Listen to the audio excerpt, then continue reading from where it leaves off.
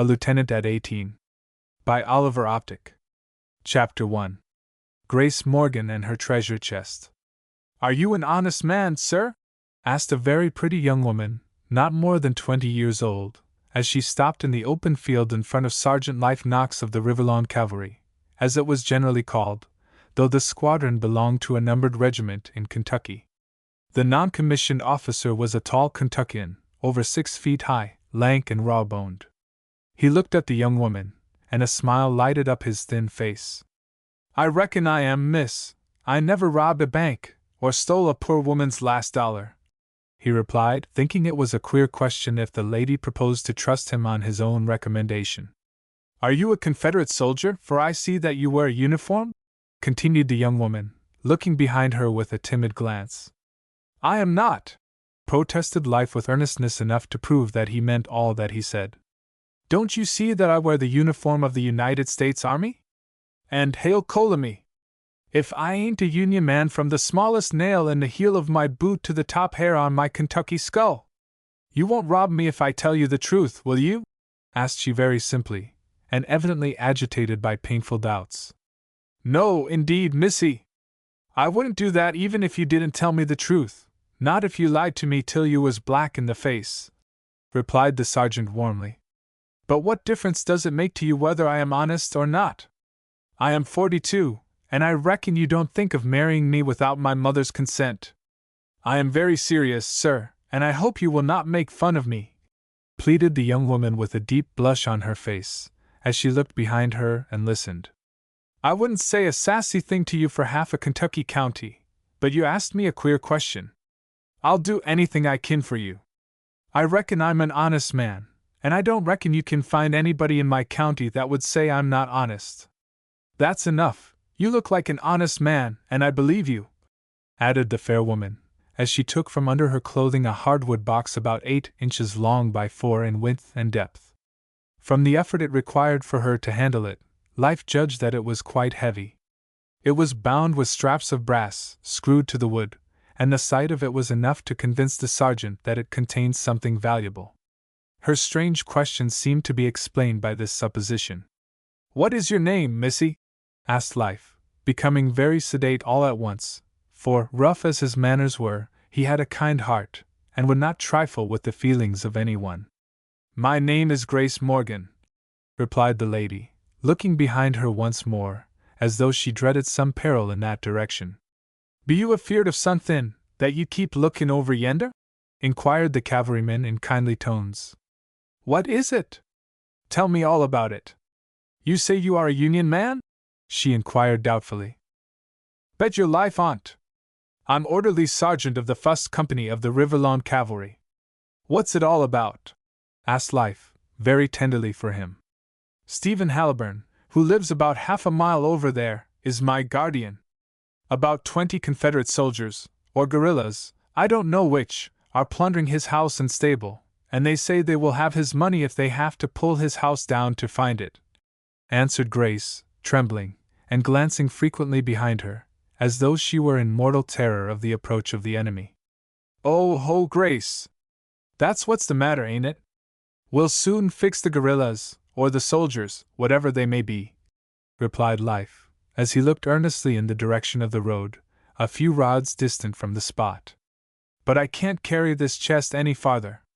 I am worn out bringing it so far, for I have been so frightened that all the strength has gone out of me," said Grace, as she placed the box on a rock near her. "I am terribly afraid that Mr. Halliburn will be killed or badly hurt, for he is a Union man, and speaks out just what he thinks. We will do what we can for him," added Life, still looking in the direction of the road, and listening for sounds from the north. "But you are only a single man, and what can you do against 20 ruffians?" asked the Kentucky girl, who still trembled, and did not seem to believe that the stalwart cavalryman could do anything to aid Mr. Halliburn. "About 50 on us," added Life quietly, still looking and listening. "I'm a scout sent out ahead of half the 1st Company marchin' this way. I left my horse in the road, to come over this way and take a look, for I had an day I heerd somethin' on the left." "Perhaps you've heard the ruffians who are plundering my guardian," replied Grace, brightening up when she learned that 50 Union soldiers were in the neighborhood. "He is a dear good man, and I love him as though he were my father. I would not have left him if he had not insisted that I should do something with the chest, which contains all his money and papers. I can't carry it any farther, for it is very heavy." "And what were you going to do with it?" inquired Life, looking into her pretty face. "I was going to carry it over to the house of Colonel Ben Halliburn, my guardian's brother, as he told me to do." "All right, Missy, I'll tote it over to the road, and report to the lieutenant as soon as he comes up with the men," added Life as he picked up the treasure chest. It was heavy, as the young woman had said, though it was a light load for the powerful Kentuckian, and he concluded at once that it must contain a considerable amount of gold. In the distracted condition of the state, very few had any confidence in the banks, and some had turned their bills into coin for any emergency that might arise. Before he reached the road, he saw another scout getting over the fence. "Get on your hoss again, Franklin!" shouted Life, who walked with long and hurried strides so that Grace had to run in order to keep near him. The story of the bearer of the chest had fully aroused him by this time, and he was ready for action, whether it was in a fight or in the service of the fair maiden, though there was hardly a fiber of sentimentalism in his composition. When he reached the road, Sergeant Franklin had mounted his horse, and was waiting for orders from the chief scout. "Ride back like a streak o' lightnin', and tell Lieutenant Lyon that the guerrillas is cleanin' out a house over yender," said Life in hurried speech. "How fur back is the platoon?" "Not more than half a mile," said Franklin. "Go it, and don't let the grass grow under your hoss's irons." The other scout went off at the fastest gallop of his steed, and soon disappeared beyond a turn in the road. The Riverlawn cavalry had been enlisted, drilled, and mustered into the loyal army at the plantation of Noah Lyon, who had inherited the property under the will of his elder brother. The raising of hemp and horses had made the deceased brother, Colonel Duncan Lyon, a rich man, as worldly possessions were gauged in this locality. His property had been fairly divided among his heirs. The plantation had been given to his younger brother, greatly to the dissatisfaction of the elder one. Titus Lyon, the other surviving brother, was an entirely different kind of man from Noah, as the original owner of Riverlawn was well aware when he gave the place to his younger brother. All of them had come from New Hampshire, the colonel in his early manhood, and Titus a few years before Noah. The latter was a man of character, with lofty principles, while his living brother was far from being a high-toned person. He had always been what is called a moderate drinker, and his politics had always been the opposite of Noah's in the North. Titus believed that he ought to have been born a rich man. He was a mason by trade, and had gone to Kentucky to establish himself in this business. For a time he did very well. He fawned upon and tried to flatter his brother, but he drank more whiskey than ever. When the colonel's health began to fail him, he looked forward to the possession of Riverlawn. When it went to Noah, he was mortally offended, and an unhappy feud grew into being, though it was altogether on the side of Titus. The dissatisfied brother, apparently as much to spite Noah, who was an enthusiastic Union man, cast in his lot with the secessionists. With the money he had received from his deceased brother's estate, he became a leader among them. They were bullies and ruffians for the most part, operating at first in the interests of neutrality, the governor's favorite scheme, and in the end falling very naturally into the ranks of the enemies of the Union. Titus raised a company of home guards, in which thousands of the citizens of the state were organized, some on one and some on the other side of the question. Titus was ambitious, and he was chosen captain of his company. He displayed more energy and activity than he had ever manifested in his business, and spent his money recklessly in fitting out and arming his recruits. He purchased a considerable quantity of muskets, cannon, and revolvers, with the ammunition for them. He concealed these military supplies in a sink or cave till he could organize his command. One of Noah's sons discovered them while exploring the creek that flowed by Riverlawn. When the discovery was reported to his father, Major Lyon, as he was courteously called before he was entitled to this handle to his name, immediately decided that his duty to his country required him to take possession of the arms and munitions. They were all removed to a building prepared for their reception at Riverlawn. Captain Titus knew, or suspected, that his brother had taken the military supplies, and his wrath knew no bounds. When the Union men held a meeting in a schoolhouse, the smoldering fire was fanned into a blaze. The ruffians, led on by their captain, marched upon Riverlawn, proposing to burn the mansion and hang its owner to a tree on the lawn, though Titus denied that he had any such intention, and declared that he had prevented his followers from committing this outrage. Major Lyon had heard of the threats against him and his property, and he was prepared for the marauders. With the aid of his neighbors, and arming his negroes, he fought the Battle of Riverlawn, defeating and dispersing the ruffians. Then, as arranged at the Union meeting, he proceeded to raise a company of cavalry. The enthusiasm among the loyal people was immense, and 2 companies were enlisted and mustered in. Against his wishes he was chosen major of the battalion. Levi Bedford was his overseer. He was a Tennessee Unionist in whom the planter had unbounded confidence. When the major left his home in command of the squadron of 2 companies, Levi took charge of his family and estate. This family consisted of a daughter Hope, and a son Dexter, now a lieutenant at 18.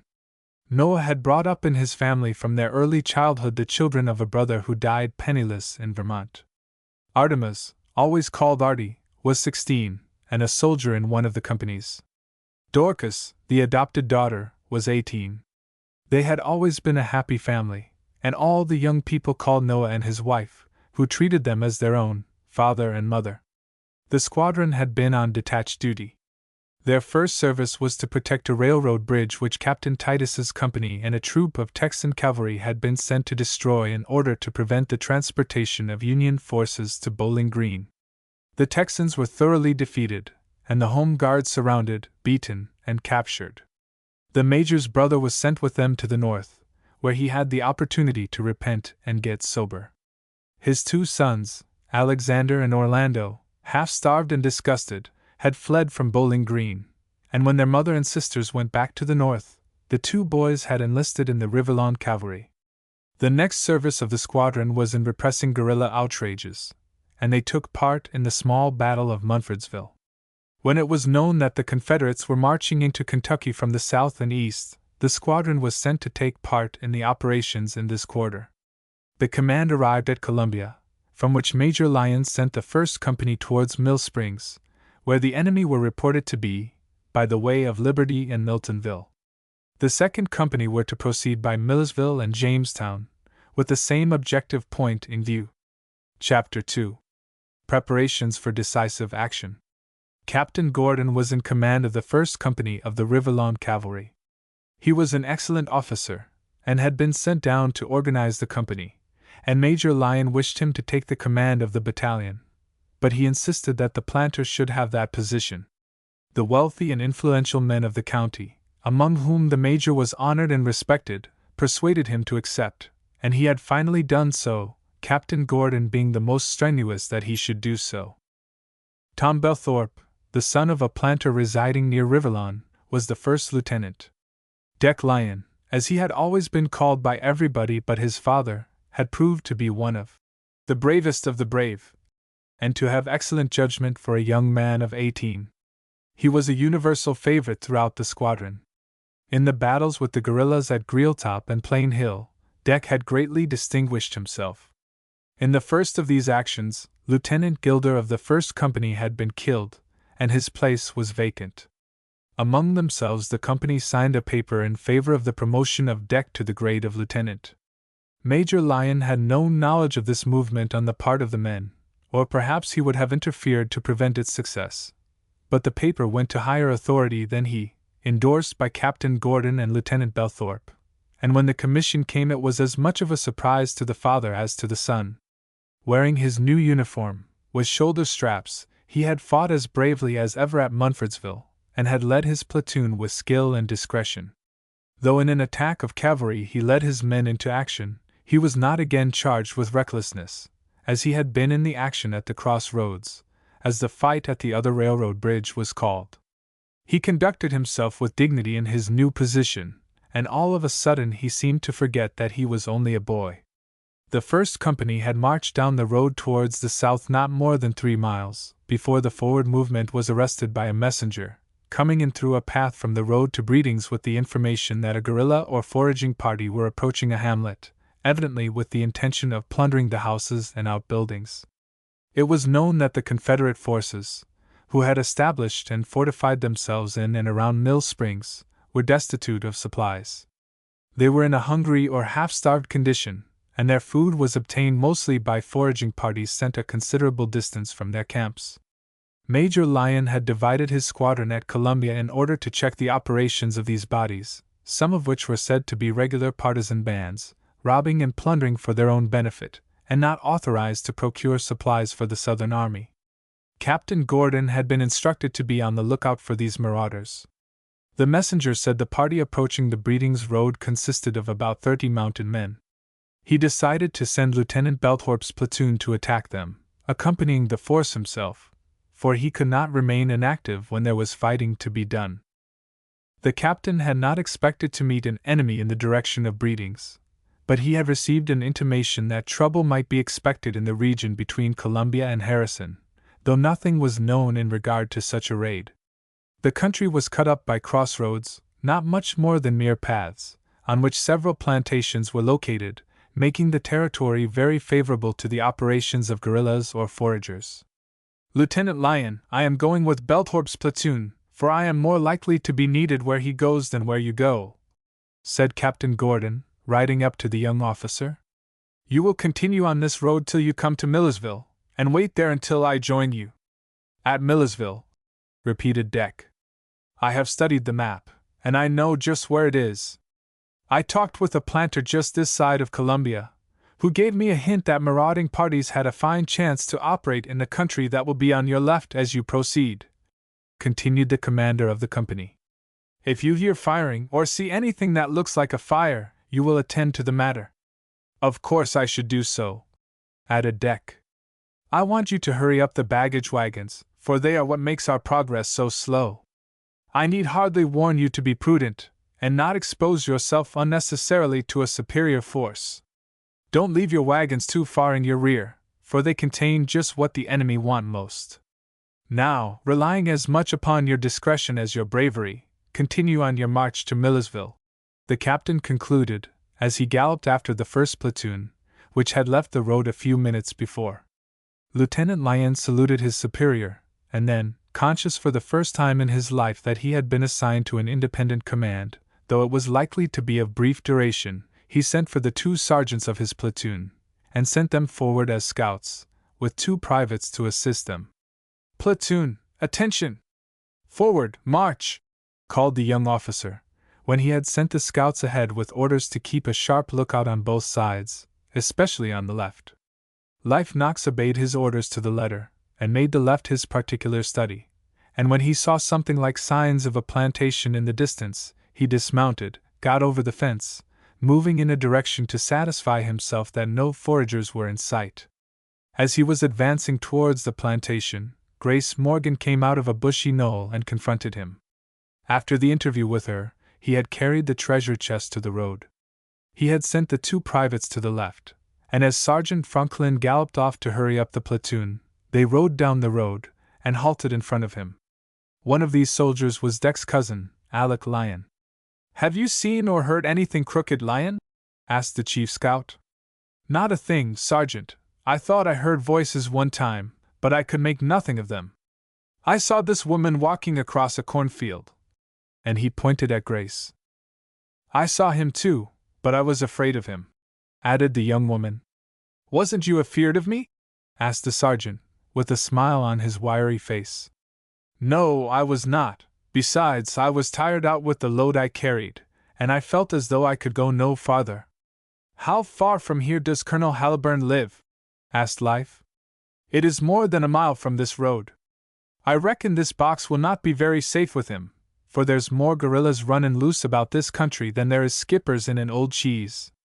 Can you ride horseback, Grace?" "Every Kentucky girl can ride horseback," replied she, with the first smile he had yet seen on her face, perhaps because she expected to be sent to Colonel Haliburn's mansion. "But we hain't got no side saddle," suggested Life. "I can get along very well on any saddle, and I have ridden a spirited animal without any saddle." said the lady.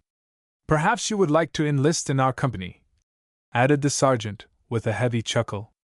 I should like it first rate, if it could be allowed, replied Grace with energy, while her eyes snapped at the idea. I shall have to leave that matter to Major Lyon. But here comes the platoon, said Life, as 35 or 40 men dashed down the road, led by Lieutenant Lyon. Where are the enemy, Sergeant? Demanded the officer, as he reined in his panting steed some distance in advance of his men, and in front of Life and Grace Morgan. Half a mile or more to the east of where we stand, replied the scout. Is there a road or path over there? Inquired Deck. This is Grace Morgan, and she can tell you all about it, for she brought me the news, answered Life, presenting the young woman. The lieutenant raised his cap and bowed politely to the Kentucky damsel, and he could not help observing that she was a very pretty girl, though he had no time to indulge in the phrases of gallantry, even if his fealty to Miss Kate Belthorpe had permitted him to do so. This fair young lady was the sister of Lieutenant Belthorpe, and Deck had made her acquaintance on the evening of the Battle of Riverlawn, when he had rescued her from the grasp of a ruffian. He was too young to be absolutely in love with the maiden, though he believed she was the prettiest girl in the state of Kentucky. Miss Morgan repeated the story she had told the sergeant. How did you escape from the ruffians? Asked Deck. We saw them coming from the direction of Miltonville, and Mr. Halliburn, who is my guardian, sent me to carry his valuables to the mansion of his brother, about 1.5 miles from his own house, replied Grace, by this time quite reassured by the presence of the soldiers. Have you the valuables now? They are in a box, she replied, pointing to the treasure chest. It contains a good deal of money in gold and silver, and it is so heavy that I could not carry it any farther, for I was faint and tired out. I will send 2 of my men to see you safely to the house where you are going, continued the lieutenant, as he glanced at his platoon, which had halted in the road near the place where the maiden stood. Life, name 2 of your trustiest men, he added in a low tone to the sergeant. Franklin and Sandy Lyon, responded Life promptly. The lady can ride on an army saddle, or even without any saddle. Send the men you mention, as our spare horses are with the baggage wagons. You can wait till they come up. Is there any road, Miss Morgan, across these fields to your guardian's mansion? Added Deck, willing that his men should rest for a few minutes, for he was not inclined to fight his first battle, while in command, without fully understanding the situation. There is a rough road across the fields and through the woods to the mansion, but it is very soft and muddy, replied Grace. There comes a man across the field, exclaimed Life. That is Win Milton, cried the maiden, her face suffused with a blush, as though she supposed all the listeners understood her relations to the young man, who was now running with all the speed of his legs across the field. He was a stalwart fellow, and the maiden's crimson cheeks betrayed the whole story. He was well dressed, and his face was intelligent and expressive. I am so glad you have come, Win, ejaculated the blushing beauty, as the young man grasped her offered hands. What is the news from the house? The ruffians are guerrillas, and they are trying to make Mr. Halliburn give up his money, but he declared that he had not $1 in the house, yet he found time to tell me that you had taken the chest containing it to his brothers, replied Winfield Milton, which was his full name. The robbers were ransacking the house in search of the money or other valuables, and Mr. Halliburn insisted that I should follow you, for he was alarmed in regard to your safety. Mr. Wynne, I have not heard your name yet, interposed the lieutenant. This is Mr. Winfield Milton, of Miltonville, added Grace, with another blush. I am glad to see you, Mr. Milton, for you can be of service to me. I suppose you are acquainted with this locality? Replied Deck. Born and raised in these parts, Captain. Lieutenant Lyon, if you please. I have already detailed 2 of my men to conduct Miss Morgan to the mansion where she wishes to go, for I desire to employ you as my guide, if the lady will consent, continued Deck. Certainly I will consent, exclaimed Grace. I would guide you myself, if I had not to take care of the treasure chest. I shall be very glad to serve you, Lieutenant, added Wynne. Although not 10 minutes had elapsed since the arrival of the officer in command, the baggage wagons were in sight. Men were sent to them for 2 of the extra horses, saddled for immediate use. One of them was given to Miss Morgan. Sergeant Franklin received the treasure chest on his horse, and Sandy Lion was sent on ahead to scout the path. The lady seated herself on the army saddle, and the party moved off as rapidly as the muddy road would permit. Chapter 3. The Lieutenant bags his game. The Rivellon cavalry had lost a number of its men, who had been killed in the several actions in which it had been engaged, and a greater number had been disabled by wounds, though both companies had been recruited up to their full standard. The squadron was so popular that more than 20 had applied to enlist after its ranks were full. Dick had, therefore, his full quota, and 2 more. "The other horse is for you, Mr. Milton," said the lieutenant, when he was ready to move on to the mansion invested by the ruffians. "Thank you, Lieutenant Lyon. I left my horse a mile beyond Mr. Halliburn's, when I learned that the guerrillas were going in that direction," replied the guide. "I am satisfied, now that Grace is safe. There is another band of guerrillas or foragers in the direction of Breedings, but the first platoon of our company has gone over to give them a reception, and I don't believe any of them will get as far south as the house to which Miss Morgan is going," Dick explained. "I hope not, for I am very anxious about Grace," added the guide. "She is a very attractive young lady," suggested Dick. "Which makes her peril all the greater," replied her intended, for such he was, as they entered a forest of black walnut. "We have tried to persuade her to go to her uncle's house in Springfield, Ohio, but she refuses to leave her guardian, who has been a father to her from her childhood. I shall get my horse, if the ruffians have not stolen him, and hasten to Colonel Halliburn's, as soon as you have disposed of these villains. I shall try to bag the whole of them," said Dick. "But so many prisoners would be a nuisance to me.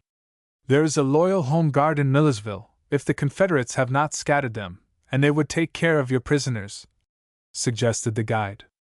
"Now, Mr. Milton, call me Win, as everybody else does, and that will save time," interposed the young man. "As you please, Win. The name is shorter, and perhaps you will recognize it more readily because it is more familiar to you than one with a handle to it. Now, I want to know something more about the surroundings of Mr. Halliburn's mansion. I wonder that this gentleman is not a colonel, like most people of any importance in this state. He was formerly a clergyman, and sometimes officiates now on an emergency. That fact saved him from any military infliction.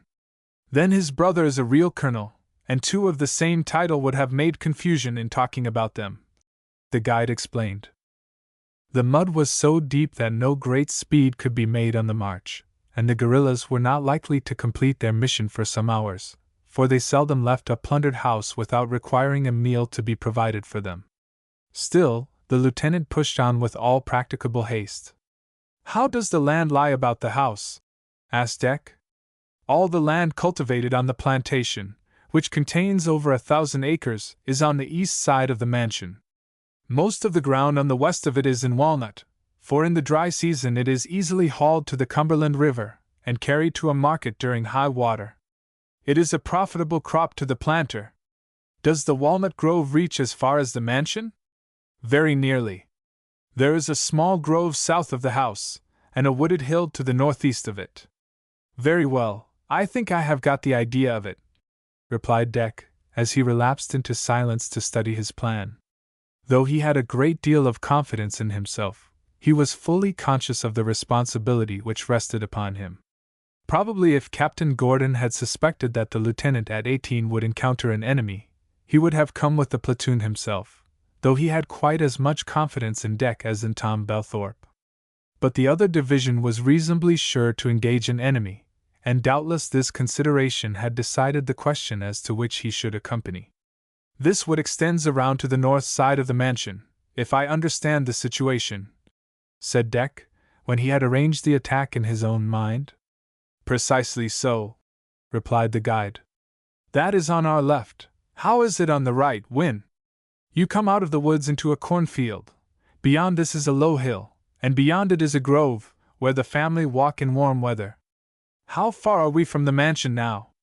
"Something more than 100 rods." "Platoon, halt!" said the lieutenant, suddenly whirling his horse about as on a pivot. "Sergeant Knox!"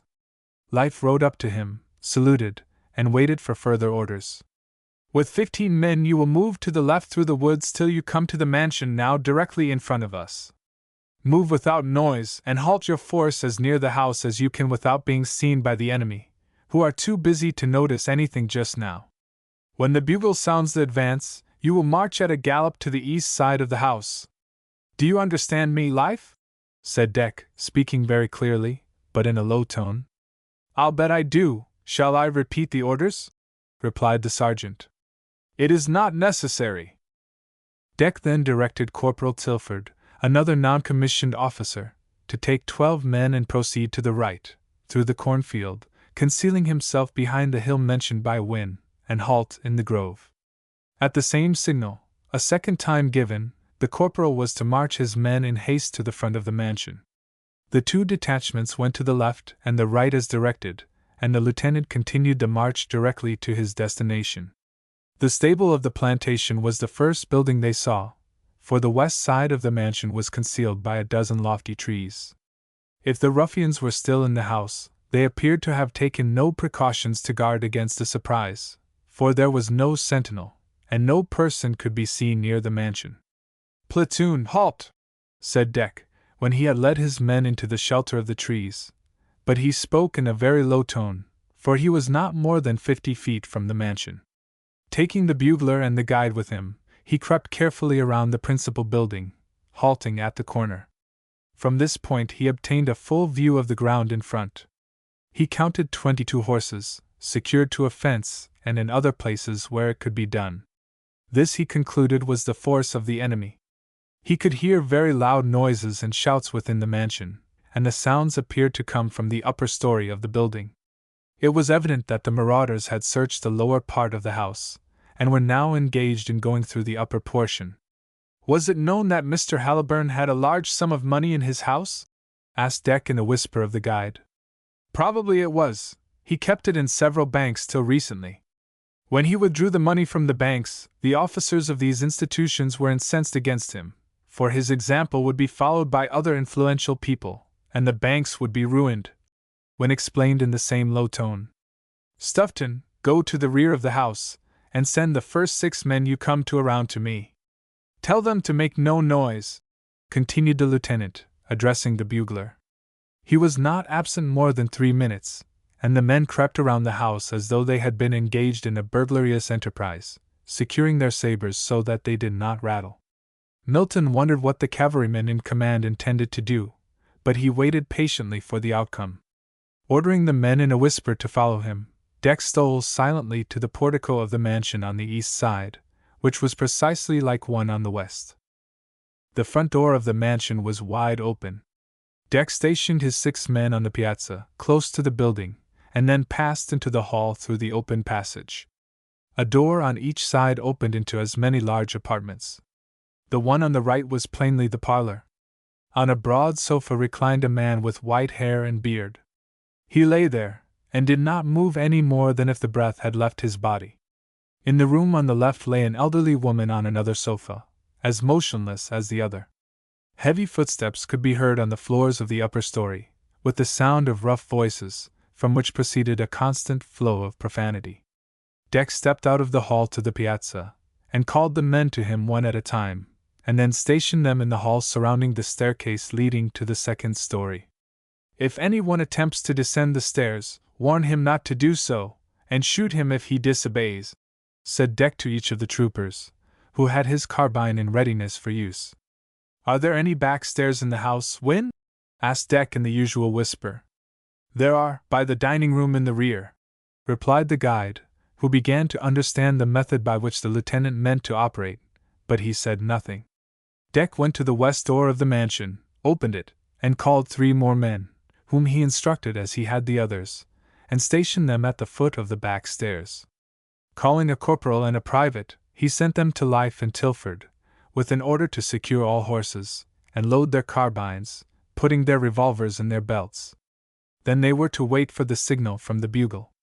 "Now we will look into the 2 rooms, and see if the man and woman on the sofas are dead," said Deck to the guide. Come with me, Win, if you please. Milton had not entered the house before, and had not seen the persons on the sofas. He followed the lieutenant into the room where the man lay. Going nearer to him than before, he discovered that the gentleman was strapped to the sofa so that he could not move. "It is Mr. Halliburn!" was the whispered exclamation of Win. "Hush! Don't speak, sir," said Deck, as he proceeded to remove the straps which bound him, aided by the guide. "Not a sound, sir," continued the young officer. "You are safe, and so is Miss Morgan, and also the treasure chest." "Not a word." Win assisted him to sit up on the sofa, and then went into the other front room with Deck. The latter warned her as he had the man not to speak, and then asked the guide who she was, while both of them began at once to remove her bonds. "Mrs. Halliburn," replied Win, who assisted her to rise as soon as she was liberated. "Now, Win, if you wish to go and find your horse, I can spare you, though I should like very well to have you remain longer." "I want to see this thing through," answered Milton.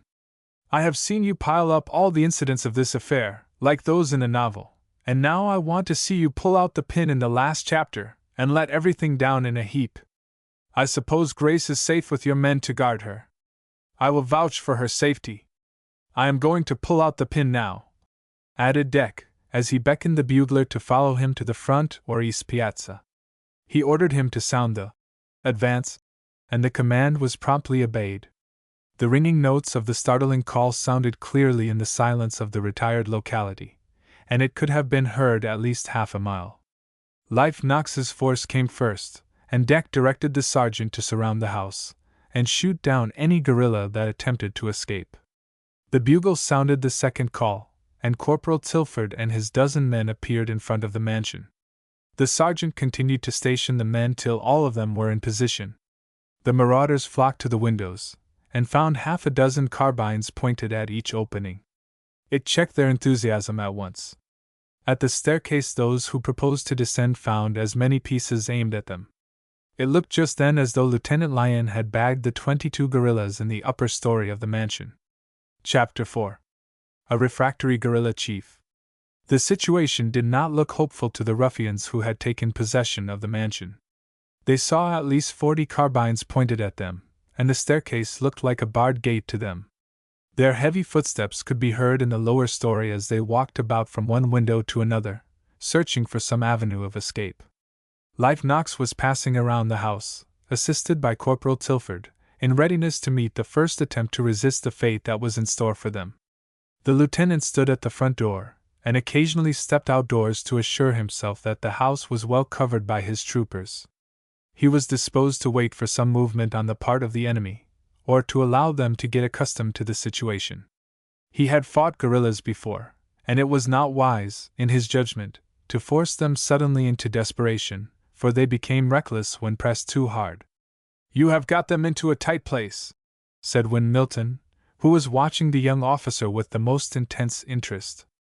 "The circumstances have just fitted the situation for me," replied Deck, who kept his eyes wandering in every direction in search of any demonstration on the part of the ruffians. "Do you know any of the men you have seen about the place, Win?"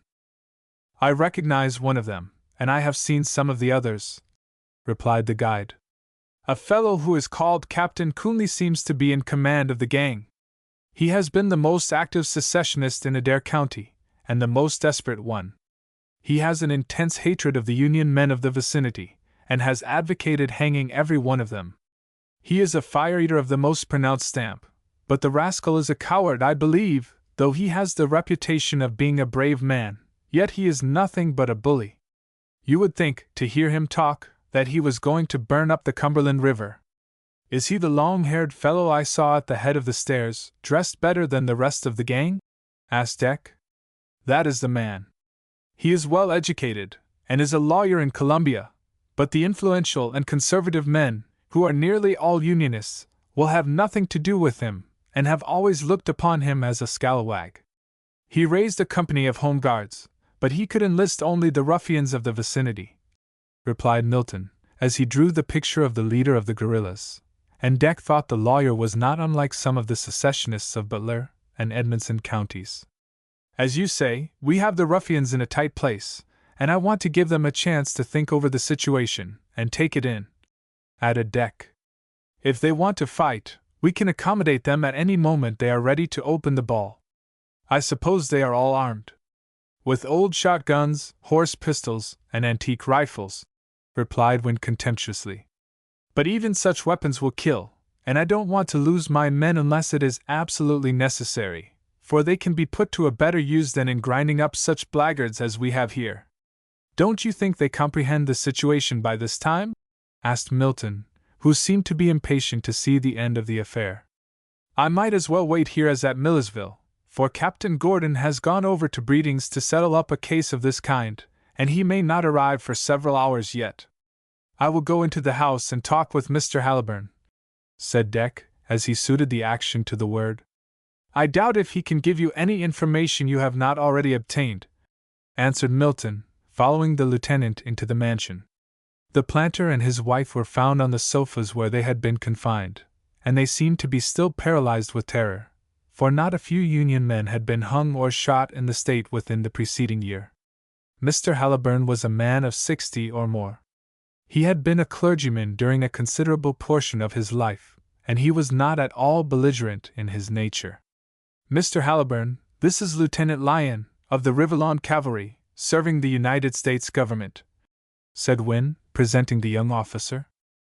"I am very glad to see you, Lieutenant Lyon. I may say that I am rejoiced to see you at this time, for I am beset by the children of Satan, who would hang me to the highest walnut in my park," said the venerable gentleman, with a sweetly religious smile on his thin lips, while his eyes lighted up with an expression in keeping with the smile, which excited the reverence of the youthful soldier.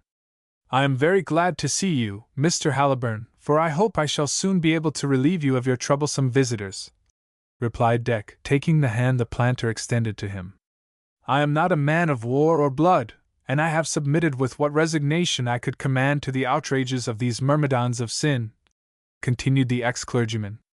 "They learned in some manner that I had money in the house, which belongs mostly to my ward, Miss Morgan. I have met her, and sent 2 of my men to conduct her to the house of your brother," added Deck. "God bless you for your kindness to the child," exclaimed Mr. Halliburn, grasping the officer's hand again.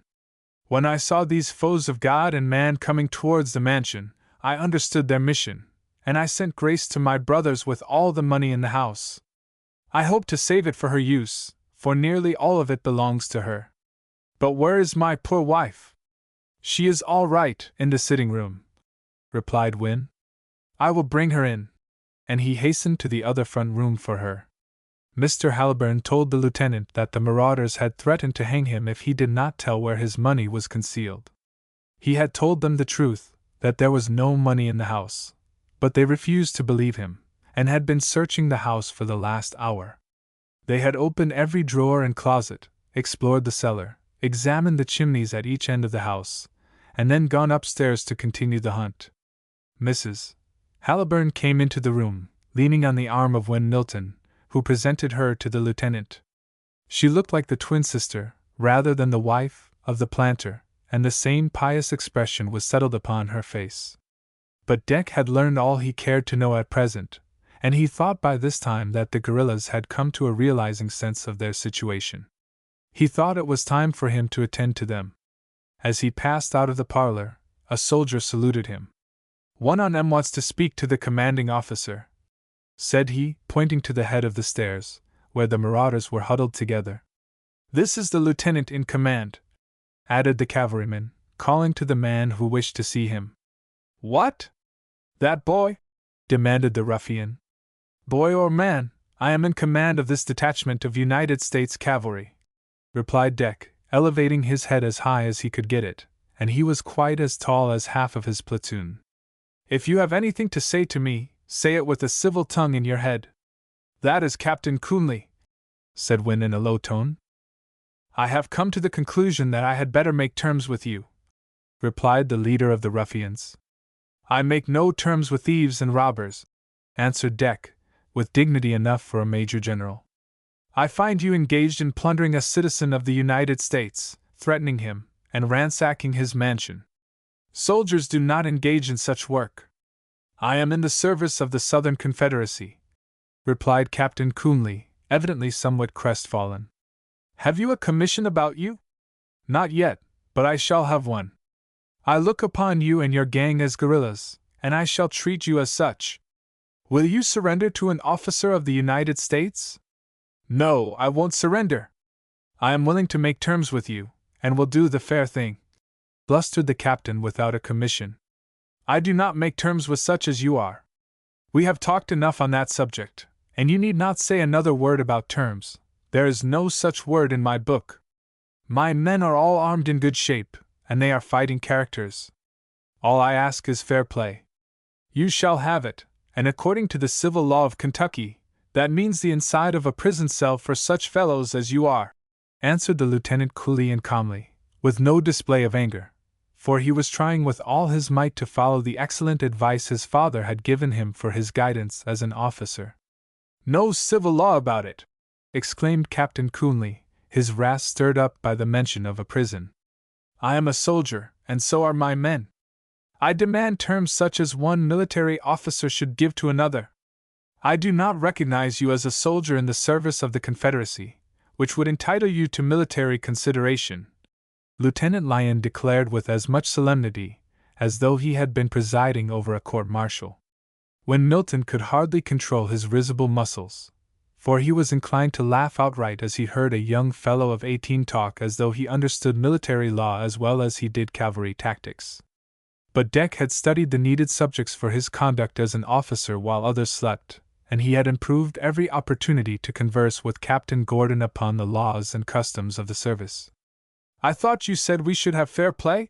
Growled Captain Coonley. I did, and I explained what fair play was in a case like this. But we have talked enough about terms, and now we will proceed to business, or to fight out this thing, if you so elect, said Deck very calmly but very decidedly. But I only ask. You need not ask anything, interposed the lieutenant. We have talked enough. Now will you oblige me by coming down the stairs? What if I decline to come down the stairs? Demanded Captain Coonley. Then I shall interpret your reply to mean that you prefer to fight out this matter. But you have us. I have you, and I propose to keep you. No more talk. Come downstairs, Captain Coonley, or I will order my men to fire. The leader of the marauders hesitated, and then took a single step in the descent. He halted there. I only want to say. Say nothing more. Come down, or you are a dead man in another second, added Deck, still calm and resolute. Go down, Cap, said several of his followers as they retired from the dangerous locality at the head of the stairs. The captain did not hesitate any longer, but descended the steps very slowly, as though he was marching at his own funeral. Win, bring all the cords and straps you can find. We shall want a lot of them, said Deck in a low tone to the guide. Bugler, go with him and help him bring them. This is not fair play, said the captain as he landed in the hall. No more talk. What are you going to do with me? Demanded Coonley. You are my prisoner, and I intend to secure you properly. Give me your sword and pistols. I'll see you in life, called Deck, as he saw the stalwart sergeant near the front door. Here, Lieutenant, replied Life as he strode into the hall and made the military salute to his officer. Disarm this man, said Deck, pointing to the ruffian leader. The tall sergeant seized Coonley by the collar of his coat with his left hand, held him out as though he had been a small boy, unbuckled his sword belt, and took 2 revolvers from his pockets with his right. The captain was a middling-sized man, and he struggled in the gripe of the powerful Kentuckian, but he might as well have attempted to resist Hercules himself. Now bind his arms behind him, continued Deck. I protest, Lieutenant, against this brutal treatment, stormed the prisoner in a loud voice. All right. Protest as much as you please, but don't make too much noise about it, or I shall be obliged to have you gagged. This hint quieted him, and with the aid of the bugler he was secured as the officer had ordered. Chapter 5. Lieutenant Lyon encounters another enemy. Surrounded by double their own number of soldiers, armed with the best weapons, the marauders imprisoned in the upper story of the mansion could not help realizing that their situation was hopeless. They had not offered to come to the assistance of Captain Coomley when he was in the gripe of the stalwart sergeant, for the carbines of the cavalrymen still covered them, and they saw that they would be shot down if they attempted to descend the stairs without orders, or fired upon their assailants in the hall. The captain was conducted into the sitting room, and a man was placed at the door to keep watch of him. But he was harmless by this time, as Wynne expressed it. The fun had all gone out of him. Deck began to think he had spent time enough over the affair, and he was in a hurry to return to the Millersville road. "Upstairs there!" he called to the ruffians, who remained there because they could not escape without the certainty of being shot whether they attempted to leave by the windows or the stairs. "Is there any officer among you?" "Lieutenant Billock is here," replied one of them. "Let him show himself." "That is my name," responded a fellow nearly as big as Life Knox at the head of the stairs. "Your commander is a prisoner, and you rank next to him. What do you propose to do, fight or surrender?" Deck inquired of him. "What can I do?" asked the big fellow, and he had not the air of a fighting man, in spite of his ample proportions. "That is for you to decide," answered Deck.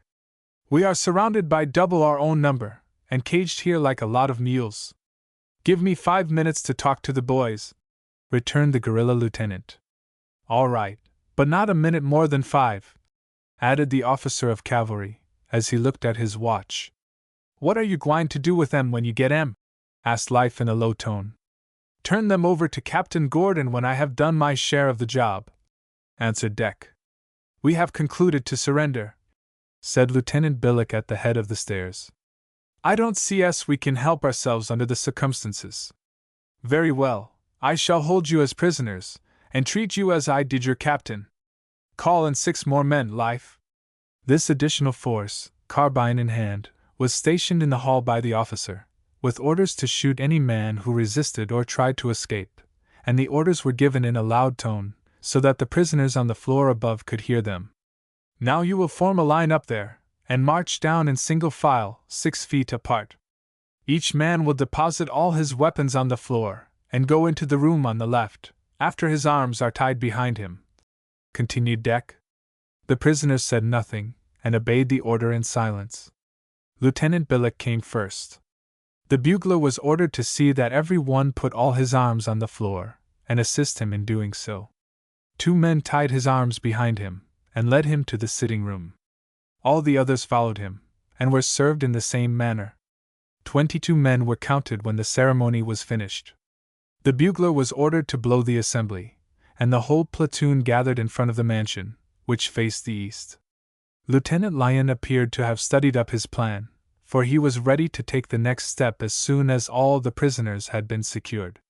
He next formed his men in 2 ranks, reaching from the mansion to the fence, where the ruffians had hitched their horses, retaining the sergeant and half a dozen soldiers in the hall, where he stood himself.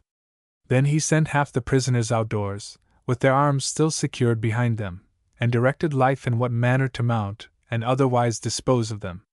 The sergeant called 10 men from the ranks to assist him, and each one of them took a ruffian in his charge. Life had Captain Coomley in his own hands. As the prisoners pointed out their own horses, they were conducted to the fence.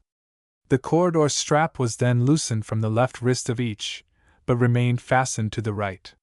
They were then required to mount their steeds, which were a sorry-looking set of animals. "Now you are all right," said Life when the captain was in his seat in the saddle. "Why don't you take this strap from my right wrist?" asked the prisoner. "Because I can make a better use on't," replied the sergeant, taking the strap in his hand, and making it fast to the crupper strap behind the rider. It was drawn back far enough to prevent the prisoner from reaching it with his left hand.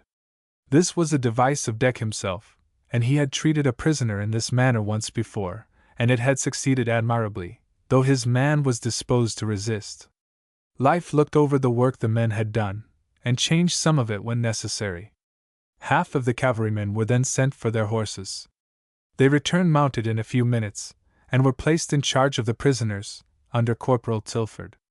The other half of the ruffians were then mounted in the same manner, and the rest of the platoon went for their steeds in the grove, while orderly Sergeant Life formed the platoon, with the prisoners in the center, and half a dozen soldiers on their flanks, to check the ambition of any who attempted to escape. All was ready for the march to the Millersville road, and Deck went in to bid adieu to Mr. Haliburn and his wife. "I sincerely hope that you will have no more visits from such ruffians," said he as he took the hand of the ex-clergyman. "I am confident this gang will not molest you again. I had my men search them as they laid down their arms, and they found a few trinkets, which I passed over to Mr. Milton. All we had of any great value was in the treasure chest which Grace carried away before the servants of sin entered the mansion. I am under such a load of obligation to you, Lieutenant Lyon, that I shall never be able to repay or reciprocate your kindness to us in our distress.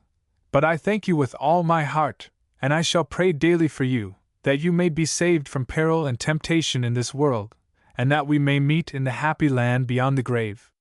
Mrs. Haliburn expressed herself in the same terms, and the young officer hastened away, attended by Win Milton, who was going to the home of Colonel Haliburn, to assure himself of the safety of Grace Morgan. "What shall we do with all these guns and pistols, Lieutenant?" asked Win, as he pointed to the pile of them in the hall. "Anything you like, I don't want them.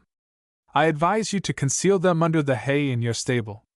There must be some servants about this house, though I have not seen one," said Deck. "There are about 30 of them, but they all fled at the approach of the guerrillas. They will all come back now that the danger is over." The lieutenant mounted his horse, and placed himself at the head of the column, with Win at his side, still acting as guide. Deck then gave the order to march. Milton conducted the platoon to the road by an open field most of the way, and the soil afforded a better footing for the horses. "What does all that mean, Lieutenant?" asked Win, as they came to a little hill which gave them a view of the road for a considerable distance. "There is a company of cavalry coming down the road at a headlong gallop. Probably the first platoon of our company," replied Deck. At the same moment Sergeant Franklin and Sandy Lyon rode furiously across the field, and halted in front of them, having just returned from their mission to the mansion of Colonel Haliburn. "Confederate cavalry!" shouted Franklin, when he was a considerable distance from the column. "Battalion, halt!" shouted Deck in his loudest tones. "It is a small platoon, and perhaps it is a part of the enemy. Lieutenant Belthorpe engaged at Breedings. The men look as though they were running away from a force behind them." "How many of them are there, Franklin?" asked Deck hurriedly.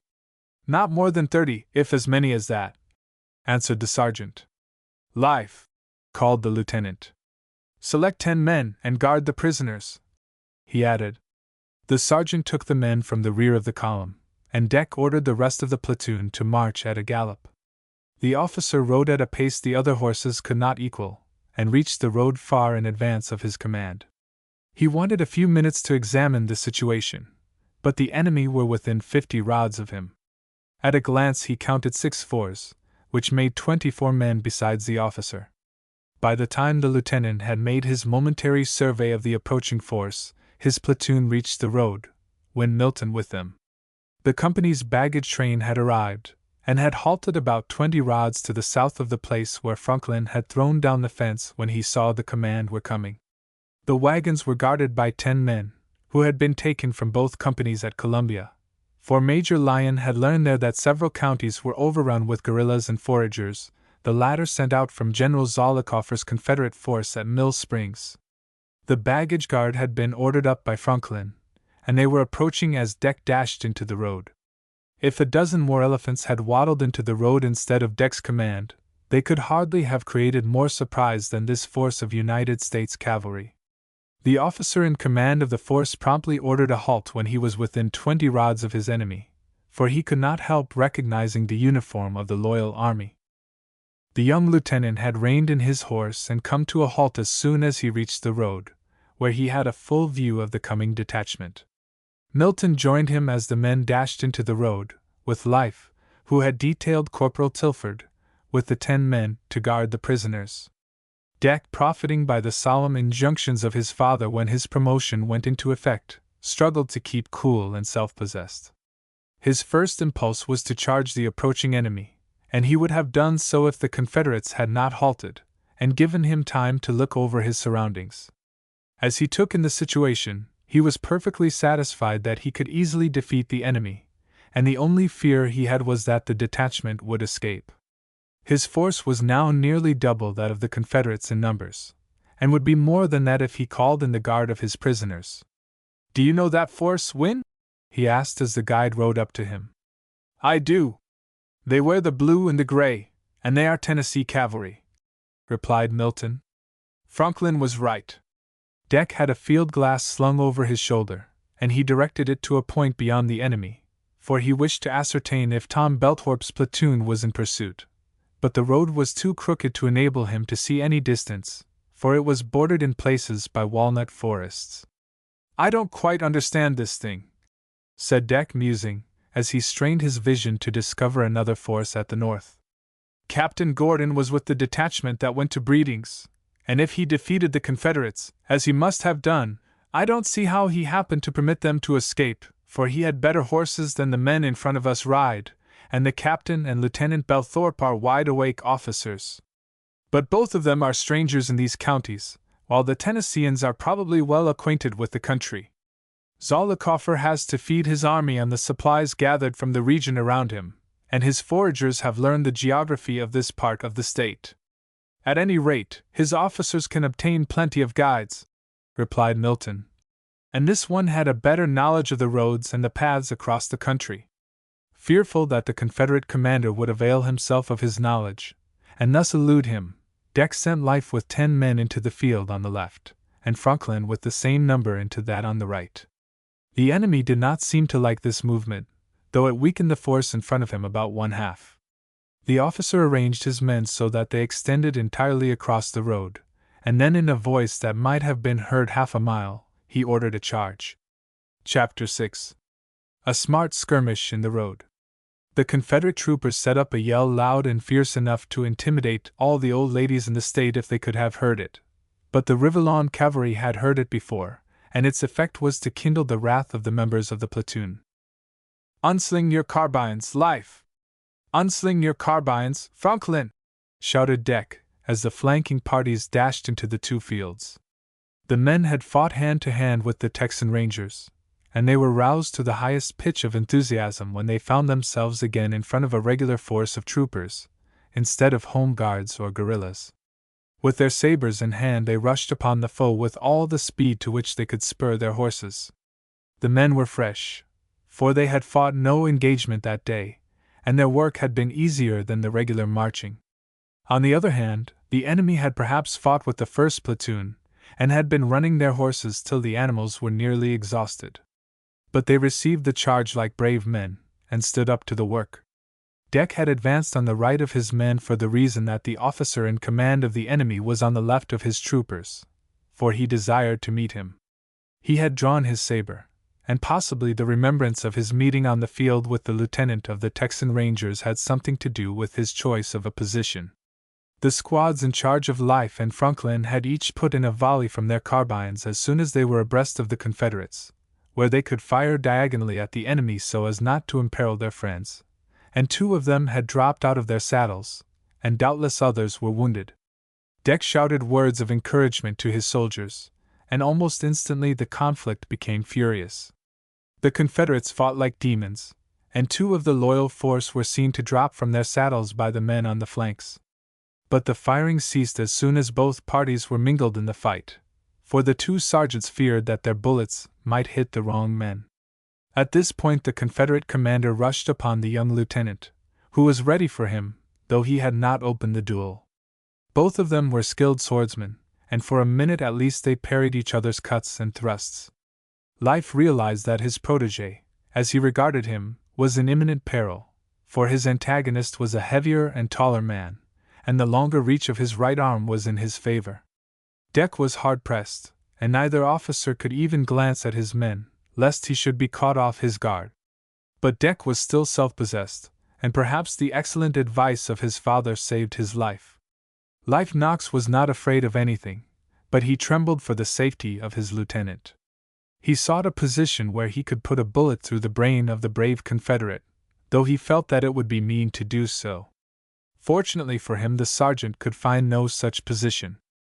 Seth, the name of Deck's noble steed, which had been abbreviated from Bucephalus, seemed to Life, whose attention was fixed upon his officer, restive and uneasy, but his rider did not bring him into a leaping posture, as he had done on a former occasion, and had been charged by his superiors with reckless daring, but the charger suddenly stood up on his hind feet, as though he intended to attempt the leap over the Confederate officer's horse on his own responsibility. But the other steed was too tall for him, and his rider reined him in. At the moment when he was elevated above the head of his opponent, Deck seized his opportunity to deliver a blow upon the head of his foe with his saber. It struck him on the side of the head, above the ear, cleaving his skull, and he dropped from his horse like a lump of lead. Life was happily relieved at the result of this furious conflict. He had not been idle during the affair, for he had sent 2 of his men to remove the fence at the side of the road, and Franklin had done the same on the other side. The moment the enemy's brave leader had fallen from his horse, the sergeant ordered his men into the road, leading the way himself, and the other sergeant on the left had followed his example. "Squad, attention!" shouted the orderly sergeant, after he had formed the troopers in 2 ranks. "Forward, march!" He led the charge himself, and they delivered a volley of blows and thrusts, as occasion served them, which ended the strife in less than another moment. Several of the Confederates cried, "Quarter!" and not another blow was struck after the word was heard. "Who is in command of this company now?" asked Deck, as he and his men moved out of the tangle to the sides of the road. "Lieutenant Logan," replied a wounded trooper who had a saber cut on the side of his face which was bleeding profusely. "The fall of Captain Letcher leaves me in command," said this officer, approaching the young lieutenant. "Do you surrender, Lieutenant Logan?" asked Deck, as he surveyed the fine form and handsome face of the officer, who appeared to be not more than a year or 2 older than the victor. "I have no alternative. We are outnumbered, and surrounded by your force," replied the Confederate lieutenant solemnly and sadly. "I sympathize with you, Lieutenant, though I was compelled to do my duty," replied Deck, and even while he gloried in the success of his command, he was sincerely sorry for the misfortune of the officer, whom he had seen in the road fighting bravely for the cause in this particular field, which was lost from the beginning. "But it is no disgrace or dishonor to you or your brave soldiers to be beaten by double your number." "I thank you, Lieutenant, and I only regret that we are obliged to be enemies," returned the officer very courteously. "Am I at liberty to attend to my wounded now?" "Certainly, sir, and I hope your loss is not so great as it appears to be at this moment," answered Deck. After an action as hotly contested as this skirmish had been, it was surprising how few had been killed outright. Only 2 of the Riverlones had fallen never to rise again, but 6 of the 22 Confederates who had gone into the action were past human aid. 4 of the Blue, and 9 of Gray, had been disabled by wounds more or less severe, while hardly a single man on either side had escaped without being slightly wounded. "Have you a surgeon in your detachment, Lieutenant Logan?" "I have not. He was left with the other platoon near Breedings, but I hope you have one." "I have not. Ours is with the main body," replied Deck, and the Confederate officer returned to his men. "Who are the killed in our platoon, Life?" said Deck, when the sergeant came to the lieutenant for further orders. "I don't like to say so, Lieutenant, but your cousin, Orley Lyon, is one of them." "Poor fellow!" exclaimed Deck. "I am sorry he has finished his campaign so soon, but I am glad he did not die among the enemies of the Union. But he fought like a hero in the action, for I was near him when he fell under the saber of the lieutenant yonder," added Sergeant Sluter. "Who was the other man killed, Life?" asked Deck. "Barron, another of the new recruits. I am sorry to lose him, for he was a very promising soldier, though he had not been sufficiently drilled." "Bury the dead in the field on the right," said Deck as he started for the baggage wagons, where the wounded had been carried. Life had detailed a burial party, and Logan had done the same for the men he had lost. Shovels and picks had been supplied to both from one of the wagons. Having attended to this duty, the orderly sergeant was sent to the field to ascertain the condition of the prisoners in charge of Corporal Tilford. They still sat upon their horses, with the right hand made fast at the crupper strap, and doubtless were anxiously awaiting the result of the skirmish in the road. "How goes it, Sergeant Knox?" asked Captain coolly when Life came within speaking distance of him. All right, replied the big Kentuckian. Haven't the regulars of the Confederate Army licked you? Not much, but they have been licked out of their boots, with the third part of them killed or badly wounded. You have no show for getting out of this scrape yet. Tilford reported that the prisoners had not made any trouble, for they all declared that the Riverlands would be beaten, and they were waiting to be set at liberty. The sentinels over them guarded them very closely, and afforded them no opportunity to make a demonstration, even if they had been disposed to do so, for the soldiers with loaded carbines in their hands, and with orders to shoot anyone who did not obey orders, or who attempted to escape, was a fact patent to them all. Life was satisfied with his inspection, and hastened back to the wagons. When he reached the road, he met two well-dressed gentlemen coming out of the field on the left, from the direction of Colonel Halliburn's house. Both of them were mounted, and were provided with saddlebags. He was a native of Kentucky, and he promptly recognized them as doctors. "Mornin', gentlemen," said he, riding towards them. "I reckon you UNSB doctors?" "You are not far from right, soldier," replied the elder of the two. "Be you Secesh or Union?" demanded Life, as though he had the right to put the question. "Divide the question, and each can answer for himself," replied the one who had spoken before. "I am opposed to making Kentucky the battleground of this war, and if I fought on either side, it would be with the Confederates." "Be you of the same mind?" asked Life, turning to the other. "I am sorry to differ from my friend, Dr. McNary, but I am a Union man," answered the younger doctor, though he appeared to be at least 40 years old. "But what has happened here?" he continued, surveying the surroundings, especially the work of the burial parties. "There's been a bit of a scrimmage between your friends here and them as runs with t'other doctor, but you are both wanted right now," replied Life. At this moment Mr. Milton arrived at the spot, and had apparently recognized the two gentlemen as they rode across the field. He saluted them both, calling them by name. "I've told these doctors what we want of them," added the sergeant. "But what about this battle, Mr. Milton?" inquired Dr. McNary, the elder one, who appeared to be about 60 years old. Milton gave a very brief account of the action, and mentioned that Mr. Halliburn's mansion had been ransacked by the prisoners whom he pointed out in the field. "Why didn't you hang them?" demanded Dr. Barlow, the young doctor. "The military officer in command of the detachment here managed the business, and I had nothing to do with the matter, though I would have strung up coolly if I had had my way, for hanging would do him good." "But the lieutenant said that one outrage did not mend another," replied Milton impatiently, for he was anxious to have the wounded cared for. "The lieutenant is a sensible man," added Dr. McNary. "Now, Dr. Barlow, your coming is most opportune, and I hope you will attend to the wounded of the Union force, and that Dr. McNary will do the same for the Confederates," added Milton. "It is a mere accident that we happen to be here, for we have been over to perform an operation on the wife of General Macklin, but I am glad to be able to serve the Union wounded, and I am quite willing to do the same for the Confederates." "I will take care of the Confederates," added Dr. McNary. "Now, Sergeant Knox, if you will conduct Dr. McNary to the Confederates, I will take Dr. Barlow to the Union wounded." "I'll do that, but tell the lieutenant there is a cavalry force coming down the road, and I reckon it's the first platoon of our company." Both of them departed on their missions, accompanied by the doctors. Chapter 7. The Battle at the Breedings Fort. Dr. McNary was introduced to Lieutenant Logan, and the surgeon began his work at once. Both of the professional gentlemen had their instruments with them, for they had performed an operation that forenoon. Life remained but a moment after he had done his errand, and hastened to a point where he could obtain a better view of the approaching cavalry force. His supposition that it was the first platoon of the first company proved to be correct, and he awaited its arrival. The column was moving leisurely, for there was no occasion for haste, and it appeared later that the men had not been idle during the forenoon.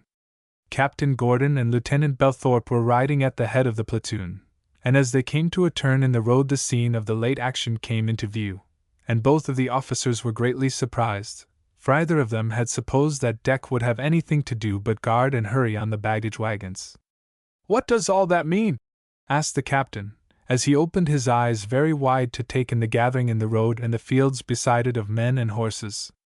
It looks as though Lieutenant Lyon had been doing something there, but I will warrant that Deck has done his duty like a man, whatever he has been at, replied Tom Belthorpe, who had an abundant admiration for the young officer. I hope he has not been reckless, as I am afraid he is inclined to be when things get warm around him, returned the captain.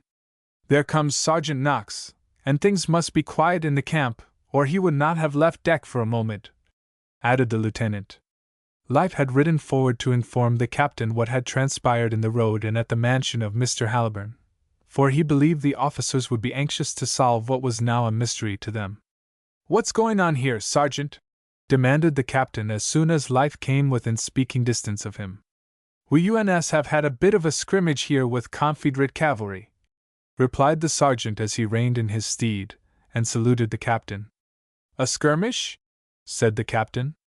Well, yes, and it was a rather lively bout till the enemy surrendered. Did they surrender? Asked the commander of the company, for it was not the habit of the Southern troopers to yield, and he had been fighting with a portion of the same company that forenoon. They couldn't help theirselves. We outnumbered them, and they had to give in or be cut to pieces. How is Lieutenant Lyon? Inquired the captain with no little anxiety in his tones and his expression. I reckon he's got a sword cut on the arm, but he's right side up, and don't say nothin' about it. What were the losses? We had 2 killed and 4 wounded. Who were the killed? Orley Lyon and Barron. Both new recruits, and one of them is the nephew of Major Lyon. The enemy lost 6 killed and 9 wounded, and the captain in command was in the first lot, brought down by Lieutenant Lyon in a hand-to-hand squabble at the side of the road. Deck fit like a mad rooster. His hoss stood up straight, and gin his rider a chance to get in the cut that finished the officer. Lieutenant Lyon was reckless, wasn't he, Sergeant? Asked the captain. Not a bit on't. He was as cool as a frozen cucumber, but he hit hard when his hoss stood up endways, replied Life.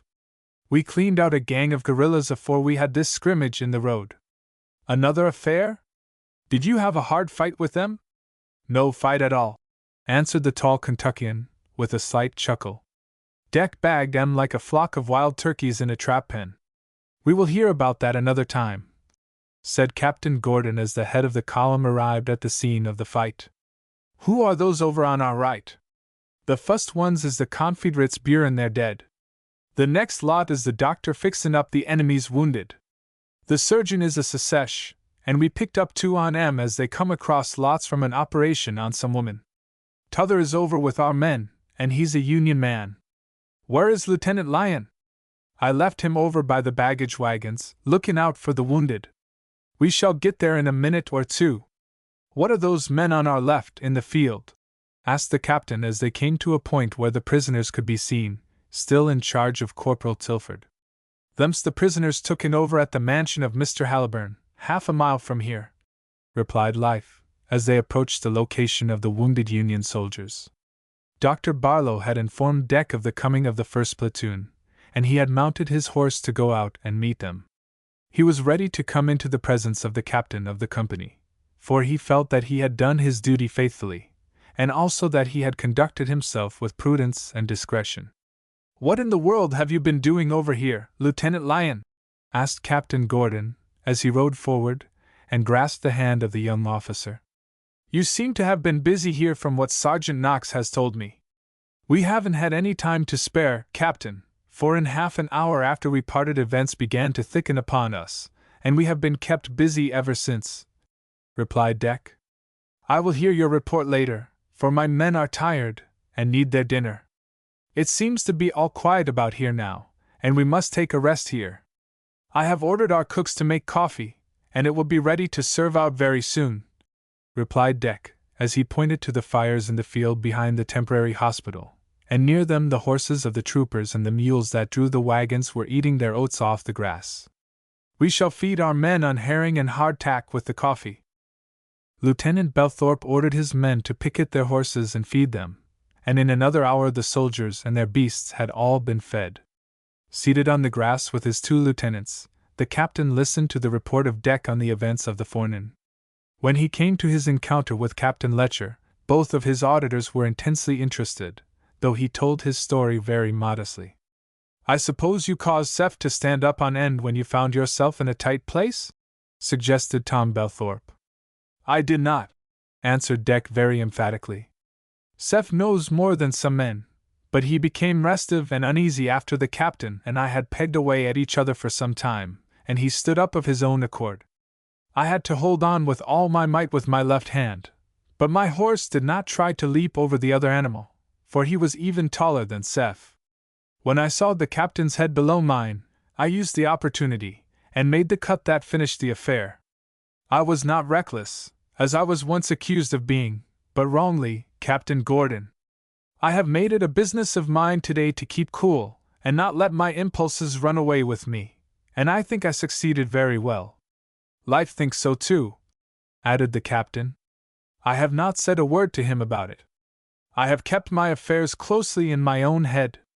You managed the guerrillas admirably, and bagged them very skillfully," said his superior approvingly. "I think it was largely a matter of luck and chance that I gathered them in without losing a man, or even having a fight," added Deck. "The ruffians were all busy ransacking the mansion in search of the money, and if they had found it, I learned from Mr. Milton that it would have given them over $200 apiece. I got in without disturbing them, and they did not suspect the presence of my platoon till the bugler sounded the call from my men. Then they were surrounded, and the carbines were pointed at every window, with half a dozen aimed up the staircase. It was easy enough then to bring the affair to a conclusion." "What are you going to do with your prisoners, Lieutenant?" asked Captain Gordon. "I turned them over to my superior officer, of course, for I have ceased to be in command now. Mr. Milton informed me that there is a Union Home Guard at Millersville that might take charge of the guerrillas," replied Deck, glad to be rid of this responsibility. "Who is this Mr. Milton?" asked the commander, and Deck told him all he knew about him, and especially that he had been very useful to him as a guide. "Where is he now?" inquired the captain, as they continued to eat the dinner of hardtack and herring, washed down with hot coffee. "There he is near the hospital. He has just sat down to lunch with the sergeants," replied Deck, pointing to the group. "Ask him to join us, Lieutenant," said the captain. Deck obeyed, and Milton immediately responded to the summons. The lieutenant apologized to him for his want of attention, for he had been very busy every moment of the time. He was introduced to the commander and Lieutenant Belthorpe, and the former thanked him warmly for the service he had rendered, and invited him to join them in the simple repast before them. He freely answered all the questions put to him. He declared that Millersville contained a majority of loyal people, many of whom had enlisted in the Kentucky regiments, while others had formed a Union Home Guard, and were ready to fight to keep the state in the Union. "I judge that your time has not been wasted this forenoon," said Deck. "It has not, indeed," replied the commander of the company, and he proceeded to detail his experience with the enemy at Breedings. He found on his arrival at that place that the marauders were a foraging party of regular Confederate cavalry, and not guerrillas. It consisted of at least a platoon, or half a company. They were coming across the field from the Millersville road. As soon as they discovered the Riverlawn force, the enemy retreated, as the captain understood it, but they were only hastening to a small fortification of earthworks thrown up by the Confederate home guards of the place, who were in the majority in that locality, although there were several rich planters in the district who were Union men. The fort had been armed with 2 rusty iron cannons, which had been used for salutes in the time when the 4th of July had been generally celebrated. But it was not large enough to hold all the cavalrymen, and the second platoon of 25 men had been sent to a hill on the other side of the road. The commander sent Lieutenant Belthorpe to attack them there, while he gave his attention to the enemy in the fort. The 2 guns, loaded with homemade grape shot, were discharged, but the gunners were utterly ignorant of the art of handling the pieces, and the scattering bullets all went over the heads of the loyal cavalrymen. The captain did not give them time to repeat the experiment, for he ordered his lieutenant to charge over the earthwork before they had time to load again. The fort had been constructed in a very rude manner, without the help of an engineer, and it was only a sort of windrow of earth, as hay is raked up in a field, and the mounted men had no difficulty in riding over it. The Confederates had dismounted, turning their horses into a field. This was a fatal mistake on the part of their officer. His men were huddled together with the Home Guards in the small space, and though they fought bravely, they were soon ridden down and totally defeated. Many of them had been killed or disabled, and the Home Guards had run away as soon as the horses began to ride them down.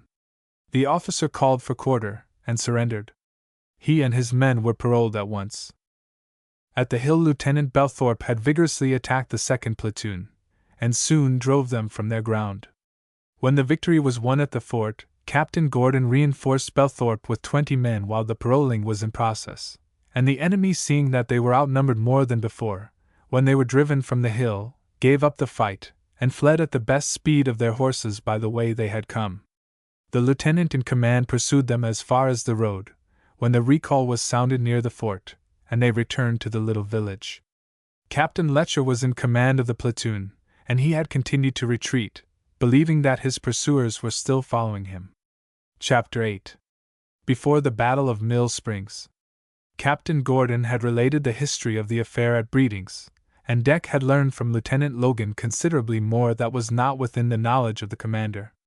As they finished their simple dinner, they discovered a gentleman, attended by a couple of men who looked like mechanics, the latter with muskets on their shoulders, and all of them mounted on fine horses, approaching the camp. The two surgeons had finished dressing the wounds of the injured, and had mounted their horses to depart. The soldiers, the prisoners, and the horses had all been fed, and it seemed to be time for the next movement. "That is Colonel Haliburn coming," said Milton. "Is his title simply an honorary one, or is he a military man?" inquired the captain. "He has been the leading man in the militia for 30 years, though he has never been in active service," replied Milton. "He is past the military age now." The gentleman was introduced to the party, and he gave Dick the most cordial thanks for the service rendered to his brother. "How is Miss Grace, Colonel?" asked Wynne. "She is well and happy now, though she is much concerned about her guardian, and would have returned to him if I had permitted her to do so, but I am going over to my brother's now, and I shall persuade him and his wife to come to my house, for it is not safe for them to be alone there. I have brought a couple of my men with me, and if we can do anything to assist you here, we are at your service." "Thank you, sir. We have defeated the enemy on all sides, and we are ready to move on now to join the other company of our squadron," replied the captain. "The next question that we have to settle is the disposition of our wounded, some of whom are not in condition to be moved. My house is at your service for this purpose. I have 25 men who belong to the Home Guard of Millersville residing in my village, and I have called them out since Miss Morgan came to my house, and they will be able to defend us from any ordinary enemies, so that your men will be safe there," said the colonel. "I thank you with all my heart," answered Captain Gordon. "I shall avail myself of your kind offer. I am the captain of the Home Guards, and Dr. Barlow is the surgeon, and we will attend to the removal of the men. I will look after the matter as soon as I return from my brother's. Mr. Milton and the doctor will remain here till I come. I am under very great obligations to you, Colonel Haliburn," added the captain, "and I hope I shall be able to render you any service in a time of need which you may require." The commander of the company paroled the Confederate prisoners, and permitted them to retire with their horses. They carried their wounded with them on stretchers or on horseback, and marched up the road to join the rest of their company.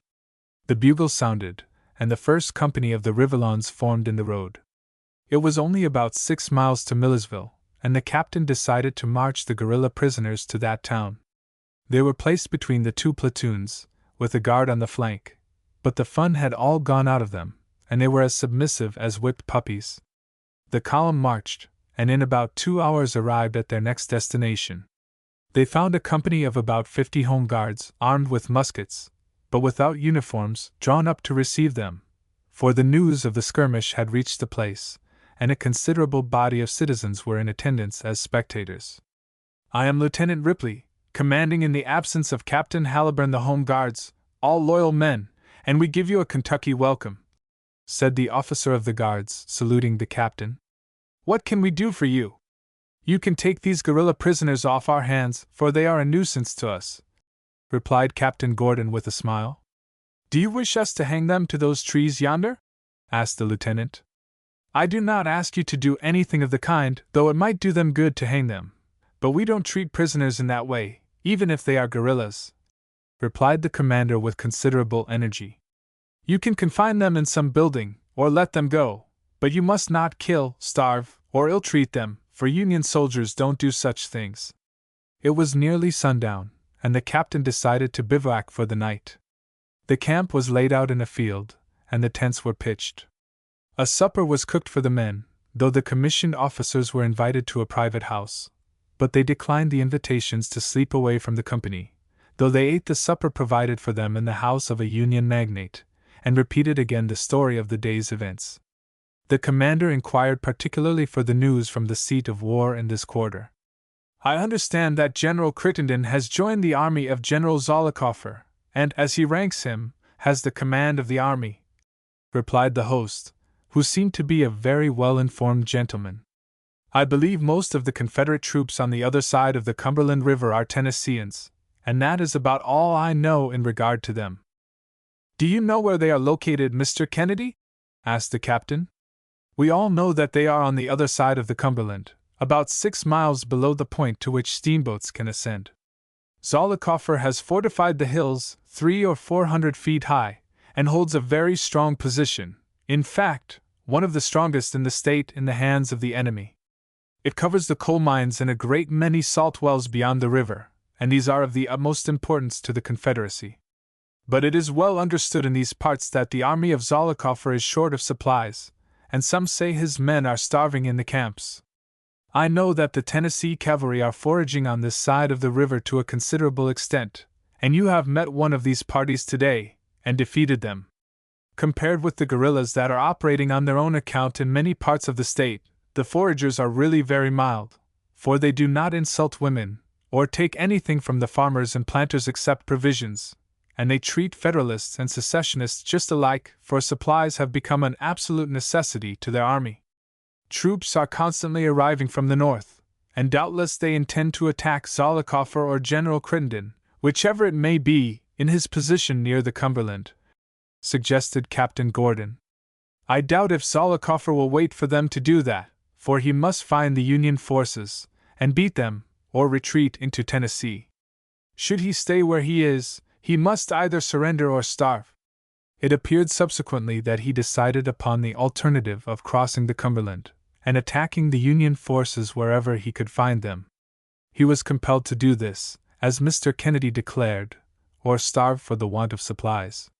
Mill Springs, which is the name given to the battle that was fought by Zollicoffer, though it is called Somerset, and also Logan's Cross Roads, is on the south side of the Cumberland River, and is a post town. But the battle was not fought on that side of the river, and it is the name of the position of the Confederate army before the battle. The line of defense, or of attack, as might be, chosen by the Confederate army under General Johnston in Kentucky, appeared to extend across the southern part of the state, and included 3 strongholds, the first of which was Columbus, on the Mississippi River, on the west, Bowling Green in the center, and around Mill Springs on the east. General Crittenden, the Southern commander-in-chief in this section, had entrenched himself at Beech Grove, in Pulaski County, on the north side of the river, east of Mill Springs. Zollicoffer commanded under him, and the battle was fought by him. His position was 15 miles southwest of Somerset. General Buell, at Louisville, then in command of the Union Department which included the state of Kentucky, realized the necessity of reducing this stronghold, and sent General George H. Thomas, the ideal soldier of the war, though not then so well known as at a later period, with a considerable force to this region to accomplish this object. This able general had approached his destination, but had not yet concentrated his force for the attack. It was General Crittenden's policy to beat the Union army in detail before the troops for the assault had been massed for the final attack, but Zollicoffer, forced by his need of supplies, crossed the river in a steamer and other craft, with about 5,000 men, and moved towards the north, to attack the force that threatened him. This was the situation in the vicinity of Somerset and Mill Springs when the Riverlawn cavalry was marching in the direction of the former place, and one company had reached Millersville, while the other was believed to be at Harrison. The raids in the vicinity by foragers and guerrillas had been the immediate cause of sending the squadron to the locality. The first company had camped for the night, and the officers had returned from the residence of Mr. Kennedy, where they had been entertained at supper. The officers and soldiers were tired enough to roll themselves up in their blankets in their beds on the grass, and Captain Gordon was preparing to do so when one of the sentinels informed him that a man at the lines wished to see him, and he believed it was the one who had been the guide of the first platoon in the forenoon, for he gave his name as Winfield Milton. At the sound of this name, Deck, who had lain down, sprang to his feet. He feared that he had come for assistance against another attack of guerrillas or foragers. The captain ordered him to be admitted to the tent, and he soon appeared. He had rendered very valuable service, both to Deck's command and to the company after it was united. "I am sorry to disturb you, Captain, at this hour, but I could not get away any earlier, for we have been busy over at Colonel Halburn's, moving his brother and his wife, and transporting the wounded to his mansion. I am very glad to see you, Mr. Milton. It is only 8 o'clock, and I had not retired," replied the captain. "But I hope you have not been attacked again." "No, sir, we have not been attacked, and if we had been, we have force enough at the Colonel's to defend ourselves, for we have a part of the Home Guards from this town to reinforce those of the little village," replied Milton. "I came for another purpose."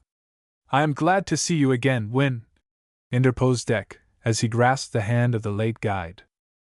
"Sorry to turn you out of bed, Lieutenant Lyon, but I was afraid you would leave before I could get here in the morning," replied the visitor. "I have been talking with Colonel Halburn since you left, and I have felt not a little ashamed that I am not in the Union Army in its time of need. But I have had to look after Grace and her guardian's family, and that is the best excuse I could give to myself. Now they are all settled at the Colonel's, and I have come over here to enlist in your company, Captain Gordon, if you will take me. You have lost some men, and I thought you might want some more. We have kept both of our companies full so far, and I shall be glad to have so good a man as you are in our ranks," promptly answered the captain. "When shall you be ready to join us?" "Right now!" exclaimed Milton. "Is Miss Morgan willing that you should enlist?" asked Deck with a laugh. "Grace is as good a girl as ever was raised in Kentucky, and she has always been ready to have me go to the war. She is as full of patriotism as a nut is of meat, and says she should be ashamed to make any objection to my going. I am ready to sign the papers, and take all the steps to get into your company, Captain," continued the would-be recruit. "Our surgeon is with the other company, and you must be examined by a doctor." Milton drew a paper from his pocket, which proved to be a certificate to his physical qualifications, signed by Dr. Barlow, who had been regularly appointed as an examining surgeon. The captain wrote down the particulars in answer to his questions, and Winfield Milton was duly enlisted in the service. Deck was especially pleased with the result of this interview, for he had taken a strong liking to Milton. Chapter 9. Preparing for another battle in the road. The assembly sounded at 5 o'clock the next morning, and half an hour later the troopers had their breakfast of coffee, hardtack, and cold beef, the last cooked the night before. Milton was supplied with a uniform and accoutrements from a wagon by the quartermaster sergeant. He had served in the militia in a company of mounted men raised in his county, and though some of the tactics were new to him, he was at home in most of the duties of the soldier. At 6 o'clock, while there was still hardly light enough to recognize a friend 20 feet off, the company was formed, and Life Knox, who was the orderly sergeant, reported the fact to the captain. It was but 10 miles to Jamestown, and 25 to Harrison, where the two companies were to unite. Life Knox, who had earned the reputation of being the most reliable scout in the company or the squadron, was sent out on this duty with Milton, because the latter was entirely familiar with all the country in Wayne and Pulaski counties. They left the camp somewhat in advance of the column. Colonel Halburn arrived at Millersville just as the company were departing, for he had received important intelligence, brought by a friend who had just come from Robertsport, on the south side of the Cumberland River, where he had been on private business. The colonel rode by the side of the captain for some distance when the company started. "You must have been up all night, Colonel Halburn, for you are here in the grey dawn of the morning," said the captain when his visitor joined him. "What is the news from your valley?" "All is quiet there, though we keep a guard on duty by night and day," replied the colonel. "The doctor, who spent the night at my house, reports that all your wounded are doing well, and that his worst case is likely to recover. But my news is from the other direction." "From what direction?" asked Captain Gordon, deeply interested by this time in the remarks of his companion. "From Jamestown, not 10 miles from this town. My friend Squire Walcott has just returned from Robertsport, which you know is only a few miles from Mill Springs, and in the midst of Zollicoffer's entrenchments. He belongs to our company, and had some difficulty in getting across the river, but he managed it very well, though he was under suspicion. He walked 5 miles down the river, and there fell in with a Negro who was just landing from a bateau. For $1 the Negro ferried him across the river. The fellow knew more than the law allows down here, and Walcott contrived to let him understand that he was a Union man, and this won Cuffy's heart, and he told him all the news about the Confederate army posted there. It has been known in these parts that this army has been short of provisions and forage for several weeks, but we did not suppose their supplies were as limited as this Negro reported. Both the men and the horses are half starved. Bare existence in the camp was a hard struggle, and some of the regiments subsisted on 1/3 of the ordinary rations, and the horses and mules were hardly in condition for use. The fractional ration consisted of bread alone in many portions of the army. The supplies of the northeast counties had been exhausted, and most of the subsistence had been obtained latterly from Kentucky, gathered in by foragers of the cavalry. Cuffy had a son who was the body servant of a colonel of a Tennessee regiment, and he told his father what he learned in the camp, the most important item of which was that Zollicoffer would soon attack the Federal forces wherever he could find them. He could remain no longer in his entrenchments, with starvation staring him full in the face. Of course, I am telling this in my own language, as I translated it from the Negro's gibberish. But this is not the most vital news to you at this time, though it may be of service to you. Walcott made his way on foot to the cabin where he left his horse, and then rode to Jamestown. At this town he found a full company of the 17th Tennessee Cavalry, who had camped there the night before, living on what was left of the fat of the land, for the place had been raided twice before. They had 2 wagons with them, and it was evident that they intended to load them with provisions and forage. Walcott reached his home at midnight, and immediately called upon me with the news he had gathered. At Jamestown he saw one of the lieutenants flirting with a girl in front of the hotel. This officer was summoned to supper, and his companion hastened up the street. She was the daughter of a storekeeper in the town, which is the county seat of Russell County, and my friend had often traded there in goods he could not find in the towns nearer home. The girl was speaking to her father when Walcott went in, but the keeper of the store welcomed him. He had not much to say to the trader, but he saluted the daughter, and engaged her in conversation. He began by warning her to be very discreet in her relations with good-looking officers of the Southern Army. Then he asked her what the company were doing in Jamestown, and she told him they were going to Millersville, and that he would call and see her on his return. She was a very pretty girl, and I hope she profited by my friend's advice. But when did all this occur? Inquired Captain Gordon, intensely interested when he heard that the company were coming to Millersville. I told you that Walcott got home at midnight, answered the colonel. But midnight divides any 2 days in the month of January, and in every other month in every year. What particular midnight was it? Why, the very last one that ever was, last night. My friend rode half the night in order to give me, as the captain of the Home Guards, this news, as soon as he got to the town, less than half an hour ago. I called on Lieutenant Ripley, and ordered him to muster our company, and get as many volunteers to defend the town as he could. The second lieutenant, who lives near me, will march the men on guard in the little village to town at once. I believe I have told you all I know, Captain Gordon. I am exceedingly obliged to you for the information you have given me, replied the commander of the company. I am inclined to think I had better take the bull by the horns, and march my company, all but a guard for the town, over here, and join you. My men all have horses, and are well armed, though they are not provided with sabers. Most of them have hunting rifles, and are dead shots, continued the colonel. I shall not object to your marching your company over here, though I think I can handle the enemy alone, but you must use your own judgment," added the captain. "I would rather fight the battle over here than in the town, and I shall bring my men, and put them under your command, Captain Gordon." "I think they are all ready by this time," replied the colonel, as he wheeled his horse, and rode back at a gallop. The commander communicated the intelligence he had just received to his 2 lieutenants, and it was heard by some of the cavalrymen, from whom it passed along the ranks, till all of them knew that a battle would soon be fought, perhaps within a couple of hours. The captain rode back to the head of the column. He had increased the speed of the company from a walk to a trot while conversing with Colonel Haliburn.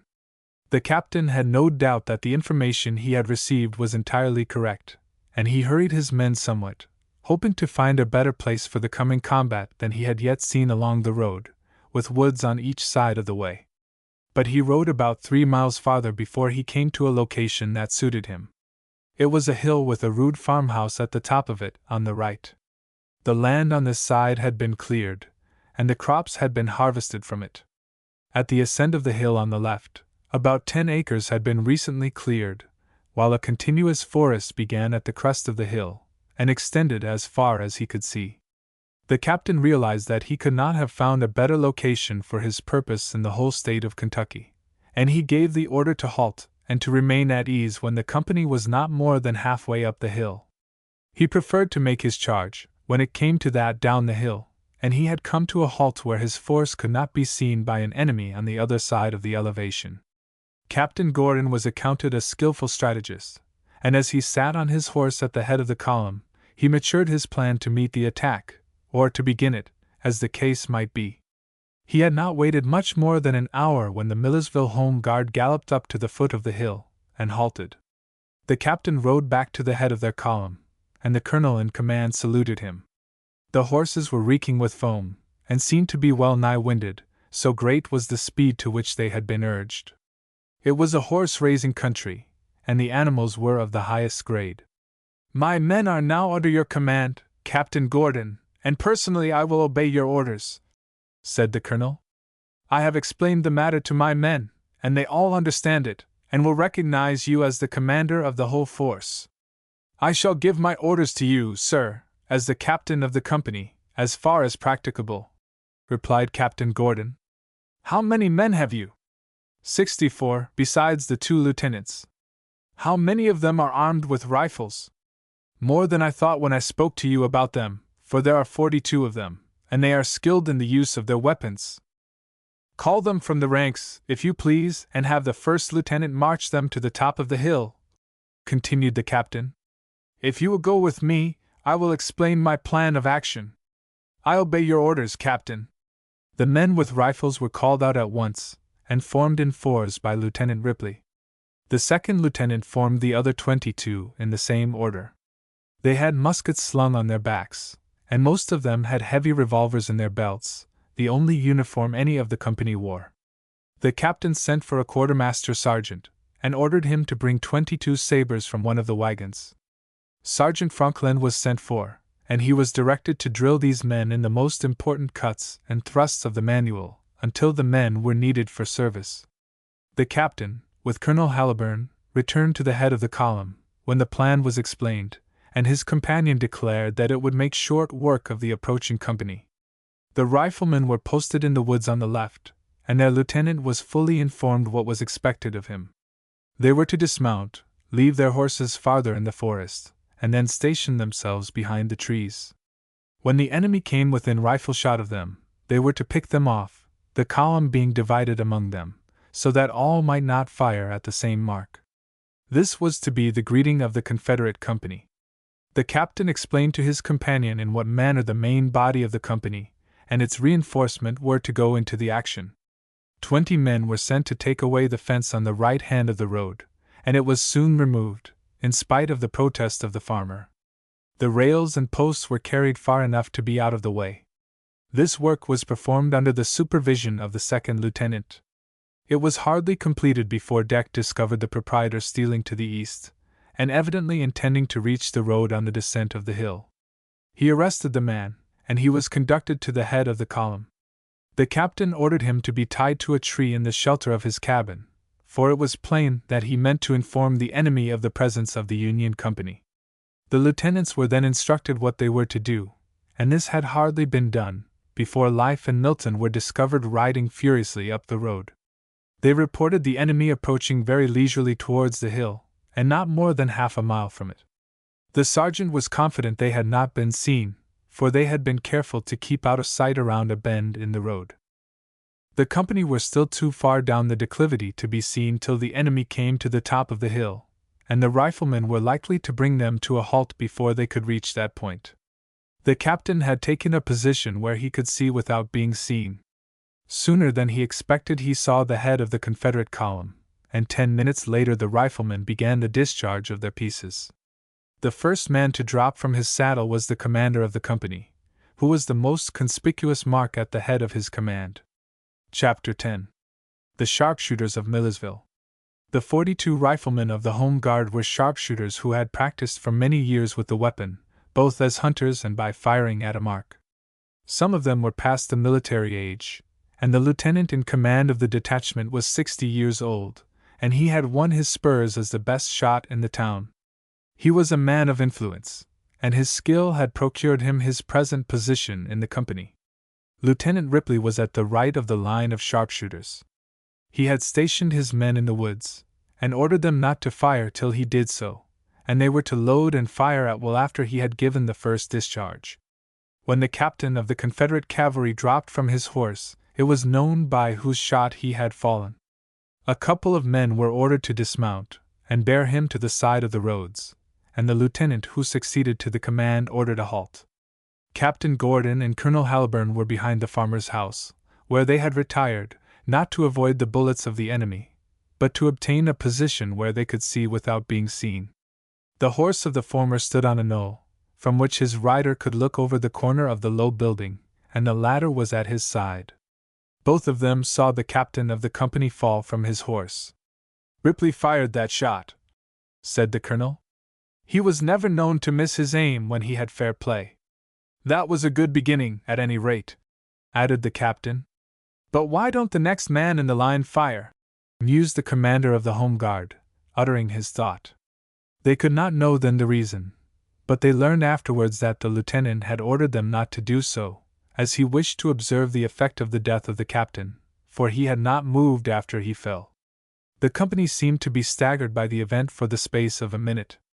The men all turned their heads towards the woods, and as no shot followed the first one at once, they might have inferred that the fatality to the commander had been the work of an assassin. This view was immediately confirmed by the captain's successor, for he ordered 4 troopers to dismount and go into the woods in search of the murderer. But they did not reach the edge of the forest before fire was opened upon them, and every one of them dropped dead or wounded.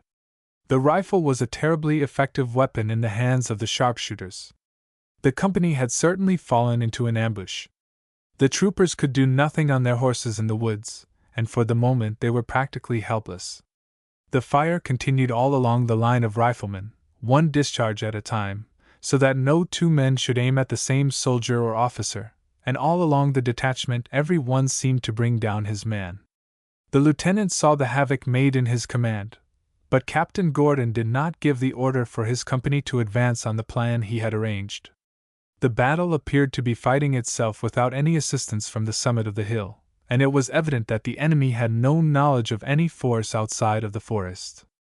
"That lieutenant has just given an order, but I could not make out what he said," observed the colonel. "He is in a tight place, and you have set a very ugly trap for that company to fall into, Captain Gordon. The assistance of your company, Colonel, has given me a very decided advantage," replied the captain, "and you have made excellent use of it. My men are safe in the woods, and the lieutenant seems to be losing his time. You can see what his order meant now, for his men are dismounting. They are going into the woods to clean out the enemy, and that is really the only thing he can do," replied Captain Gordon. "It will be time for me to put a finger in the pie very soon, for the protection of your men, if for nothing else. You need not trouble your head about the riflemen, for they all have legs, and even Ripley, the oldest man among them, can use his walking pins as well as any of them. They will retreat through the woods, using their rifles as they retire. Every alternate man of the company was dismounted, giving the bridle rein of his horse to one mounted. They double-quicked into the forest, but they began to drop, to cling to the trees for support, or to retire from the field before the observers on the hill lost sight of them. Still Captain Gordon did not give the word to advance. "Isn't it time for this company to move forward?" asked the colonel. "Not quite. It is best to wait a short time, till the cavalrymen get a little farther into the woods," answered the captain. "Your men are firing quite rapidly now, and are evidently retiring in good order. I am not at all concerned about them. They can keep behind the trees, firing as they retreat. The riflemen have hunted through that forest, which extends 5 or 6 miles to the north, and they have known every acre of it for years.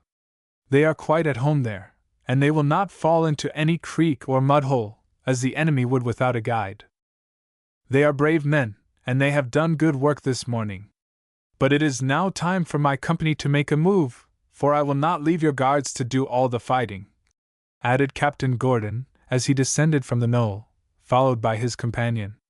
He had already explained to his 2 lieutenants in command of the platoons what they were to do at a signal sounded by the bugler. The captain rode to the top of the hill, though he did not expose himself to the fire of the enemy, who were still unaware of his presence. Stoughton was near the head of the column, and he gave him the order to sound the advance. He did it with full lungs.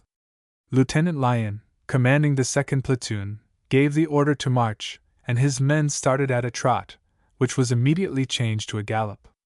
The farmer's fence had been removed by order of the captain when he had arranged his plan for the action, and Deck, on the right flank of his command, took to the field, where they had plenty of space, though recent rains had turned the soil into soft mud. But the speed was kept up in spite of this impediment till the head of the platoon reached the left, or foot, of the Confederate company. In response to the bugle signal, Lieutenant Belthorpe advanced upon the head of the enemy's column, deploying to the side of the road, and continuing till they filled up the space to the foot of Deck's force. The enemy had discharged their carbines, or other pieces, at random, and apparently without orders, but they inflicted no injury upon the flying horsemen. Deck was the first to give the order to charge, but he had been prohibited by the captain, to whom someone had reported the young lieutenant's custom of leading his men into action, from placing himself in front of his men when he went in upon a charge, unless in a case of actual emergency. Deck promised to obey this order, and he did so in the advance of his platoon, and when he ordered the charge upon the left of the enemy's column, he was on its right. Every man of the Confederates was encumbered with an extra horse, though as they confronted the Union cavalrymen he rid himself of his charge, and thus turned loose, the animals were soon wandering wherever they found an opening.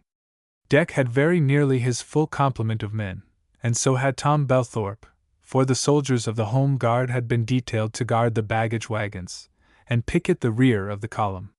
One half of the Confederates had been sent into the woods, and by this time they had advanced a considerable distance in pursuit of the riflemen.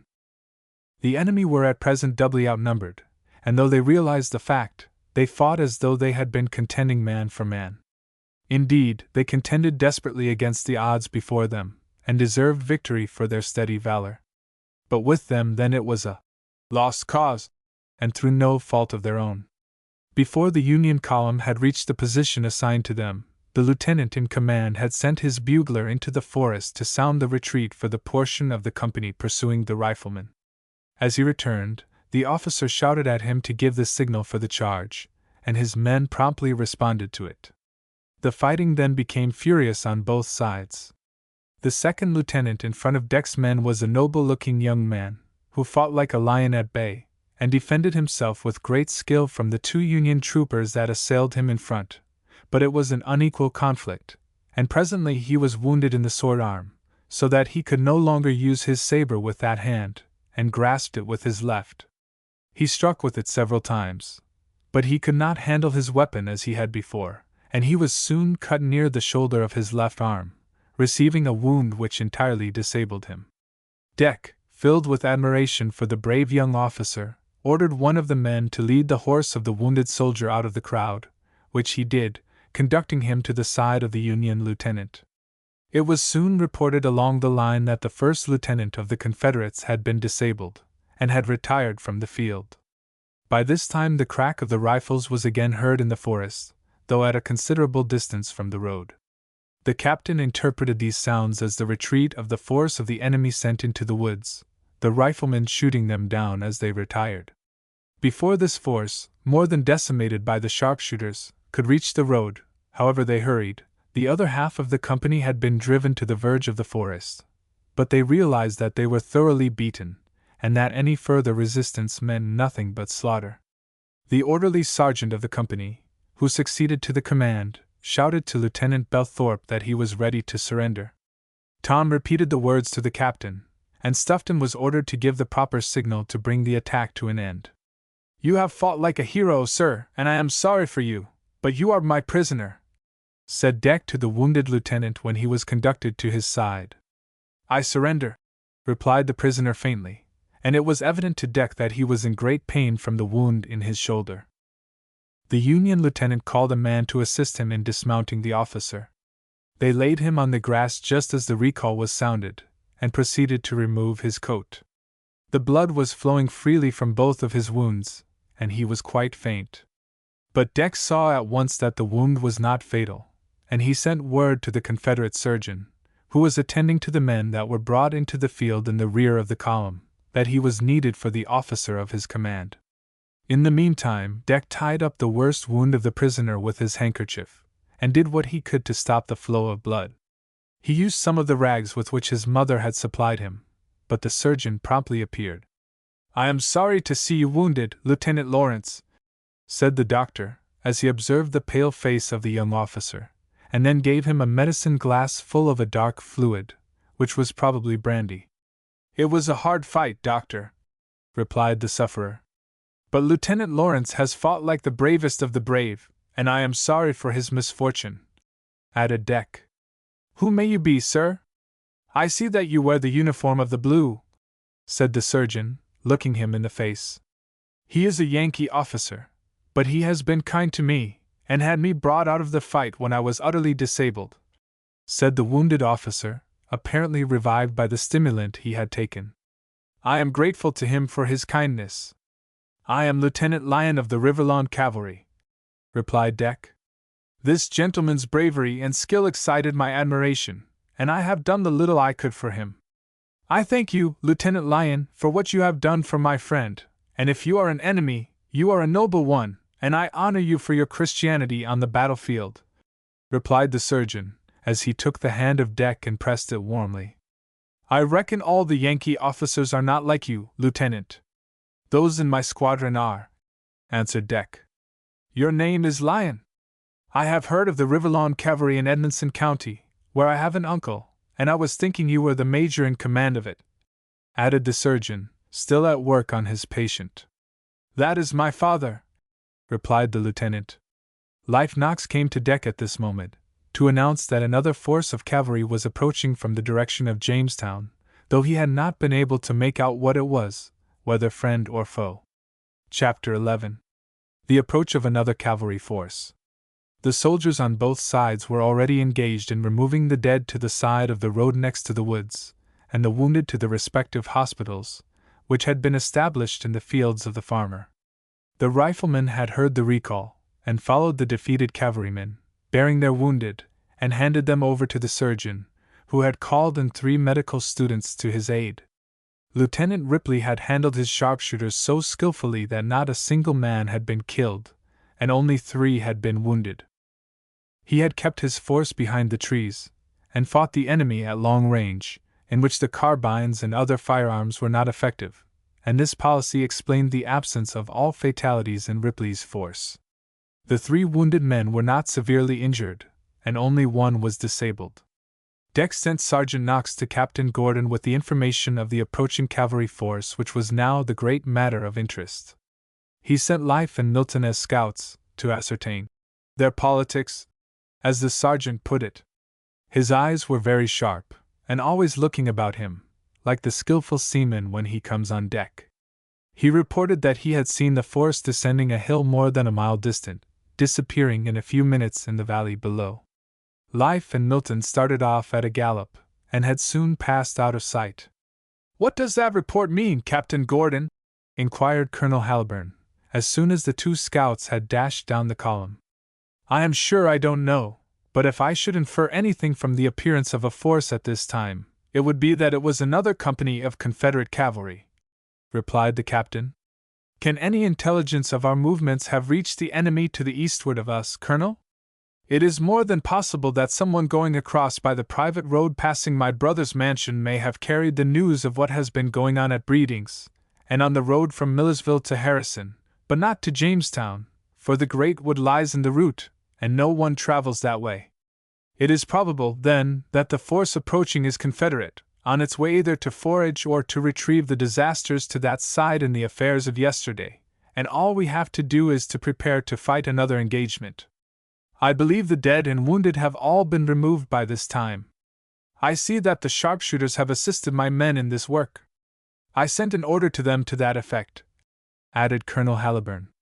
"I thank you for doing so, and all the more that we are threatened by another force of the enemy," continued the captain.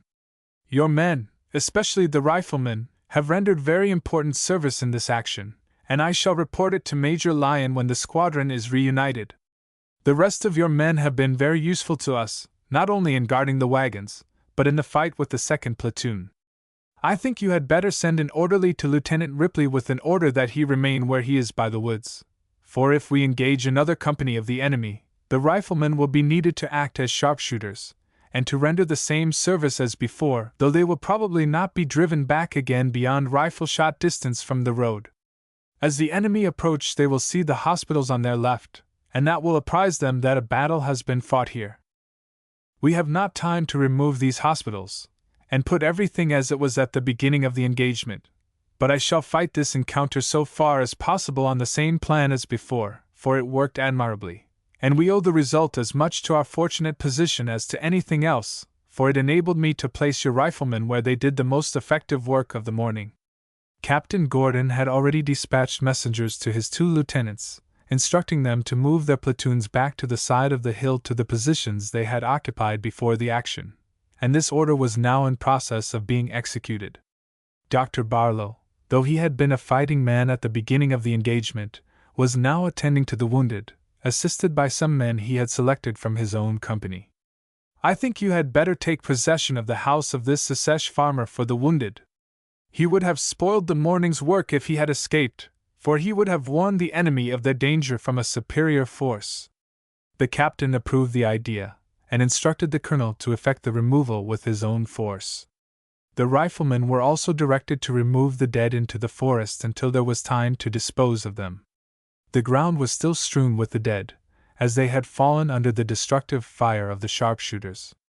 With the exception of the Confederate hospital, which was near the foot of the hill, for their own surgeon had chosen the location by the side of a flowing brook, in the shadow of some mighty walnuts, the hill presented the same appearance as when the enemy came in sight of it, and had been lured on to their defeat by the deceptive silence of the locality, for not a sound or a moving thing betrayed the peril that surrounded them. Life Knox and Milton had run their horses to the utmost extent of their ability for over half a mile. When the tramp of the horses was heard, they halted and concealed themselves at the side of the road, at a bend of it, but they had hardly done so before the sound of the horses' feet ceased to be heard, and it looked as though the force had halted. Life dismounted, and climbed a tree not less than 100 feet in height, which enabled him to see into the low ground on the other side of a slight elevation. The cavalry were extended along a brook, watering their horses on both sides of it.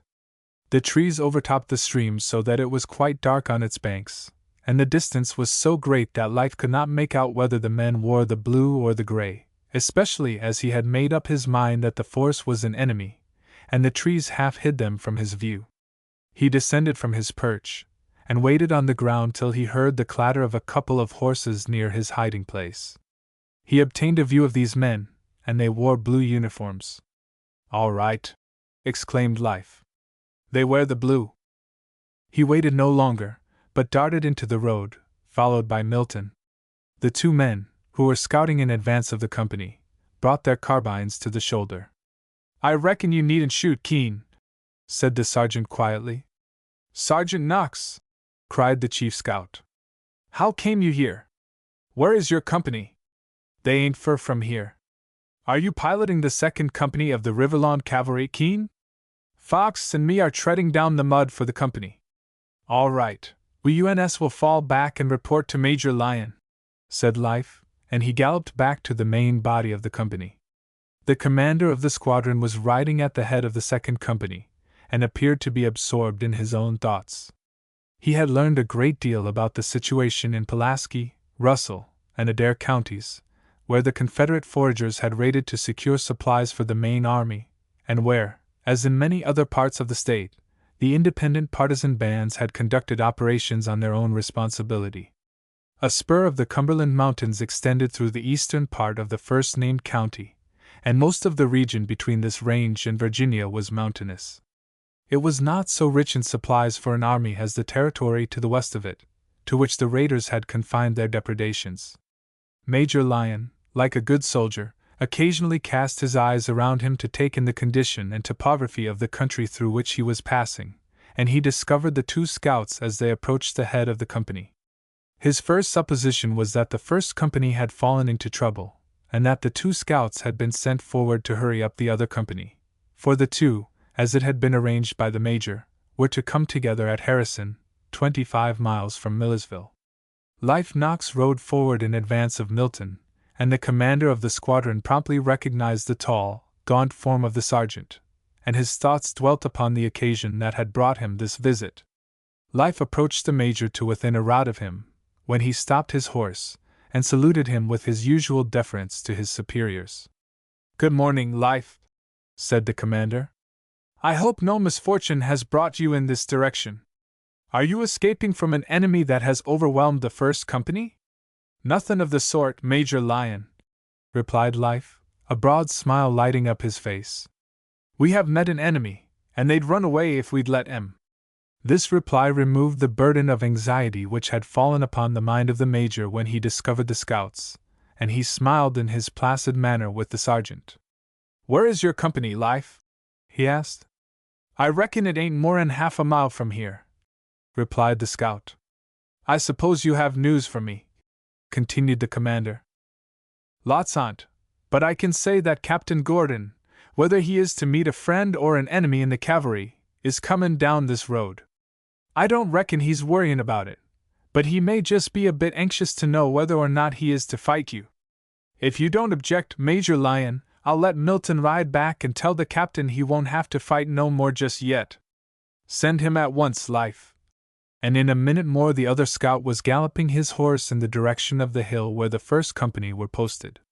What have you been doing, Sergeant? The 1st Company has fit into 3 scrimmages, and cleaned out a gang of guerrillas, replied Life, as though he realized that he had a good report to make in answer to the question. You have been busy, and that explains the reason why I did not find you at Harrison as I expected, replied the Major. Tell me all about it, and as Captain Gordon is not in need of a reinforcement, we will walk the horses, and listen to your story. Captain Truman, let the men walk the horses. Company, attention! Shouted the captain, wheeling his horse. Walk, march! Place yourself on the left of Sergeant Knox, and listen to his story. Life saluted the captain, who said he was glad to see him, and took the place to which he was assigned. We had not gone 2 miles from Columbia before a messenger came to us and said that a cavalry force was moving down on Breedings, Life observed. The captain took the 2nd platoon under Lieutenant Belthorpe, and rushed over to Breedings. Lieutenant Lyon was ordered to march with his platoon and the baggage wagons towards Millersville, added Life. Dexter with an independent command! Exclaimed the young man's father, for he seemed to regard him still as a small boy, and said so. He was, but the oldest officer in the squadron couldn't have done it no better, replied Life with enthusiasm, and he proceeded to tell about the appearance of Grace Morgan in the field, and gave a hurried account of the manner in which the guerrillas had been trapped and captured. Then came the battle with the force which had escaped from Breedings, the march to Millersville, the reinforcement of the Home Guard, and the fight at the hill. The Major asked a great many questions, for the sergeant had been obliged to hurry his narrative, and Life answered them. As they approached the hill, the head of the first company were marching down the descent, for Milton had reported his message to Captain Gordon, who was a little startled when he saw the private returning without the sergeant, fearful that something had happened to him. The news brought by the new recruit was immediately circulated through the company and that of Colonel Haliburn. The riflemen were called from the forest, and came to the road mounted, with their weapons slung on their backs. The whole force was formed on the slope of the hill, and when the second company marched up the declivity, with Major Lyon at the head of it, they presented arms, and then indulged in a vigorous cheer. Chapter 12. A new company of mounted riflemen.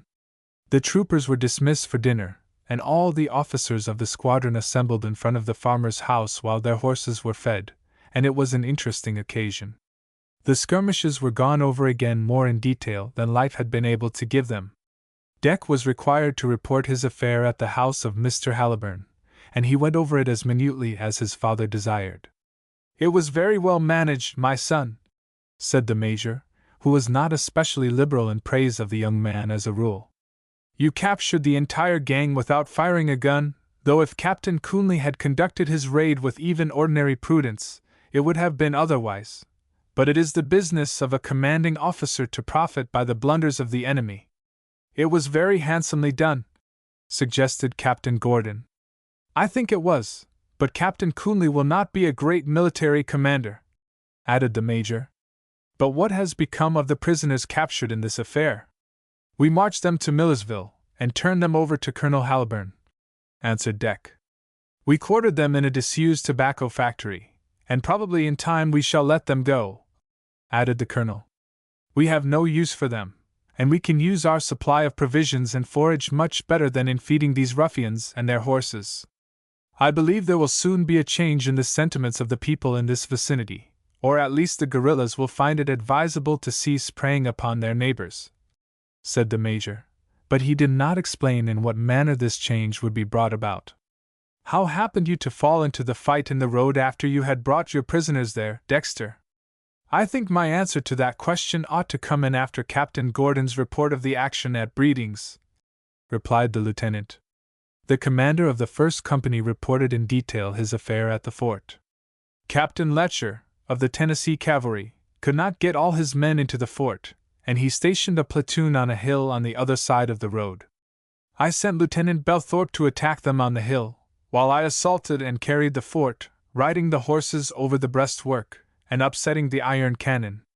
My lieutenant defeated the force on the hills, and drove them across the country till the recall was sounded for them. I understand now that the detachment followed the road towards Millersville. They came down that road just as I reached it with my prisoners from Mr. Haliburn's mansion. He is the brother of Colonel Haliburn, here present. The retreating force was under the command of Captain Letcher, and he attacked us as soon as we dashed into the road. We defeated him, with a loss in killed and wounded of nearly half of his command. When Captain Gordon arrived at the scene of the skirmish with the second platoon, he paroled the prisoners. In the afternoon we marched to Millersville. "Who is the man that came over to the second company with Sergeant Knox?" asked the Major. "He was a stranger to me, and I thought I knew every man in the squadron." "His name is Winfield Milton, of Miltonville," replied Captain Gordon. "My authority as a recruiting officer is still in force, and I enlisted him on the recommendation of Lieutenant Lyon. He is very useful to me as a guide, and for his knowledge of the country for many miles around us. He is the intendant of Grace Morgan, who first informed Life of what was going on at the mansion of her guardian," added Deck. "You did not make any mistake when you enlisted him," said Colonel Haliburn. "I have known him for many years, and I will vouch for him. When I say that he is worthy of Grace Morgan, one of the noblest girls ever raised in Kentucky, I say more than you can understand. He came into our ranks this morning, and he has done his duty faithfully as a guide and a soldier, and fought like a hero in the action this morning," added the captain of the first company. "He ought to be an officer, for he is a very intelligent and well-educated man, and he will be an honor to the service," continued the colonel. "I have not yet heard the particulars of the skirmish, which seems by the looks of things about here to have swelled to something like the proportions of a battle," added Major Lyon. Captain Gordon referred to the colonel, and he repeated the story of Squire Walcott, who had brought news from the other side of the Cumberland, and had informed him of the intention of the company of the Tennessee Cavalry to move on Millersville. The commander of the first company then minutely related the details, beginning with his order of battle. The voluntary offer of his command by Colonel Halliburton had proved to be of the greatest importance, for while the cavalrymen had fought like lions, the burden of the action had fallen on the riflemen acting as sharpshooters in the woods. They caused the enemy to divide his force in the road, sending half of them into the woods. We owe a debt of gratitude to Lieutenant Ripley, the oldest man in the line, who commanded the riflemen in the forest. He can report that part of the action better than any other person. I understood the captain's plan of action, and I did my best to carry it out, said Lieutenant Ripley. I had 42 men under my command, and every one of them could split a rifle ball on a knife. About every one of them dropped his man in the road. When half the Confederates were sent into the woods dismounted to clean us out, I drew them as far away from the road as possible.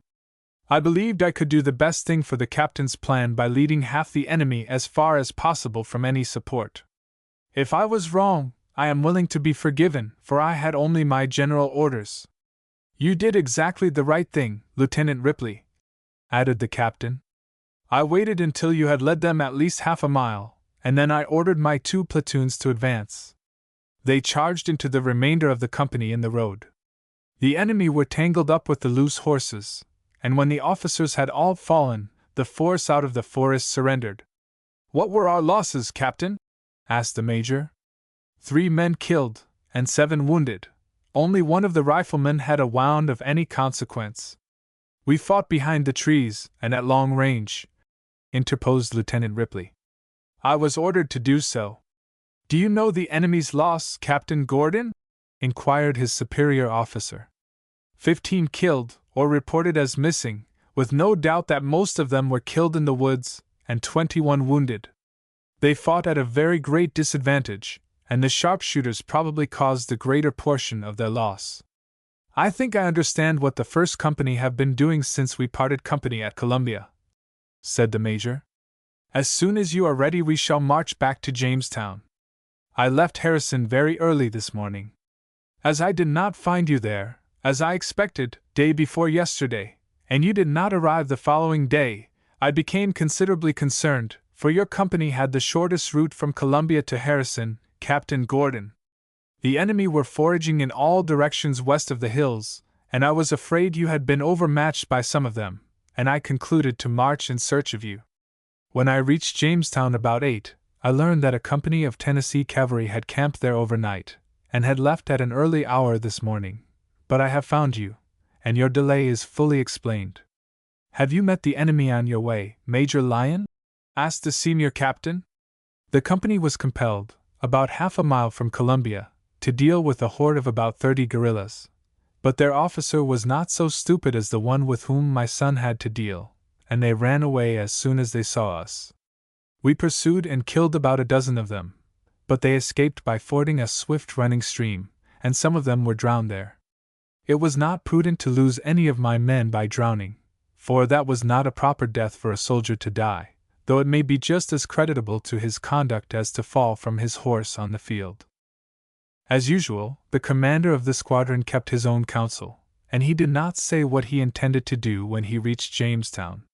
He had come down from Liberty to Harrison, which was on the road to Somerset, where he had expected to join the other company, and wait for orders. He was in possession of the current news, so far as it had been divulged by those to whom the army operations had been entrusted, and his orders were to halt somewhere in the vicinity of Somerset. He was aware that General Thomas had been sent down with a considerable force, and a portion of it was in the vicinity, but it had not yet been concentrated for the attack upon the entrenched camps of General Crittenden and General Zollicoffer. The Union general was waiting for the rest of the force detailed to take part in the campaign, and had also been detained by the condition of the roads, which rendered it almost impossible to move the baggage wagons and the artillery. Friday and Saturday it rained incessantly in torrents, and raised Fishing Creek and other streams so that it was impracticable to cross them. The general had with him the 4th Kentucky Infantry, and a portion of the 1st Kentucky Cavalry, to which the 2 companies of the Riverlawn Force nominally belonged, though they had been on detached duty thus far since they were mustered in. Thomas had also with him, or within call, regiments from Ohio, Indiana, and Minnesota. Major Lyon informed his audience of officers that their regiment was somewhere in the vicinity, though he did not know where, but his officers had never seen this force, and were not greatly interested. The regiment had not yet been filled up, though others enlisted later had their full complement of men and companies. "Don't you think we had better enlist another company?" asked Captain Gordon, who evidently had in his head a big idea. "I don't know about that, but I am inclined to think we had better leave that to the proper authorities, or to local leaders where men are available, for we are away from Riverlawn and Bar Creek. I doubt if we could find men enough in that vicinity to form another company." "That was not my idea," interposed the captain. "How many men have you in your company of Home Guards, Colonel Halliburn?" he asked rather abruptly, as he proceeded to develop his purpose. "I have 62 here, and there are about 50 more from various parts of 3 counties, many of whom seldom meet with us," replied the colonel, wondering what the captain was driving at. "We have 42 riflemen here. Are there any more of them?" "As many more, I should say."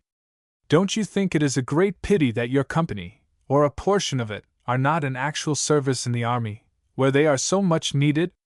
"Well, it is rather necessary to have some at home to look out for the women and children, and to raise food for the army and the people," replied the colonel with a smile, as he began to fathom the idea of the questioner.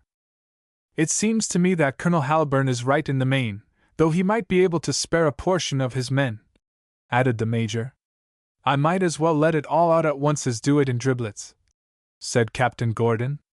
"I should like to enlist your 42 sharpshooters as the nucleus of a company of mounted riflemen, to be armed as cavalry, except that the rifle shall take the place of the carbine, the men to serve mounted or dismounted, as occasion may require. Not a very radical idea, for cavalry are not infrequently called upon to serve on foot, as we have an instance this very day." "I like the idea very much," returned the colonel. "I will talk about the matter with my riflemen, and let you know what they think of it at once," said Ripley, and he hastened to his command, who were still eating their dinner. The plan was talked over by the riflemen, and Lieutenant Ripley heartily approved the scheme, but thought that he might be too old to enlist, though he was still a healthy and vigorous citizen. The plan was not entirely new, for steps had been taken, and perhaps successfully, to organize mounted infantry in various places, and the command of Lieutenant Ripley did not essentially differ from such a force. Chapter 13. A Night in a Jail at Jamestown. Lieutenant Ripley returned from the conference with the riflemen, and reported that 30 of them were willing to enlist in such an organization as that proposed. The others were unable to reply until they had been home to their families. The lieutenant was confident that he could raise the 60 proposed as a beginning within a reasonable time, and the colonel had a similar confidence in the patriotism of the loyal Kentuckians in that part of the state. The men had finished their dinners, the prisoners had been paroled with the approval of Major Lyon, who was beginning to be in a hurry to march back to Jamestown as soon as the first company had rested from the hard work of the day, and there had been much more of it than could be indicated in the narrative of the principal events. "I am sorry that we cannot take with us even a small company of those riflemen, for I think they would be very useful in the course of a few days," said Captain Gordon, after the major had given the order to form the column for the march. "It is plain to everybody who knows anything about the movements of the army that there will be a battle within a week." This statement seemed to fire the enthusiasm of the old lieutenant of the Home Guards, and he talked apart with Colonel Halliburn very earnestly for some time. Then he went over to the riflemen, who had mounted their horses in readiness to return to their homes. He appeared to have proposed something to them, and in a few minutes he hastened back to the group of officers. 36 of the riflemen desire to go with you as temporary volunteers for immediate service," said Ripley. "Will you accept them, Major Lyon?" "I will, though I cannot take them as a part of my squadron, for our ranks are now very full," replied the commander. "I meant to have them go as an addition to your force, to be under your command," replied the lieutenant. "Of course there can be no objection to your going with us in this manner, and you will bring up the rear of my command," added Major Lyon, as the orderly sergeants reported that the companies were formed. The officers took their proper places, and the order to march was given to the captains. Life, Knox, and Milton were again ordered to scout the road and its adjacent fields in advance. The wagons were ready to fall in behind the riflemen, and the column moved. The company officers kept in their places, but the major went where he pleased along the line. When the column reached the foot of the hill, he fell back to the second platoon of the first company, where Deck was riding on the left of the first section.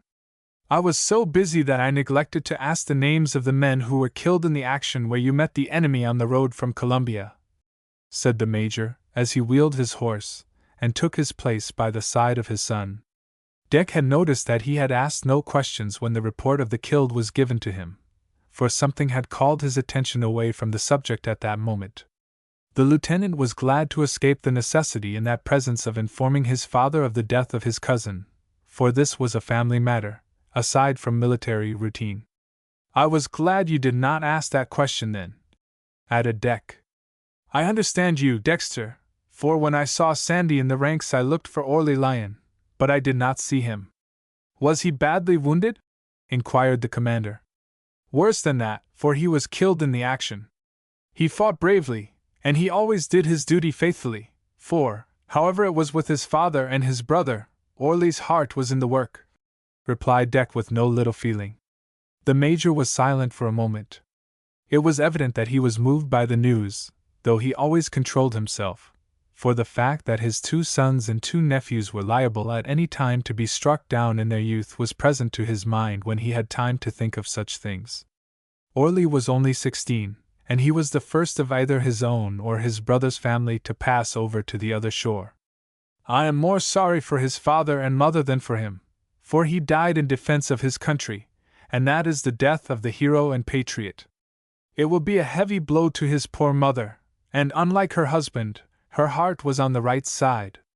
She told me when her boys enlisted in the Home Guard, a secessionist body, that it broke her heart to have her sons fight with the enemies of her country, but that she could be even willing to have them sacrificed on the right side." "Do you know where Uncle Titus is now, father?" asked Deck. "He is in a prison camp, the name of which I have in my valise in one of the wagons. I shall write to him as soon as I have time, and to your Aunt Mealy." In another hour the head of the column arrived in the midst of a pouring rain at Jamestown, which is the capital of Russell County. It was the 17th of January. It had been clear in the morning, but the rain began to fall not a quarter of an hour before the column reached the town. It was almost a deluge, and it was likely to continue into the night.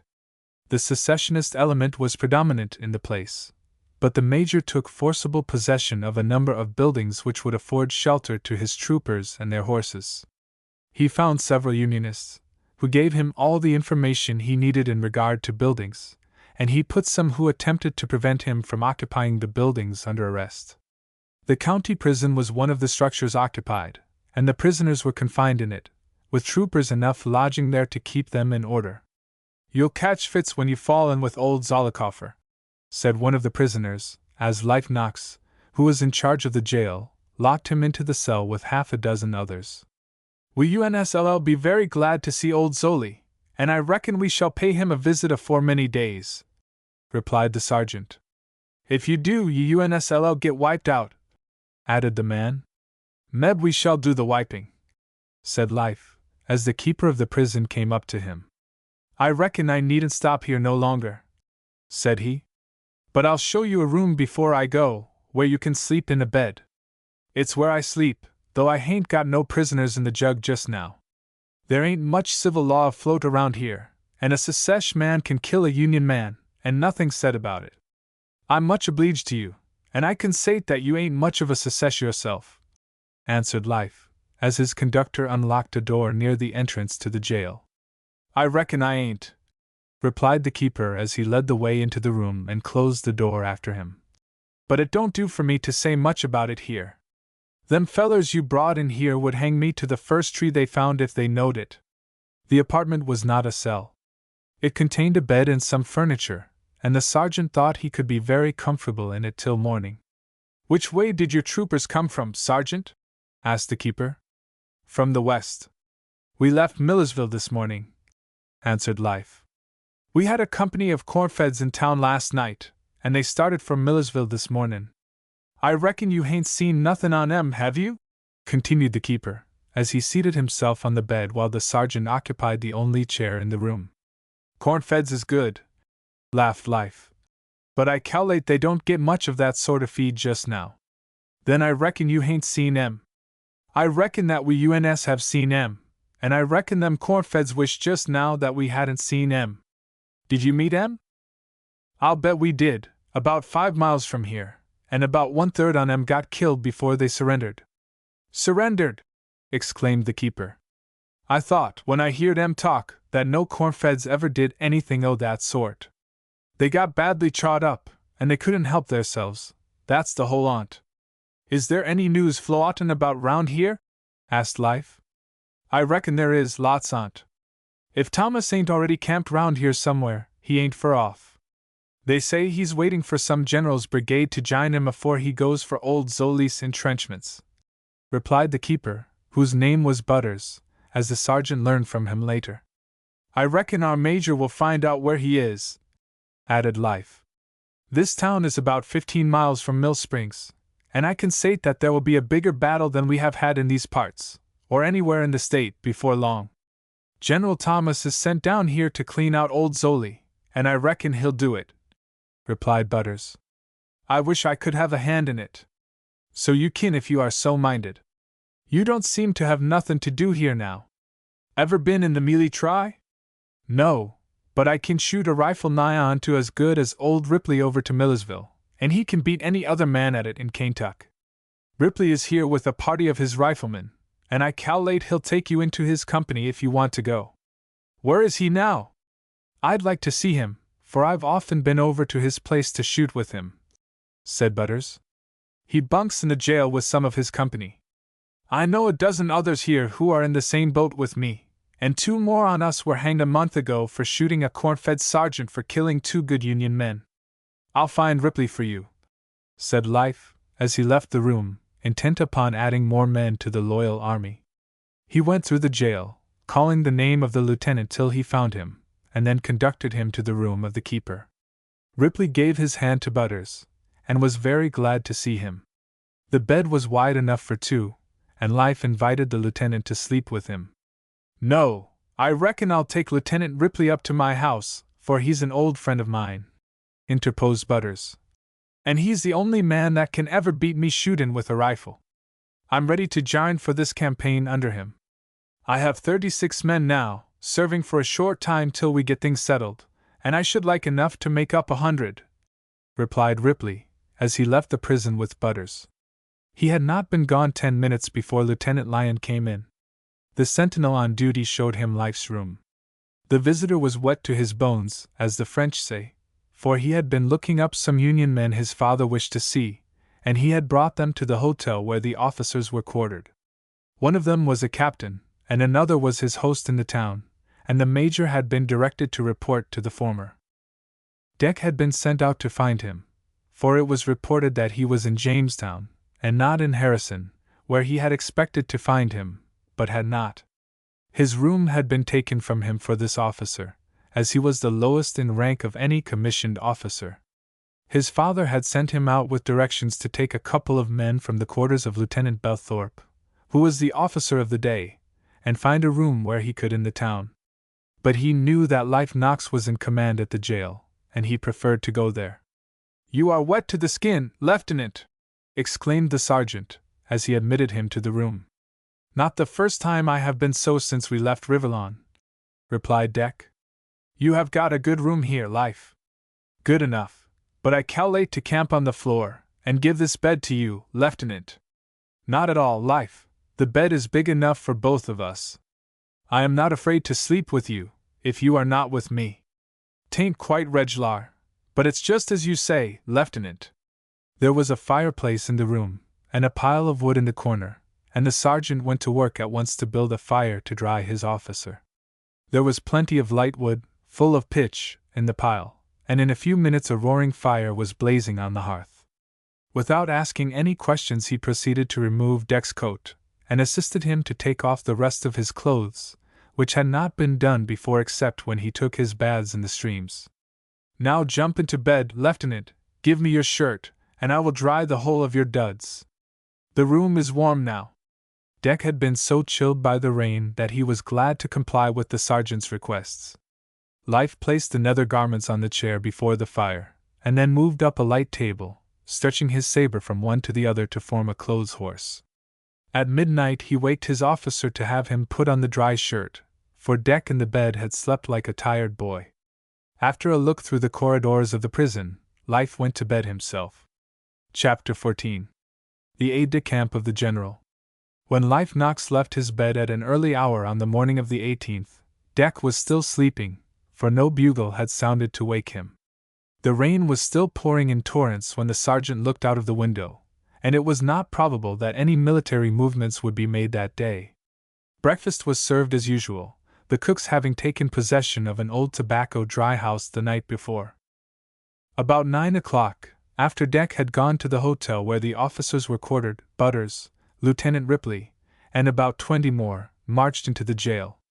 The keeper had been riding nearly all night, and had secured this number of riflemen, though he had been obliged to seek them, in part, miles distant from the town. They came with rifles and belts, with powder and ball and horns and pouches, as those from Millersville had appeared. They were ready for duty, and Butters declared that every one of them could shoot very well with the rifles they had used in their practice. They were introduced by Lieutenant Ripley to the members of his command lodged in the building, and they fraternized like brothers, for the ability to use the rifle with skill and precision seemed to be the bond which united them. The lieutenant of the sharpshooters now had 56 men in his company. When Captain Gordon called at the prison, he promoted Ripley to the rank of captain, and made Butters, who was the second best shot in the corps, lieutenant, though he could not give them commissions. They were then marched to the tobacco dry house, only a small portion of which the cooks used, and drilled by the new captain. At the hotel, Major Lyon and Captain Woodbine, an aide-de-camp of the commanding general, who had been sent to Harrison on account of his intimate knowledge of this locality, and was a man of influence in a neighboring county, were discussing the situation. Deck had found him, after no little difficulty, at the house of one of his friends, and reported to him the arrival of the Rivellon cavalry, reinforced by a company of volunteer sharpshooters from Adair County, under the command of Captain Ripley. "Ripley is an old man, isn't he?" asked Captain Woodbine. 60, I heard someone say, Captain, but I can assure you he is a very able officer," replied Deck. "I dare say he is, for I know him well." "Now will you introduce yourself, Lieutenant?" said the aide-de-camp with a smile, as he looked over the wet form of the visitor. "My name is Dexter Lyon, Captain." "Any relation to the commander of your squadron?" "His son, but I was promoted from the ranks on the petition of every member of the first company, and all the officers of the squadron except my father," replied Deck, and there was a blush on his wet cheeks, for he feared that the military official would conclude that he had been raised to his present rank by the influence of his father. "A very commendable delicacy on the part of Major Lyon, but not always manifested in such cases," added the captain. "I heard that one company of Major Lyon's squadron had arrived at Harrison, and that the other was coming by the way of Jamestown. Your company was late, and the Major went in search of it. We had several skirmishes with guerrillas and foraging parties of the enemy, which delayed us." "Tell me about them," added Captain Woodbine, whose curiosity was aroused, and he kept his eyes very steadily on the young lieutenant.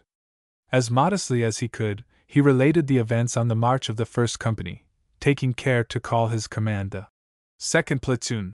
The affair at the house of Mr. Haliburn was mentioned, and the manner in which the guerrillas had been bagged excited the attention of the officer, and he asked then who commanded the second platoon.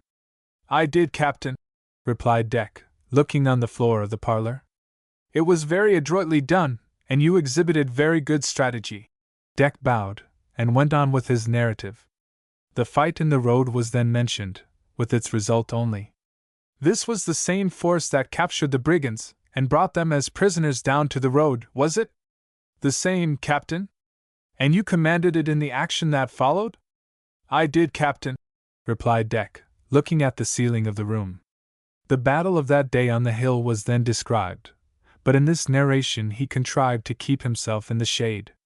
He gave the most of the credit for the victory to the riflemen in the woods, though he did not omit to credit Captain Gordon for his plan of battle. "Where are these sharpshooters now? They appear to have been a very useful body of men," inquired the aide-de-camp. "Part of them returned to Millersville, where they belong, though 36 of them have volunteered to go with us for the present campaign, under the command of Captain Ripley." "I must see Ripley," mused the official. "He is at the jail with his men, or he went there with them," added Deck. "Our carriage is ready," said Captain Woodbine, "and there is room enough in it for you." It was a covered road wagon, and Deck judged that the captain had talked with him to pass away the time while he was waiting for the conveyance. They were driven first to the hotel. "I have heard a great deal about the Riverlawn Cavalry, as you call them, though its 2 companies belong to the 1st Cavalry Regiment," said the captain when they were seated in the vehicle. "Our men like the name," added the young lieutenant. "They have rendered most excellent service under that name, and there is nothing to prevent them from retaining it, especially while they are on detached service." Captain Woodbine was conducted by Major Lyon to the parlor occupied by the officers, where he was presented to them, after which the Major, who was disposed to keep his affairs to himself, invited the aide-de-camp to go with him to his room, where he had ordered a fire. "Lieutenant Lyon, you must excuse me for questioning you so much this evening, but I wanted to know more about you, for I think we shall have use for you," said the captain, as he took the hand of Deck and drew him aside. "I was very glad to give you the information you desired," replied Deck, as the visitor followed his father. "I have to report the arrival of my command, and it is my purpose to move on to Harrison tomorrow," said the Major as they entered the room. "You need not do that, for your command is nearer now where you will be wanted than you would be at Harrison," added the captain as he and the Major seated themselves at a table before the fire. "I waited for you till the time you were expected to arrive. I was ordered to look out for foragers and guerrillas on my way, and I was detained some time near Liberty, in driving off a party of marauders, and I was a few hours late. My 1st company, which had the shorter route, had not arrived, and I marched in search of it," Major Lyon explained. "I found it about 5 miles from this town, delayed by several skirmishes with the enemy. Your son told me all about them while we were waiting for the vehicle, and he certainly distinguished himself, both by his management of the affair with the guerrillas, and by his bravery in the action with the enemy's cavalry," said Captain Woodbine. "He did very well," replied the Major, proud of the good conduct of Deck, though he was not inclined to praise him, preferring to leave that to others. "I suppose the army which is to operate under General Thomas is somewhere in this vicinity. A portion of it is at Logan's Cross Roads, as it is called," and he pointed out the locality on the Major's map, which was spread out on the table. He indicated several other places where bodies of Union troops were, or were supposed to be, located. They had been detained by the almost impassable condition of the roads. "But the general will attack the enemy in his entrenchments as soon as he can concentrate a sufficient force for the purpose. This heavy rain, I fear, will delay the advance of the troops in the rear, for it will render the streams, especially Fishing Creek, impassable for the baggage trains." "It does not usually rain as it does now for any great length of time?" suggested Major Lyon. "I have known such a rain to continue for several days, for I live over in Whitley County, in the mountains, about 35 miles east of Mill Springs. The mountains catch the clouds, and empty them, as they move from the east or the west," added the Major. "We have plenty of rain at this season of the year. I have heard all about the Riverlawn Cavalry, as your son says you prefer to call it. I met Colonel Cosgrove at Louisville, and he gave me a full account of what he called the Battle of Riverlawn. Of your fights with the Texan Rangers at the railroad bridge, Munfordsville, and at Greeltop and Plain Hill, I have read your reports. Without mentioning the nature of the service that will be required of you, I will say that, at my suggestion, the General has important duty for you, Major." "Of course I am ready to obey the orders that come to me," replied the commander. For several hours longer Captain Woodbine described the topography of the region in 3 counties, which he thought it very necessary for him to understand. "In our engagement with a full company of Tennessee cavalry, Our first company was aided by the Home Guard of Millersville, and the riflemen of this body rendered very essential service as sharpshooters stationed in the woods. These men volunteered to serve in this campaign, and we have them with us. I hope I shall be permitted to make use of them. They are well mounted, and every one of them is a dead shot. Captain Gordon, commanding our first company, suggested the idea of organizing a force of mounted riflemen, and a considerable number of them volunteered, and came to Jamestown with us. They are simply volunteers under your command, and no application need be made at headquarters to use them, and you can do so, Major," replied the captain, who was understood as speaking for the commanding general, and it was evident that he had influence with him. At the stroke of midnight both of the gentlemen retired. When they looked out of the window in the morning it was still raining, and it was plain to them that no great progress could be made in military movements while the country was inundated, as it appeared to be from the hotel. In the forenoon Captain Woodbine visited the companies, and looked over the men, for he plainly depended upon the squadron for particular service. He went to the jail and to the dry house to see the riflemen who were drilling there under the eye of Captain Ripley and several sergeants from the companies. Military movements on the eve of battle are not ordinarily impeded by rain, for the soldiers march and fight in spite of the weather, but when the flow of water is sufficient to inundate the country, the situation sometimes compels a suspension of activity, owing to the difficulty or impossibility of moving wagons and artillery. But at this time General Thomas was awaiting the arrival of the regiments from points farther north of his camp at Logan's Cross Roads, and nothing could be done for this reason. But on the 18th the rain ceased, and on the next day, which was Saturday, General Shope's brigade, a portion of which had been sent forward before, arrived towards night, and was placed in position. That evening Captain Woodbine, who had been with the general in command all day, called upon Major Lyon, and directed him to have his squadron, with its volunteer riflemen, in column on the Millersville road at daylight in the morning of Sunday, for a reconnaissance in the direction of the enemy's entrenched camp at Beech Grove. The major reported that the rifle volunteers had been reinforced to 56 men by the efforts of Butters the jailer. The commander of the squadron promptly issued his orders to his officers to have his men ready to move at 4 o'clock Sunday morning. Chapter 15.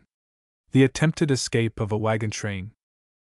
The details of the Battle of Mill Springs, as it was generally called when the accounts of it were published at the time, or, more properly, Logan's Cross Roads, as General Thomas called it in his report to the Chief of Staff of the Department of the Ohio, are too voluminous to be given at length, and they have been published so many times in various works that it is unnecessary to repeat them. Only such parts as relate to the career of the lieutenant at 18 will be introduced, though incidentally some of the movements of the army will be included. The general in his report says, "I reached Logan's Cross Roads, about 10 miles north of the entrenched camp of the enemy, on the Cumberland River, on the 17th instant.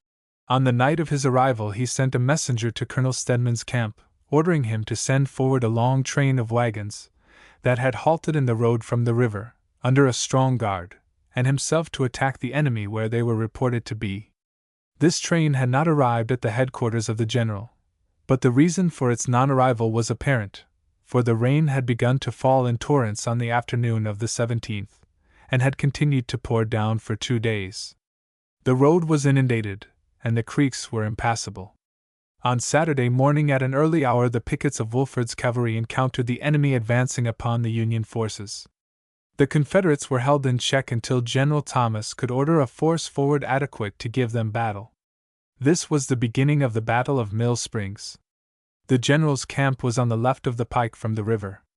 The 4th Kentucky, 2nd Minnesota, and 9th Ohio were sent forward to hold the enemy, and took positions near Logan's house, while Wetmore's battery was placed near the Somerset road. The Confederates advanced on the other side, almost to this road. 3 regiments and a battery had moved forward to the north side of a fence which extended east and west on both sides of the pike. General Crittenden, commanding the army, with his staff, had a position just south of this fence, though Zollicoffer led the attacking brigades. General Thomas immediately ordered an advance of his whole force, and the fighting became general. It was a long and severe battle, with alternate repulses and advances on both sides. The enemy finally retreated to their entrenchments, 10 miles distant, but did not reach their works till after dark. As the enemy were marching to the attack, the wagon train had been discovered mired in a field to which its escort had been driven by the unexpected approach of the Confederates. It was a long train, and must be loaded with provisions, forage, and ammunition.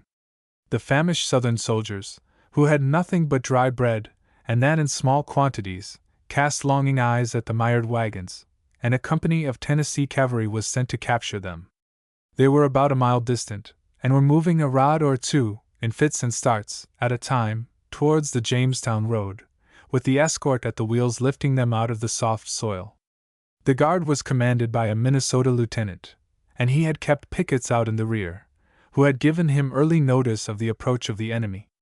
If the train continued on the pike, it was sure to be captured, but the officer in command determined to make the attempt to escape with his wagons, and with infinite labor and exertion he had made a mile on his way to the road. He was certainly a plucky fellow, but he could not fight a whole brigade of infantry with 2 companies of cavalry. He had, therefore, taken his chance of reaching the Jamestown road, and fortunately he had posted himself on the roads and distances of the locality. The Riverlawn cavalry, with its riflemen, were in the road some time before Captain Woodbine, mounted on a magnificent steed, arrived at the place of rendezvous. The company were at ease, and the aide-de-camp of the general rode directly to the head of the column and saluted the major. "I may say now that this was to be a reconnaissance in force, though your command is all the general can send for the purpose," said the captain. "But I have heard of the advance of the enemy, and it may not be necessary to feel of them, so you may send out the platoon under the command of Lieutenant Lyon, in whom the captain appears to have unlimited confidence, by a road I will point out to you, to reconnoiter in the direction of the pike, on which and the road to Somerset the general is encamped." "Do you expect this force will find an enemy in that direction?" asked the major. "I do not, though it is possible. That heavy baggage train must have moved to the north by the pike, if it has not been captured before this time.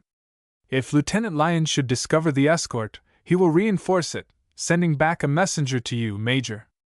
If not too late, it is of vital importance that this train be saved, for the general says it has rations enough in its wagons to feed the Confederate army for a week at least," replied the captain. "How far is it to the pike?" inquired the major. "It is about 5 miles. Until the platoon comes to a piece of wood, the lieutenant will have a tolerable road, and through the forest, which is over a half a mile across." "How far is it to the woods?" 2 miles, more or less. "You had better send 2 scouts out in advance of the platoon, and do so at once," added the captain, and the major regarded his requests as orders coming directly from the general. "Send Sergeant Knox and Private Milton to me," said Major Lyon, at the suggestion of Captain Gordon, to Artie, his orderly. "I think Milton knows all about the country in this vicinity." "So much the better," replied the aide-de-camp, as the 2 scouts saluted the major.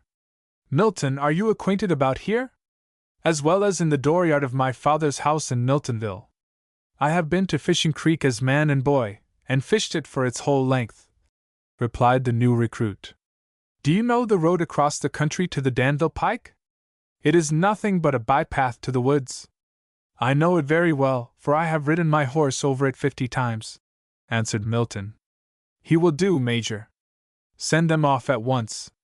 "Excuse me for a suggestion.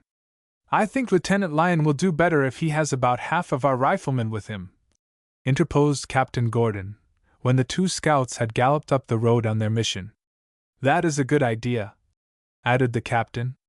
"Rather too many men for a young man to command," said Dick's father, shaking his head. "He is the best officer in the squadron for this duty," persisted the captain of the 1st Company. Major Lyon yielded the point, for the aide-de-camp had practically ordered Dick to the command of the expedition. The lieutenant marched his platoon ahead of the column, while Captain Ripley detailed 30 of his men, under the command of Lieutenant Butters, to which position the jailer had been elected by the company. Life Knox galloped furiously in advance of Milton for half a mile, till the latter called to him to halt. "Here is the road across the country," shouted the recruit. There was a fence across the entrance, which Milton removed without dismounting, for it consisted of only 2 rails, within his reach. Life rode through the opening, and started his horse into a gallop again. The subsole was of gravel, with a thin coating of loam on it, not more than 3 inches deep, so that the animals had a good footing. "Are we UNS in a hurry?" asked Life, turning his head back to see his fellow scout. "I should say so," replied Milton. "For the wagon train may be captured before we come up with it if we delay, though we don't know that it is in any danger. But the pike must be crowded with the enemy hurrying on to the attack of General Thomas's force." "Then I reckon we had better keep the hosses' legs moving lively," replied Life, as he hurried his steed to his best paces. They soon reached the forest, which extended from one of greater extent on the other side of the pike, though the scouts passed through only a projecting corner of it. Beyond the end of the byroad, Milton explained, was a portion of low ground, through which ran a small stream. It was in this soft place that the wagon train had mired. But it had advanced a mile from the pike, and Milton declared that it was moving by the longest way to hard ground, the shortest being to the road they had used for 2.5 miles. "There they be!"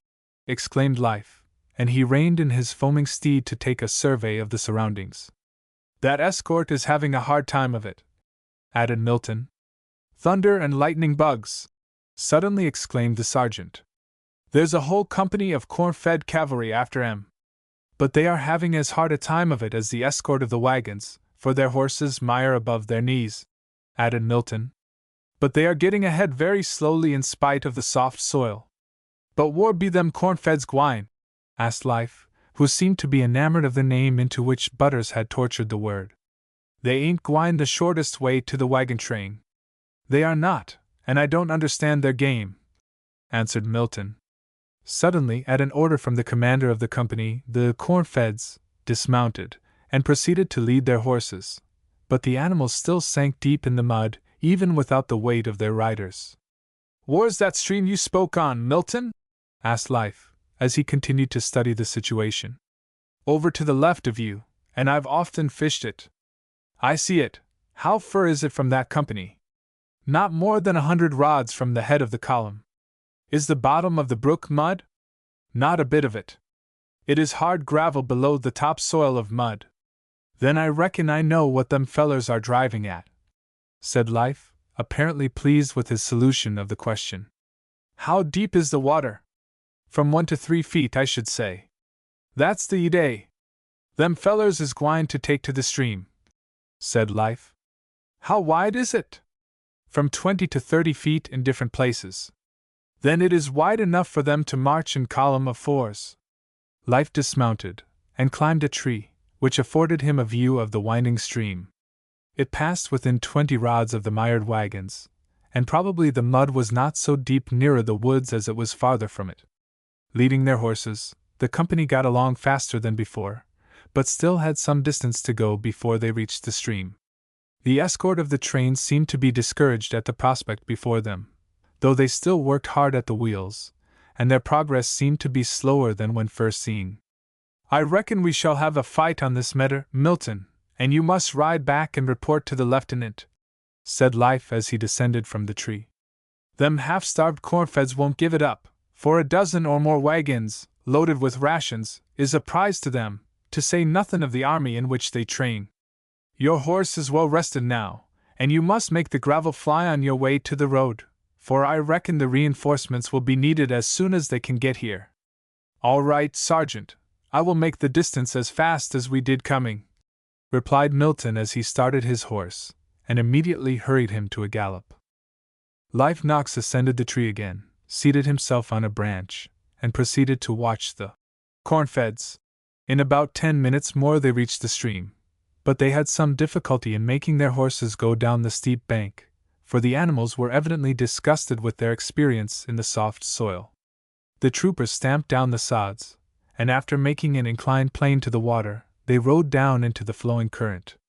The horses, perhaps concluding that they had made this movement to be watered, fell to drinking as though they had had no water that day.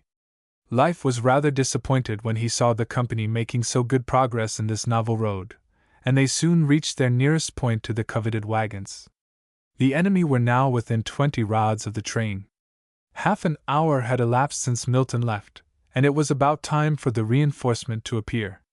The sergeant wanted to do something to retard the advance of the company, and, at the top of his ample lungs, he began to give military commands, as though he had a regiment in charge. The enemy heard his voice, and halted where they were in the stream. Chapter 16. An Imaginary and a Real Battle. "Company, halt!" yelled Sergeant Knox, and he continued to give orders, as though he were in the act of bringing a column into position. The enemy halted, as if in obedience to the command of the sergeant on the shore. His commands were plainly heard in the still air of the morning by the troopers in the water, for all of them had turned their gaze in the direction of the woods. But the observer was concealed among the branches of a large tree, and the enemy could see nothing. The guard of the wagon train still continued to work at the wheels. So far as they could move the vehicles at all, it was in the direction of the Jamestown road, still 3 miles from them. As life regarded the situation, it was a hopeless case for them, being only 20 rods from the enemy. It is no wonder that they were discouraged, though the officers compelled their men to continue their labor. The only salvation for the train and the guard was in the arrival of the reinforcement from the Riverlawn cavalry and its auxiliary force. He was confident that this assistance would come very soon, and he hoped it would come before the enemy left the stream. Life measured with his eye the direction and distances of the edge of the forest, the train, and the cavalry. His position was in about the center of a straight portion of the line of the woods, ending at a point nearest to the stream. He had been informed that Lieutenant Lyon would command the detachment that was to move towards the pike. This force could do little or nothing with their horses in the meadow, any more than the Confederate company. The sergeant had arranged in his mind just how the affair should be managed, and believed that Dick would hear his advice, as he often had before, whether he followed it or not. The enemy remained at a halt in the stream, the officers and most of the troopers watching the woods in the direction from which the commands came, for Life had repeated them at intervals for some time. Like a prudent commander, the captain seemed to be unwilling to continue his fight with the mud until the unseen enemy, if there was one, had been seen, and his strength measured. The sergeant looked at his great silver watch, and found that 50 minutes had elapsed since the departure of Milton. He had calculated closely that the reinforcement would be on the ground in about half an hour, but probably his impatience had hurried his reckoning, and he made no allowance for the overhanging branches of the trees, which would to some extent impede the progress of the troopers. But he had heard the sound of the horses' feet as he returned his watch to his pocket. He descended from the tree in hot haste, and rushed up the road with all the speed that his long legs would carry him. He soon discovered his lieutenant riding at the head of his platoon. Dick, as soon as he saw the sergeant, gave the order to walk the horses, for he desired to ascertain the nature of the situation before he reached the scene of the coming action. "None o' my business, Lieutenant, but I reckon you'd better halt, and take a look at things ahead," said the sergeant in a very low tone to the commander of the force, which consisted of nearly, or quite, 80 men, or more than 3/4 of the strength of the Confederate company, allowing it to be full, as it appeared to be. Dick promptly accepted the suggestion, and gave the command, for he had only the meager information conveyed to him by Milton, and he knew nothing whatever of any changes in the situation since he left his companion, and in the space of an hour it was possible that the condition of things on the meadow was entirely altered. In the same low tone the sergeant suggested that he had better dismount, and go with him to the boundary line of the forest, where he could see for himself the position of the wagon train and that of the enemy. This was just what the lieutenant wanted to know, and he at once complied with the suggestion of his faithful friend. They went to the point indicated, keeping behind the trees, for Dick did not wish the Confederates to draw any inference from his appearance so near the scene of action. It required but a glance for the young officer to take in the field of action, while Life was explaining all that he had seen, and especially the taking to the water, like so many ducks, of the enemy. The escort of the train were still laboriously using their shoulders at the wheels of the wagons, while the mules, 6 attached to each vehicle, were struggling in the mud, and were most unmercifully beaten by their Negro drivers. A snail or a turtle would have beaten in a race with the train. "They can never get out of that mire," said Dick. "Never while they travel the way they are going now," replied Life. They are headed for the Jamestown road, for I cal'late they don't know nothin' about this road we come by. That's a lieutenant in command of the escort, said the commander of the reinforcement. I don't think he shows good judgment, for he ought to get out of that mire on hard ground the shortest way he can do so, but I suppose he concluded that he could not get his wagons through the woods without cutting away the trees to make a road. This road ain't down on the maps, but I see all there is to be seen, Life, and I don't make out why the enemy halts in the water, if they mean to capture that train, and they have force enough to beat the escort twice over. I reckon I brought 'em to a halt, said the sergeant, as he described the ruse of his orders to an imaginary force. I cal'late that captain didn't mean to fall into no trap. It was well thought of, Life. Now I am ready to return to my command, added Deck, as he started for his detachment.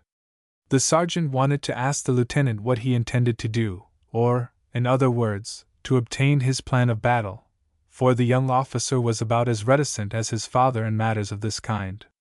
But he had formed his plan, and was thinking it over.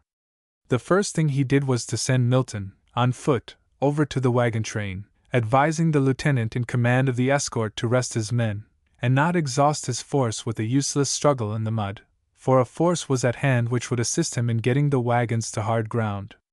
Deck explained to the sergeant that he had been somewhat delayed, before he left the main road, by Captain Gordon, who had given him precise directions as to his course after he had finished the affair on the meadow, whether he was defeated or successful in his mission, for the rest of the squadron, with the remainder of the riflemen, were to proceed immediately to the south, where the aide-de-camp had work for them in that direction. Lieutenant Butters! Called Deck, as he rode to the head of the riflemen's portion of the column. The late jailkeeper rode to a little opening in the woods, where Deck had halted, and received his orders. He then formed his command in line, probably animated by the drill in which he had been engaged for 2 days. He then numbered them from 1 up to 30. The sharpshooters then dismounted, and secured their horses in the woods. They were again formed in line. The platoon of cavalrymen were at rest, and Life was ordered to dismount them, while Deck marched with Butters and his command in single file into the woods on the left of the road. On this side of the bypath the dividing line between the meadow and the woods extended due north about 1/4 of a mile to a point beyond which the stream and the low ground reached nearly to the main road. I want to see the enemy, said Butters. I can't station my men till I can see what they are to fire at. Then we must go nearer to the meadow, replied Deck, as the lieutenant of the riflemen halted his command, and he led the way, both of them keeping behind the trees.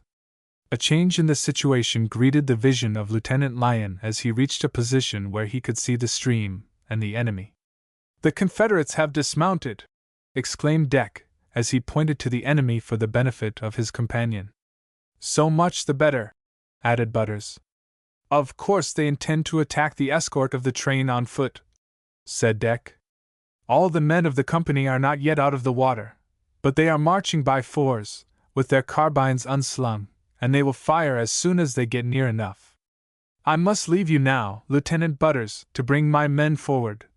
And the lieutenant hastened back to the road. Butters ran to the left of his line, and marched his force, with the 30th man at his side, or next behind him, nearly to the point of the forest, where he stationed the one with the highest number, and then one in reverse order, about 6 feet apart, till the first number was stationed within a rod of the byroad. He had measured the distance very well, for the center of his line was a few rods from opposite to the enemy. Deck was at the end of the road when Butters reached it. He was ordered to fire as soon as he was ready. He had told the men when they were placed to fire as soon as the one on his right had done so. With this rule, no 2 or more of the riflemen would aim at the same trooper, as they could not fail to do in a volley. The first 4 of the enemy, with 2 officers on their left, were moving toward the mired wagon train. Milton had by this time reached the escort, and delivered the commander's message. The force had ceased their labors, and placed themselves behind the wagons, though they had their muskets ready for use. The enemy marched without difficulty, for the sod where it had not been broken was tough enough to bear them up, but in places the wandering cattle had cut it up very badly. Butters in a low tone gave his orders to the first man in the line to fire, and every one would do the same, down to the 30th man, without any further command. But he had his rifle in his hand, and he fired himself before he gave the order to the soldier on his left. The crack of rifles began, and followed each other in rapid succession. With the fourth discharge 5 men had fallen, including the foremost of the 2 officers on the flank, whom Butters had brought down himself. Apparently not one of the sharpshooters missed his aim. They adopted the method used in the battle on the hill, and kept behind the trees, so that the enemy could see only the puff of smoke as each weapon was discharged, and the men were out of sight, or nearly so. Not less than 20 men had dropped, either killed or wounded. The sharpshooters were Kentucky riflemen, whose fame had been celebrated in story and song, and their weapon had been their plaything from their earliest years. Suddenly a hoarse command was heard, but its meaning could not be made out till the men in column dropped upon the ground, and extended themselves at full length, with their feet directed towards the woods. At the same time another order was given nearer to the stream, and the troopers in the water began to remount their horses. The men in the meadow began to crawl back as hurriedly as possible to the brook. The troopers hurried their horses as much as they could in the water, and their progress was tolerably rapid. The stream continued to extend at about an equal distance from the forest. The men on the ground continued to drag themselves like snakes on the sod of the meadow till they reached the water, and mounted their horses, but not a few of them were shot in their progress, though their position on the ground was not favorable to the aim of the riflemen. Deck saw that the enemy would soon be out of the reach of the rifles if they continued to follow the creek, and he ordered Butters to move his men to the left. Butters sent the command down the line from man to man till it reached the 30th man, who led the file to the point. The riflemen continued to fire as fast as they could load their weapons, but still in the order designated at first. Butters at his first shot after the change of position had brought down the lieutenant in command near the head of the column, and he believed the captain of the company had been the first to fall by the ball from his rifle on the meadow. The men dropped rapidly under the fire of the concealed riflemen, and an officer who had taken the place of the one near the head of the column in the water was evidently appalled by the havoc in the command. He shouted an order to his men, which could not be understood in the woods, but it was inferred when the men suddenly dismounted, and began to lead their animals, placing them between themselves and the forest. Chapter 17. The overwhelming defeat of the enemy. Sergeant Knox had marched the platoon of dismounted cavalry to a position near the end of the road, in readiness to move to the assistance of the train escort, as ordered by Lieutenant Lyon, when he saw the enemy marching over the meadow towards the wagons. When Deck realized the havoc made by the sharpshooters in the ranks of the Confederate company, he suspended the command to move, and watched the flow of events from the woods. He saw the enemy on the meadow drop upon the ground, and those in the water remount their horses. Leaving Life in command, with orders to move to the train if the enemy approached it, he made his way over to the point where he could obtain a better view of the troopers in the water. He found them wading in the stream, covered by their horses. Butters was a great horse fancier, as well as a dead shot with his rifle, and had ordered his men by message along his line not to kill the animals if they could help it. "You are not doing as much execution among the enemy as you were, Lieutenant Butters," said Deck as he came up with the head of the sharpshooters. "I am not, for the cornfeds have made breastworks of their horses," replied the volunteer lieutenant. "I ordered my men not to kill the poor beasts if they could help it." "I think that was a mistake," added Deck. "The hosses ain't secessious," replied Butters, not exactly pleased with his superior's criticism. "But every one of the horses is doing more soldier work than any of the men, for he is saving his rider from certain death, and the soldiers can't do that for each other," replied Deck, made somewhat earnest by the tone of the commander of the sharpshooters. "I love and respect a good horse as much as you do, and I sometimes think Seth, the animal I ride, knows as much as I do, and in his way more. Your men are the most skillful with the rifle as a body I ever saw or heard of. But those horses are not such as you raise in this part of Kentucky, or where I came from. They are mean stock, and though I am sorry to do so, I must order you to shoot the horses, for your compassion for the poor beasts has brought the action to a standstill, and we are doing nothing." "I don't know but you are right, Lieutenant Lyon. At any rate I obey your orders," replied Butters, mollified by the compliment to his men and himself, to say nothing of the praise of Kentucky horses. Your men have ceased firing, added Deck, who did not believe in any stay of a successful action. The men have come to the end of the line, and I have not started a new round, Butters explained. Then start it by bringing down the first horse at the head of the column, continued the Riverlawn lieutenant. Tell the next man to bring down the soldier as the horse drops. Do you know the location of the horse's brain? I ought to. I'm a hoss doctor to home, and I've had to shoot 'em afore now when they got a broken leg, or were too sick to get well. You'll see whether I know where the brains is, replied Butters, as he raised his rifle and fired. Fire at the man! He called to the first number in the line as the animal dropped, splashing his former rider with water, which seemed to blind him, for he was stooping forward, more effectually to conceal his head behind the animal. Number 1 discharged his piece, and almost instantly the trooper followed the horse. Butters went to the second rifleman, and ordered him to shoot the next horse, telling him the part at which he was to aim. He proceeded along the whole length of the line, instructing the even numbers to shoot the horse, and the odd the man. Not a man failed to hit his mark, and there was soon a gap in the column. Every officer had fallen, and a panic seized the privates as the death line marched up the stream. They were brave men, but the horses and men seemed to fall as though they had been prostrated by bolts from heaven, and the men could not see their executioners. Without any orders, unless the sergeants gave them, the men leaped out of the stream, and ran with all the speed the nature of the ground would permit. The deserted horses remained in the brook, and not another one of them was shot. Not only those who had been more nearly exposed to the deadly fire of the sharpshooters, but those who were far in the rear of them, fled from the field. Of course they had leaped out of the water on the farther side of the stream, and were running to the north, or in the direction of the road from Jamestown to Harrison, and were liable to fall in with the outskirts of General Thomas's camp. Deck witnessed the utter rout of the company of cavalry, and he proceeded to thank Butters and his men for the very effective service they had rendered. They had fought the battle and won it, and the cavalrymen had done nothing to assist them. The lieutenant of the company of Unionists expressed his opinion loud enough to be heard by all the sharpshooters, that there was not another body of men in the whole country that could equal them in the accuracy of their aim. He should commend them in the highest degree to Major Lyon, and his report would be transmitted in due time to the general in command. I will leave you and your men here, Lieutenant Butters, to watch the enemy, continued Deck. In about an hour or two send me a report of anything that happens about here. And he hastened back to the foot of the byroad. The battle had been fought and apparently won, for the Confederates were out of rifle range in a very short time. A vigorous cheer was sent up about the time that Deck came in sight of the train, proving that they realized their own safety and that of the train. But the young lieutenant's brain was busy, though he ordered his command to return the cheer of the escort. The wagons, over a dozen in number, were safe from the hands of the enemy, for they had enough to do in the vicinity of Logan's Cross Roads, as the roar of the cannon in the battle was heard in the distance.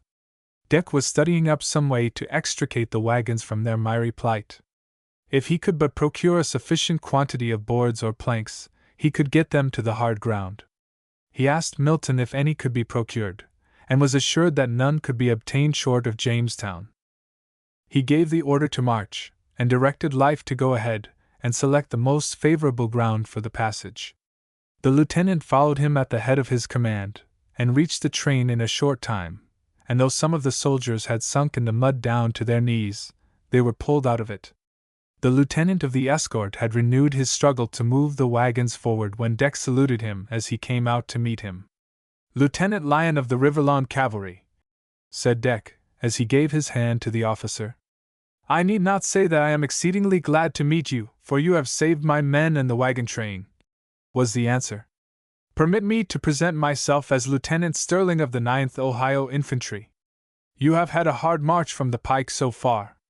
I have, the toughest time I ever had in my life, and I have seen some deep mud before, replied Lieutenant Sterling. Without your timely aid, my command would all have been prisoners, and the wagons been in possession of the enemy. But I am bewildered at the manner in which you have done this thing. I did not see your force till you marched out on the meadow. I heard a number of rifle cracks, as I judged they were, but I did not see a man. It was wholly done by a volunteer company of riflemen, attached to my platoon for this occasion. I saw the enemy fall when they started to march over here, and after they took to the stream, but I could not make out the force that fired the shots. There must have been 100 of them. Only 30 of them, but I believe they did not waste a shot, replied Deck. Will you oblige me by giving me the date of your commission? Whatever the date of my commission, I shall cheerfully resign the command to you, for you have a larger force than mine, and you have fought the battle here that saved me, though you must have been outnumbered by the enemy. My commission bears date December 27th. I was commissioned 2 weeks earlier than that.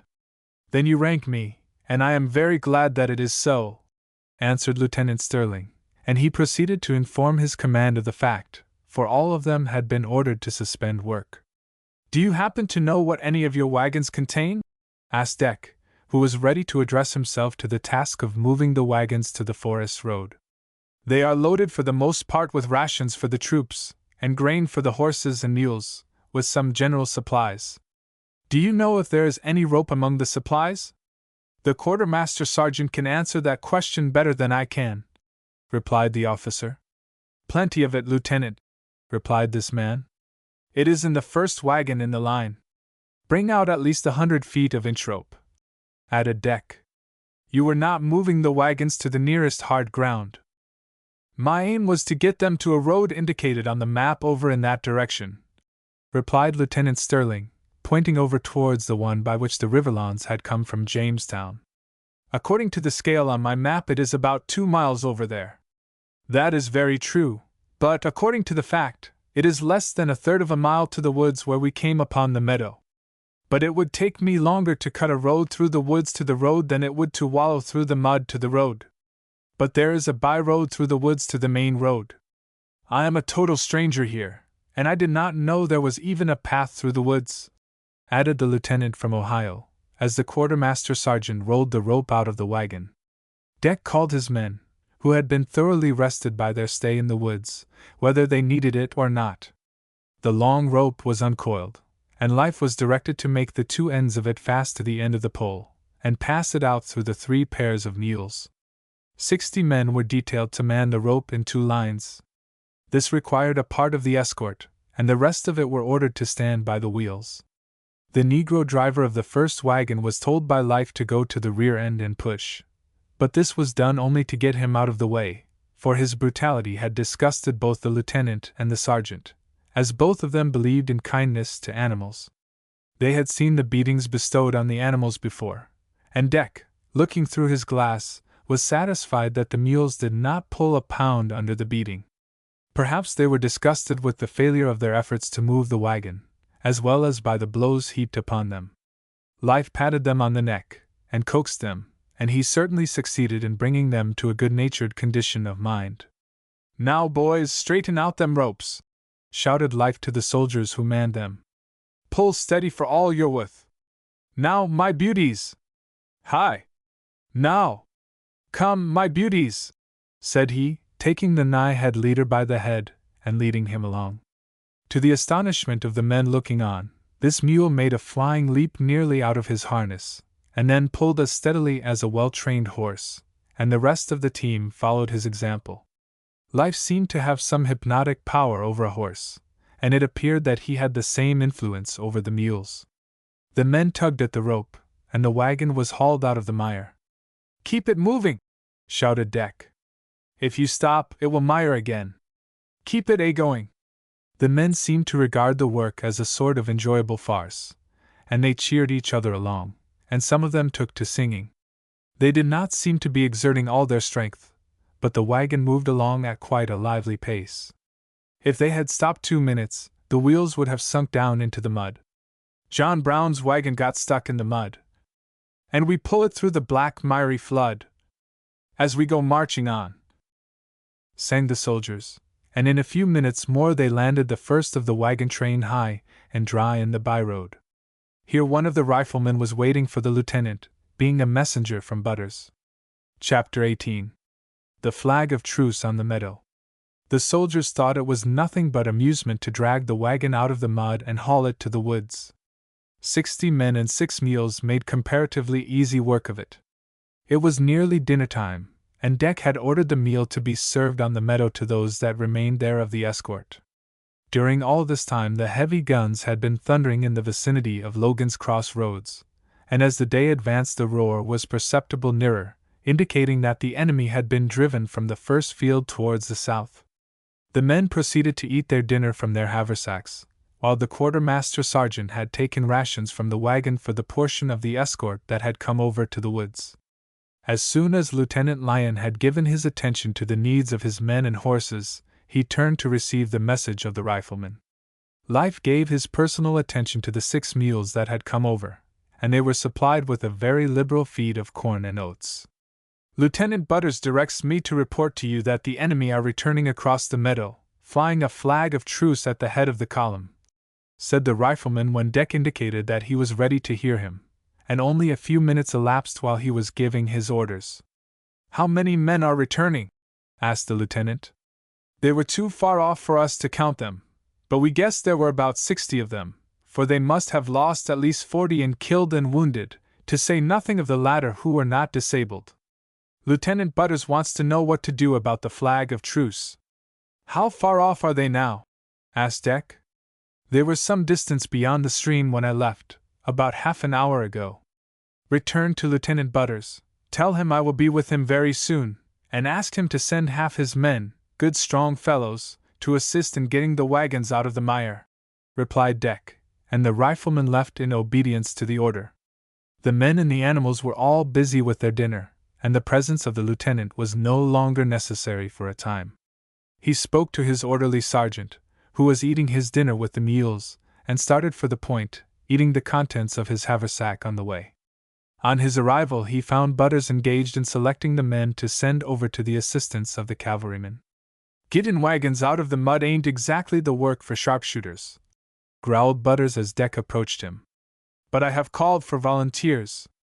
It is the work of soldiers to do whatever is to be done, replied the cavalry officer, who was not pleased with the growl, or the tone in which it had been made. It is not exactly the work of sharpshooters to work in the mud, returned Butters, apparently unwilling to have his men ordered away from his immediate command. You are volunteers, and if you object to obeying my orders, you may march your men back to Millersville, replied Lieutenant Lyon with dignity enough for a major general. Do you mean to send us back? Demanded Butters angrily. Deck saw that, from the first, the lieutenant in command of the riflemen was afflicted with an attack of the big head, and considered himself as the practical superior of the young officer who was his military superior by the order of the major commanding. The cavalry officer was not puffed up by his position, but he felt the necessity of maintaining his dignity as the chief of the entire force on the ground. I do not send you back, but I give you permission to retire from the field, added Deck. I should like to ask who has done all the work that has been done in this place? Demanded Butters. I admit that your men have done the most of it, answered the lieutenant, when the entire 30 riflemen had gathered near to hear the dispute. But if you are not willing to obey my orders, I can get along better without you than with you. If you desire to retire from the field, I have nothing more to say. No! No! No! Shouted half the men. You can do as you please, Lieutenant Butters, added Deck, when he realized that a majority of the riflemen were with him. They had seen Deck in the thickest of the fight at the hill, and heard all about his conduct and other actions from the members of the company with whom they had fraternized at the jail, and it is not stating it too strongly to say, in figurative terms, that he was the idol of the Riverlawn cavalry. I was calling for volunteers, and meant to obey your order, Lieutenant Lyon, said Butters. But you objected to it, and there is no emergency in the present situation. Volunteers to work in the meadow, walk over to my right, ordered the lieutenant of the riflemen, though with very ill grace. Deck's ideas of discipline were of the severe order, and it was against his principles to call for volunteers for any ordinary service, though proper enough for that of a desperate nature, for it was his opinion that soldiers should obey orders without any question, and he was on the point of countermanding the call, when every one of the riflemen rushed over to the side indicated. "Lieutenant Butters, you will detail 15 men for duty in connection with the cavalry, and send them over to the end of the byroad," said Deck in his usual quiet tones, and turning on his heel without another word, returned to his men, finishing his dinner on the way. He heard some rather strong talk before he passed out of earshot, and it was plain the riflemen were giving their officer some points in military discipline. Not a word was said about the enemy, for Deck saw that they were still at a considerable distance beyond the creek, and he intended to return as soon as he had started his force for the other wagons. The 15 volunteers promptly appeared. The removal of the wagons from the meadow was given in charge of Sergeant Knox, and Deck went again to the point where Butters was waiting for him. "I reckon I was wrong in the little muss we had a while ago, but I'm ready to apologize for it," said the commander of the riflemen.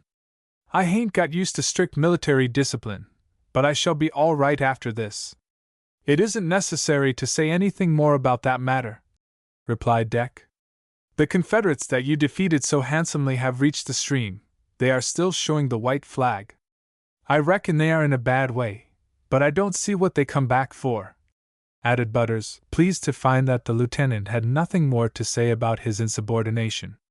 "Let your men take their rifles and follow me," added Deck, as he began to descend the slope to the meadow. "Hello! Hello!" shouted a voice in the direction of the byroad. "That's a man in uniform," said Butters, as he discovered the person. The cavalry lieutenant reascended the bank, and saw the individual in uniform. Without saying anything, he hastened towards him. "I am exceedingly glad to see you, Captain Woodbine," he said, as the aide-de-camp extended his hand to him. "I am greatly in need of advice from a person of your experience. But you seem to have done exceedingly well without any advice so far, for the sentinel in the road informed me that you had saved the wagon train, had defeated a company of Confederate cavalry, and brought one of the vehicles to the hard ground by an expedient of your own," continued Captain Woodbine, still shaking the hand of the lieutenant. "I see that boys sometimes become men of experience all at once, when an emergency is presented to them. I have done what I could here," replied Deck, studying the soil under his feet. "With 20 years' experience no one could have done better," said the captain heartily. "And not many could have done so well. But I suppose you would like to learn something about the battle which is still in progress, though the enemy have been driven a considerable distance to the southward. We have been hearing the heavy guns here since we reached the meadow, and I should be very glad to know the result, for I hope our squadron will have some hand in the fight," replied Deck, looking with interest into the face of the visitor. "You have already had some hand in it, for you have rendered one company of Confederate cavalry hors de combat, and saved that supply train, and the general has had some anxiety about it, for it would be a godsend to the enemy, half-starved as they are. Thus you have rendered a double service to our army. But what are you doing over here?" "I will show you in a few minutes," answered Deck, and he gave a brief account of the action with the enemy in the meadow and in the creek, and their final flight to the north. "I don't understand why they are coming back under a flag of truce." "I understand it very well. If they had gone as far as the woods you see about a mile beyond the creek, they would have come on the flank of our army, and very likely they were fired upon, and compelled to retire, for the battle is still raging in and beyond that wood. I conclude that they want to surrender, and 60 prisoners of war, with their wounded, would be an encumbrance to me," added Deck, as they reached the border of the meadow. "What were you about to do when I came, Lieutenant?" inquired the captain. "I was going out to the spot by the stream where the bearers of the flag have halted." "Can't the man in command of the riflemen do that?" "I would not trust him with such business," replied Deck. "He is a good enough sort of man, but he is troubled to some extent with the malady called the big head, and he is an ignorant fellow, and his greatest virtue is his skill with his rifle." The aide-de-camp went to as open a place as he could find, waved his cap over his head, and then beckoned vigorously for the enemy's cavalrymen to come to the wood.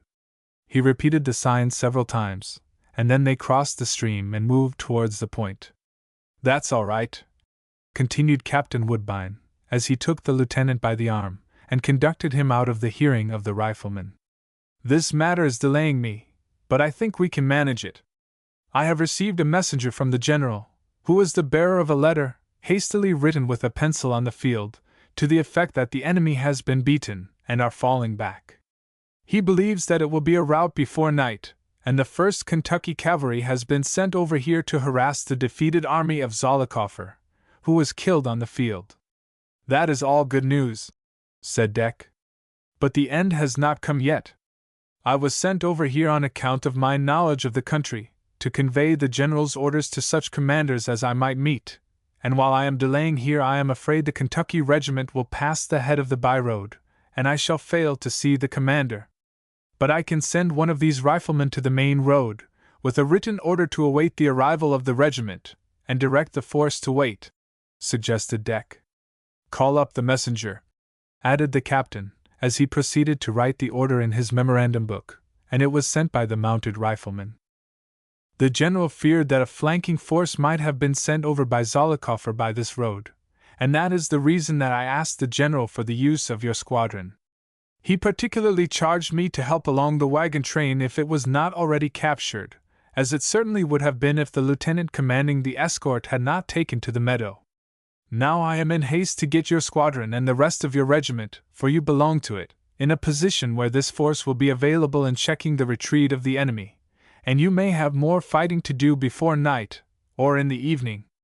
At this moment Lieutenant Sterling of the train escort touched his cap to his senior in rank, and reported that the wagons had all been hauled to the woods, and were in the by-road. How many men have you, Lieutenant? Asked the captain. The chief of the escort looked at Deck, and did not answer at once. Chapter 19. The Rivelon Cavalry on the Flank. The aide-de-camp was a stranger to Lieutenant Sterling, who therefore hesitated to answer such a question, but Deck immediately introduced him to the staff officer, adding that he had saved the wagon train from the enemy by taking to the meadow, and had brought it over a mile through the mire. You have done well, Lieutenant Sterling, and I will mention the matter to the general, said the captain. Thank you, Captain Woodbine. I have 40 men, besides the quartermaster sergeant and 13 mule drivers, added the chief of the escort very respectfully. You are a commissioned officer? I am, Captain. You may retire, but remain within call. The presence of this officer solves the difficulty, continued the aide-de-camp. He has to conduct his wagons within our lines, and he can take charge of the prisoners after you have disarmed them. They do not seem to be disposed to fight, and the escort is sufficient. They will be here in a very short time. Lieutenant Sterling, he called. This officer hastened back to the point, and saluted the captain, and this time he noticed the gold cord of a staff officer on the sides of his trousers, which had been concealed before by a clump of bushes in which he stood. He had been an officer in the regular army, a West Pointer, who had resigned in piping times of peace. I have to assign you to an important duty in addition to your present service, and I have no doubt you will perform it as well as you have the conduct of the wagon train, said Captain Woodbine. I should certainly have been captured if Lieutenant Lyon had not fought and beaten the enemy's cavalry, replied the chief of the escort. It would not have been your fault if you had been. What is left of the enemy will be placed in your charge, and you will march them to our lines beyond Jamestown. They will be disarmed as soon as they come in, said the captain. Lieutenant Sterling was then sent over to the road with a message to Life Knox to march the cavalry, dismounted, to the point, and to bring over his own men, except a guard for the wagons and the horses. They were on the ground as soon as the Confederates reached the forest. They came on foot, and left the horses where they had been abandoned. An orderly sergeant, as he appeared to be from the chevrons on his arm, advanced and asked for the commanding officer, and Deck was pointed out by the rifleman, as his men ascended the bank to the solid ground. He presented himself to the lieutenant, and saluted. I am Sergeant Pfeffer, and we desire to surrender, for we can do nothing more, said he. Where are all your commissioned officers? Asked Deck. They are all killed or badly wounded, answered the sergeant. How many men have you now? 58, and we started out early this morning with a full company, returned Pfeffer, with no little bitterness in his tones. You will march your men in single file along this bank, and deposit your arms of all kinds on the ground, said Lieutenant Lyon. He directed Life to supervise the ceremony, sending the weapons by his own men and the riflemen to the wagons, and the quartermaster sergeant was directed to load them in the vehicles. Deck hurried the business, for the aide-de-camp was impatient at the delay. As soon as this duty had been accomplished, and Lieutenant Sterling was thus in condition to handle the prisoners, Deck ordered the cavalrymen and the riflemen to return to the road, mount their horses, and form in the usual order, in column, under the command of Sergeant Knox. Captain Woodbine instructed Lieutenant Sterling to have the prisoners, under a guard of his own men, bring in the wounded, bury the dead, and lead their horses to the forest. He was told to be very cautious, and to shoot any prisoner who attempted to escape or make any serious trouble. With 40 men, armed with muskets of the best quality, the captain declared that he could control the greater number of prisoners. The aide-de-camp, who may take command of any body of troops in the field if he finds it advisable to so, and Lieutenant Lyon hastened to their horses, and mounted, and the column moved up the road. Lieutenant Sterling proved himself to be a man of energy and determination. He drew up his command around the prisoners, and then addressed them. He told them what they were to do, and warned them that any man who attempted to escape, or offered any opposition to his orders, would be summarily shot. Forming the remains of the company by fours, with his own men on the flanks, he marched them to the stream. They were first required to dispose of the dead and wounded, who numbered over 40, and to do what they could to aid the latter. Quite a number of them who had not been disabled had been hit and more or less injured, and the lieutenant had excused the worst cases from duty. The horses were all led to the point, and the wounded who were able to ride them were mounted. It was late in the afternoon when the cumbersome column was ready to move. Lieutenant Sterling's infantry had worked hard all day, and were considerably fatigued by their hard labor at the wheels of the wagons. He mounted the best horse he could find, and gave a steed to each of his men. A horse was also given to each wounded prisoner able to ride him, but the others were required to go on foot, for the officer would not trust them with horses for fear they might attempt to escape. The prisoners had the head of the column, the mounted ones in their rear, with a file of the mounted infantry on each flank of them. The wagons completed the column, with guards on each side of them, mounted like the others. Each vehicle had a led horse behind it, for there were more of them than of prisoners. The lieutenant, mindful of the instructions of Captain Woodbine, kept a careful watch over his charge, riding up and down the line on both sides. In due time, though not until in the evening, he delivered the wagon train to the chief quartermaster at the camp, and the prisoners to the provost marshal. He was highly commended later for his efficient service. It would require a whole volume to give the details of the battle, as it began in the early morning, and continued with more or less intensity till evening, when the enemy were driven back to their entrenchments on the Cumberland River. General Thomas cannonaded till dark, and he intended to storm the works the next morning. Lieutenant Lyon's command, accompanied by Captain Woodbine, reached the Millersville road in the middle of the afternoon, where they found a portion of the 1st Kentucky Cavalry waiting for them, detained there by the written order of the aide-de-camp. The column was reformed, and marched with all haste for a distance of 2 miles, where the captain turned into another by-road, made by teams hauling out wood from the forest, and running parallel to the one by which the force had reached the meadow, and nearly to the pike. At a point on this road Captain Woodbine had sent the companies in advance of the 1st Kentucky, by what looked like a cattle path, to a position in the woods where they might intercept the retreating enemy, or at least annoy them. The Confederates were moving to the south by the pike and each side of it, the infantry passing through the miry region. The riverlawn portion continued on the same road till they came in sight of the entrenchments on the north side of the Cumberland, where the rear of Major Lyon's command was drawn up. At this time in the afternoon no considerable portion of the enemy had advanced near their entrenchments, and there appeared to be nothing for the squadron to do. The major wanted to know what his son had been doing, and Deck gave him a brief account of his operations at the meadow. Not a man had been lost in the affair, which had been fought by the sharpshooters behind the trees near the point. The artillery's guns were still booming on the air in the distance.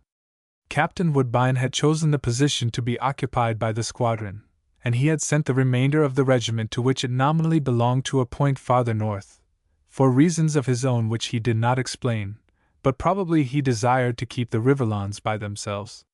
The riflemen were now reunited, and while Deck was telling his story to his father, Captain Woodbine conducted the body, now under the command of Captain Ripley, from the hill behind which the 2 companies of cavalry were stationed, so that they could not be seen by the enemy, to another hill which commanded the pike and the meadow.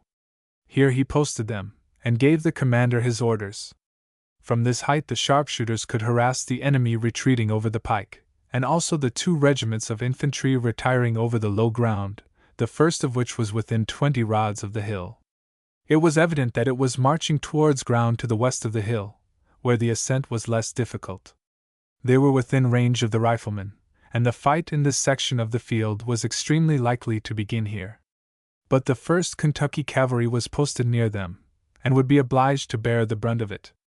Captain Woodbine went to these troopers, and moved them to a more favorable position, where they could support the sharpshooters, for they were nearly, if not quite, as efficient as a battery would have been in the same place. Directly in front of the Riverlawn cavalry was a hill overlooking the entrenchments of the enemy, which sheltered the command from the guns if they were fired in that direction, and the aide-de-camp rode his horse up the declivity, which was partially covered with trees. Then he dismounted, hitched his horse, and placed himself behind a tree, where he could see all the force he had taken under his command, and all the approaches of the enemy who were hurrying down the pike and on both sides of it. Just then he wished he had 6 regiments of troops, for he believed that with a sufficient force he could cut off the retreat of the enemy to his works. He had 5 companies of cavalry and 56 riflemen, less than a single regiment, and he could only impede, but not check, the retreat. Major Lyon surveyed the country around from all points, and when he saw the captain on the hill, he ascended it in order to make a startling proposition to him. "We are within half a mile of the enemy's entrenchments, Captain Woodbine," the major began. "Hardly as near as that, Major," replied the aide-de-camp. "A quarter of a mile would make no difference with my plan." "Ah, then you have a plan?" replied the captain with a smile. "I am not an engineer, as I believe you are, but I have been looking over those earthworks. I see a place where I believe I could ride my squadron over them, and I presume there is not a large force there, for it has the river on one side. We have something less than 600 men, all mounted, and I fancy we could ride over the artillerymen it contains." "I don't believe you could get into the works, in the first place," returned the captain with a laugh. "If you did get in, you would find yourself outnumbered 2 to 1. I should be willing to feel of them, at any rate," added the major.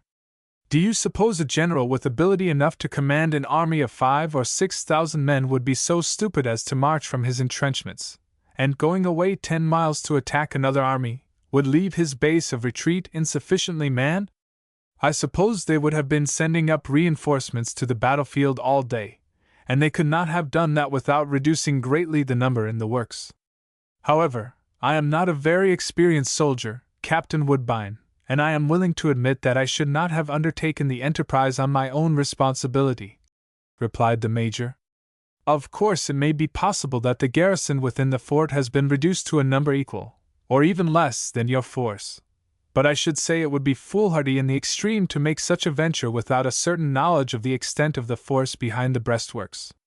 But the riflemen have opened on the regiment nearest to them," added the captain, as the crack of a rifle was heard on the other hill, not more than a quarter of a mile distant. Other shots followed in rapid succession, but they were fired one at a time, in accordance with Captain Ripley's tactics. Chapter 20. The flowing tide of the enemy's retreat. Both of the officers on the hill brought their field glasses to their eyes, and directed them to the regiment in the meadow, which was having more difficulty in advancing than before, for near the higher ground the cattle had cut up the sod much more than farther off. The men scattered about more in their efforts to avoid the soft places. "Those men fire with remarkable precision," said Captain Woodbine. "A soldier drops at every shot they fire, and they discharge their rifles at the rate of at least 10 shots a minute. They can't stand that long," added the major. As he spoke, the regiment broke into a run for the woods. They gave no further attention to the picking of their way, and struggled in the mire towards the high ground, But the merciless riflemen did not suspend their fire, and the soldiers continued to fall as the regiment advanced. In a few minutes it looked as though half the first company had fallen, either killed or wounded. The second company, and those in the rear of it, faced about and retreated, and having a better sod than those nearer the hill, they ran with all the speed they could command, though some of them sank down in the mire, and were pulled out by their companions. When they had fallen back out of rifle range, they directed their flight towards the pike. The regiment in the rear halted when they saw the flight of the one in front of it. It was too far off for accurate firing. The men seemed to be appalled at the flight of the other regiment, and through their glasses the two officers could see that the commanding officer was making a speech to his men, but neither of them could see the extent of the casualties of the retreating command. Doubtless the colonel of the regiment, ashamed of the conduct of the fleeing infantry, was rallying his men for the advance, for presently it resumed its march. But at that moment a new factor in the contest was presented to the aide-de-camp. The roar of a heavy gun was heard in the direction of the entrenchment, and both of the spectators on the hill looked in that direction. A cloud of smoke rose in the air, and at the same moment, almost, the explosion of a shell was seen on the rifleman's hill. The branches of the trees were cut off and twisted, and the sharpshooters rushed down the declivity as though their own weapons had been turned against them. "Those riflemen have probably never been in a battle before," said the captain, apparently unmoved by the sight that greeted his eyes. "I should hardly expect to see them stand up against that sort of thing," added the major. "I never saw a shell explode before, and it must be very trying to the nerves of an inexperienced soldier. He gets used to it after a time. But that shell must have killed or wounded some of Captain Ripley's command, though neither shells nor bullets are so destructive to human life as they appear to be at first.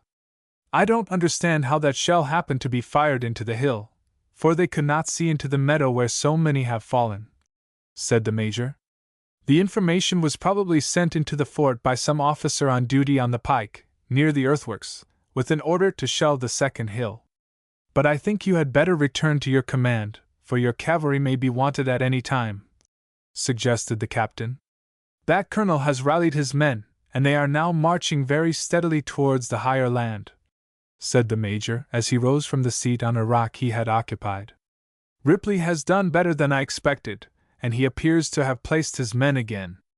No doubt the bursting of the shell so near them startled his force, and the riflemen fled from impulse," continued the staff officer.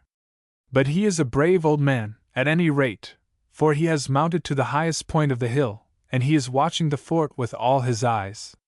It is a dangerous position, and I am afraid there will be a military funeral soon at Millersville." But he was shielded by a large tree on the summit of the hill in the direction of the enemy, and was giving his whole attention to the entrenchments. The captain was observing the regiment, which was now rapidly approaching high ground, though it had moved much farther from the pike than the first. The major had mounted his horse, and was about to rejoin his squadron. Before he started, and when the approaching force was beginning to mount the bank, the rifles were heard again, and the leading men of the first company dropped from the bank. Not more than 3 or 4 shots had been fired before a tremendous yell was heard coming from the rifleman's hill, and the sharpshooters fled down the slope. It appeared as though Captain Ripley had watched the fort for a purpose, and, when he saw the flash of the great gun, had ordered his men to run, and they had done so. They had no time to spare, but they had a second to spare before the shell exploded. It did not appear that anyone was hurt, at least, no one fell. The captain observed the riflemen with the utmost intensity, and as soon as the missile had spent its power, the men sprang part way up the hill, and placed themselves behind the trees. The first company had obtained a footing on the hard ground, and the first thing they did was to form and march at the double quick towards the hill from which the death-dealing balls had come. Major Lyon was a prudent as well as a brave man, and he galloped his horse away from the spot with all decent celerity, for to remain there another minute was almost certain death. The staff officer was too old a soldier to get excited at such a time, but he kept a tree between himself and the approaching company of Confederates.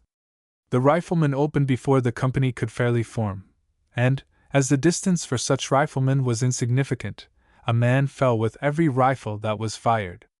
The fall of these men in the first rank, every one of whom was dropped, seemed to madden the men behind them, and they rushed forward on the run. But Ripley's policy was most disastrous to them, for the second rank of 4 soldiers fell, either killed or badly wounded. At this time Major Lyon, in obedience to an order from Captain Woodbine, with his entire squadron galloped upon the scene of action. Captain Gordon charged into the 1st Company of the Regiment of Infantry. The 1st Platoon, under Lieutenant Belthorpe, struck the head of the column as it hastened forward to dislodge the sharpshooters, whose fire was so destructive to them, and Lieutenant Lyon, with the 2nd Platoon, took the company on the flank. This charge, so far as the 1st Company of the Confederates was concerned, threw the riflemen out of the battle, for their bullets were in danger of bringing down some of the blue as well as the gray. Captain Ripley perceived this difficulty, and ordered his men, as usual, by passing the word from mouth to mouth along his line, for his men to give their attention to the 2nd Company of the enemy's infantry, which had just begun to mount the bank from the low ground. Colonel Wolford, in command of the 1st Kentucky Cavalry, was in another part of the field, pursuing the retreating regiments in their 10 miles of flight from the hills, where the brunt of the action had been fought, and Major Lyon was in charge of the detachment sent to assist in flanking the enemy in this quarter. The staff officer had ordered up this cavalry. He had mounted his horse, and given the order in person, going on the field in actual command of the force, leading it to the point where the 2nd Company were mounting the bank. Portions of the enemy's army had been well drilled, though this could not be said of all, and General Crittenden in his reports lamented the want of discipline in some of his regiments. General Schoepf was more emphatic and decided in regard to this same want of drill on the part of the Union mounted men. In the report of a skirmish he says, "The cavalry under my command, as usual, behaved badly. They are a nuisance, and the sooner they are disbanded the better. Is there no such thing as obtaining a regiment of reliable cavalry? Such a regiment is indispensable with this brigade at this time. The absence of such troops has kept me in the saddle until I am nearly worn down with fatigue." Such remarks could not have been made of the Rivelon squadron, for its men had been as thoroughly drilled as those in the regular army, and the character of its troopers was much better than the average. It is not strange that there should have been a foundation for the severe comments of the general in the case of men enlisted, and almost immediately hurried into actual service, as was necessary in some parts of the state, though his caustic strictures were not applicable to all the mounted men of Kentucky. Such ruffians as those against whom the Battle of Rivelon was fought, at an earlier stage of the war, had found their way to a greater or less extent into the Union army. But whatever might have been truly said of portions of the cavalry, it was not true of the companies of the 1st Kentucky Cavalry, for in spite of their need of more drill, they were brave and good men, and fought like heroes when they had their chance at the enemy. Captain Woodbine led them into action himself, though he was ably supported by the regular officers. They made an impetuous charge while the riflemen were picking off the men in the rear of the actual fighting. The havoc was so great that the infantry could not stand it, and they began to fall back to the rear. Then they fled to the west, in spite of the efforts of their officers to rally them, as had been the case on the field in many instances that day. The fierce charge of the Riverloans was too much for the 1st Company of the enemy, outnumbered 2-1. This was the first time that the squadron had met infantry in the field, and their opponents were well drilled in resisting the attack of mounted men. But they soon began to fall back, and retreated to the hill where Captain Woodbine had observed the first part of the struggle. The cavalry could not operate to advantage here on account of the roughness of the ground and the trees. They resorted to the carbine, and kept up an effective fire. The 1st Company passed up the hill, but it did not pause there, but began the descent on the other side, which would bring them to the pike, near the breastworks of Beech Grove. A shell burst on the sharpshooters' eminence, but Captain Ripley resorted to his former expedient, and the way was now clear for his men to retreat to the level ground below for the moment. The 2nd Company of the infantry on the meadow had retreated to the woods, half a mile away, perhaps hoping to find a passage through to their works. At Mill Springs the Cumberland River makes a turn at right angles with its course below, flowing from the north to the south for about 2 miles. The Confederate breastworks extended across the neck of land formed by the river and a stream on the west for 2 miles. The camp occupied by the enemy before the battle was protected by water on 3 sides. The example of the second company on the meadow was followed by the others, and for the present they were all out of the action. The first company appeared to have lost at least 1/4 of its men, but it had fought all there was of the action. The Rivellon charge had disordered its men, but they had gone in tolerably good order up the hill, and had begun the descent of it, while the squadron were picking off the men with their carbines. "Lieutenant Lyon, go around the hill, and take them on the flank as they come down," shouted Captain Gordon. Deck obeyed the order promptly, and his men were full of enthusiasm as they followed him. The roughness of the hill had impeded the movement of the enemy's company, and the second platoon of the cavalry was in season to attack them. The foot soldiers used their bayonets, and for a few minutes there was a terrific struggle. But before any result could be reached, a mob of the enemy's infantry and cavalry rushed into the space between the road and the pike, carrying friends and enemies with it, as before the sweep of a tidal wave on a stormy sea. This disorderly body, coming from the pike and from the field beyond, carried all before it, and the second platoon of the Rivellons could not understand the cause of the sudden commotion. The roar of artillery, not distant from them, soon revealed the cause of the stampede. The batteries of the Union army had moved forward just before dark, and volleys of grape or shell would have made a fearful slaughter among the disordered bodies of the retreating enemy, and they had fled in the utmost confusion. Chapter 21. Deck finds himself in a tight place. The enemy were utterly demoralized, crazed with terror, devoid of reason and common sense. The Mississippi, Alabama, and most of the Tennessee regiments of the Southern Army were disciplined and steady troops in which such a panic would have been impossible. But there were others even worse than those described by General Schoepf, and the latter were always in the advance during a retreat. It was such as these that formed the rabble seeking to obtain shelter behind the breastworks.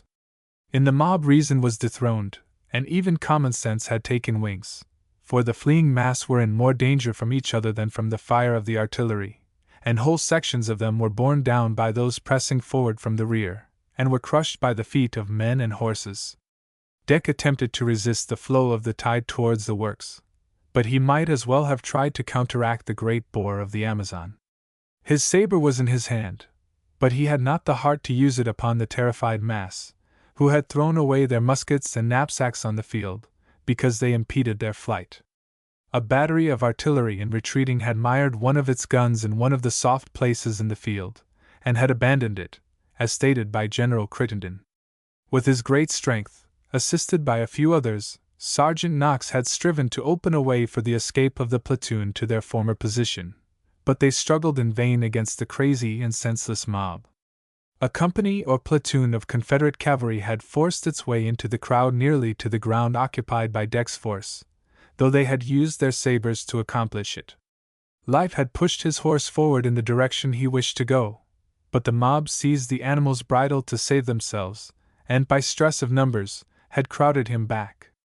One of the openings in the breastworks was near the spot, and the rabble in front of the cavalrymen pushed forward, and entered the entrenchments, thus making way for those behind them. But that was not the direction Deck and his command wished to go, and they resisted the mob as long as they could. "I think we shall have to use our cheese knives," suggested Life, as they were crowded forward in the passage to the fort. "No, Life! That would be a terrible slaughter of unarmed men, and I will not do it," replied Deck. "I would rather be taken prisoner than murder these helpless and terrified people." "Threaten them with the pistols if they don't get out of the way," the sergeant proposed. "They are jamming us into the fort."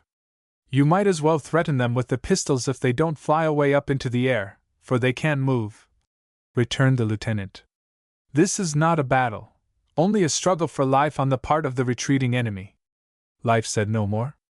The space between the platoon and the hill from which the infantry had retreated, and which Deck had attempted to flank, was full of men retreating from the grape of the artillery which had now opened upon them, full of struggling forms intent upon reaching the shelter of the breastworks. There was no passage there. "Lieutenant, the rest of the squadron is formed near the hill, and they are dragging in squads of prisoners," said Life Knox. "Are they using their sabers?" asked Deck. "No, they have sheathed them, and all they do is to shove them in like city policemen," Neither the staff officer nor my father would shoot or cut down unarmed and unresisting men, but perhaps they expect to capture the whole army at a later hour. I can't do what they will not do," added the lieutenant. But he did not say what he intended, for the cavalry company, which had forced its way into the midst of the crowd, began to drive their horses forward, the rabble behind them pressing on in that direction. The pressure was too great for the Riverlands to withstand, and they were pushed forward in spite of their best efforts to hold their ground.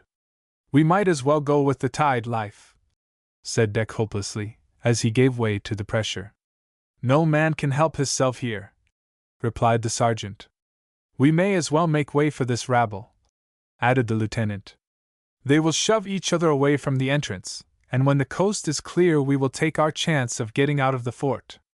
Life Knox yielded the point, for, if they were not to cut their way through the crowd, this was absolutely the only thing they could do. They were pressed forward into the entrenchment. Deck observed as he gave way to the pressure behind him that the soldiers from the field, or near it, for not a few had not been in the battle, hastened from the entrance to the works, towards the middle of it. In fact, they were ordered to do so by the guard in charge of the camp, which extended for over a mile across the tongue of land formed by the Cumberland and the creek that flowed into it near Robertsport. Lieutenant Lyon did not follow the example of the fugitives, and there was still nothing but a rabble near the entrance, and the guard, with its officers, were a considerable distance from him, and could give his command no orders. Instead of doing as others did, he led his force to the verge of the great river, down to which the high banks, amounting almost to cliffs, descended at an angle of about 45 degrees. The lieutenant could do nothing, but he kept up a tremendous thinking all the time. By this time he was conscious that he had been forced into a tight place. He reined in his steed when he had advanced perhaps the third of a mile across the camp, defended by the breastworks, and gave the order for his men to halt. But it was not spoken with his customary vim, for he was somewhat depressed by the situation. He was in a Confederate camp, and all his powers of mind were directed towards the means of getting out of it, for it would have broken his heart to hand over his 50 men as prisoners to a Southern officer. He looked at the entrance, but that was as crowded as at any time before, and it was impossible for him to march out that way. Then he looked down the steep and lofty banks of the Cumberland. His horses and those of his troopers could swim like fishes, for it had been a part of the drill at Riverlawn to exercise the animals in the water, and they had often crossed Bar Creek with their riders on their backs, and they had even swam them over the Green River, though never in the rapids. Deck considered a plan for descending the banks to the stream, swimming the horses a mile or two down the river, and then of escaping across the country to the position of the rest of the squadron. He was about to ask Sergeant Knox for his opinion, when the company of Confederate cavalry which had been next to his force outside the works rode over to the side of the camp he had chosen, and halted a few rods from his position. But this body did not seem to be in a belligerent mood, and did not appear to take much notice of the platoon. Possibly they were ashamed of their conduct on the field, for they had been the first of the enemy's cavalry to arrive at the works, and they must have been among the first to run away. The men did not look like a fair specimen of the cavalry of the other side which the troopers had seen.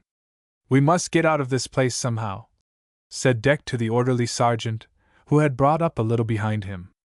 "I don't believe there is many more outside who want to get into this place," replied Life. "And I reckon the Major will be looking this way for us, for he couldn't help seeing that we had been crowded in here. I don't see that he can do anything for us, unless he fights the whole force of the enemy outside, and I know they are not all cowards, like some of these fellers what worked harder to get into this fort than they would to get into the kingdom o' heaven," answered Life. "I don't look for any help from the rest of the squadron. If we don't get out on our own hook I think we shall have to stay here," replied Deck. "What do you think of escaping by the river?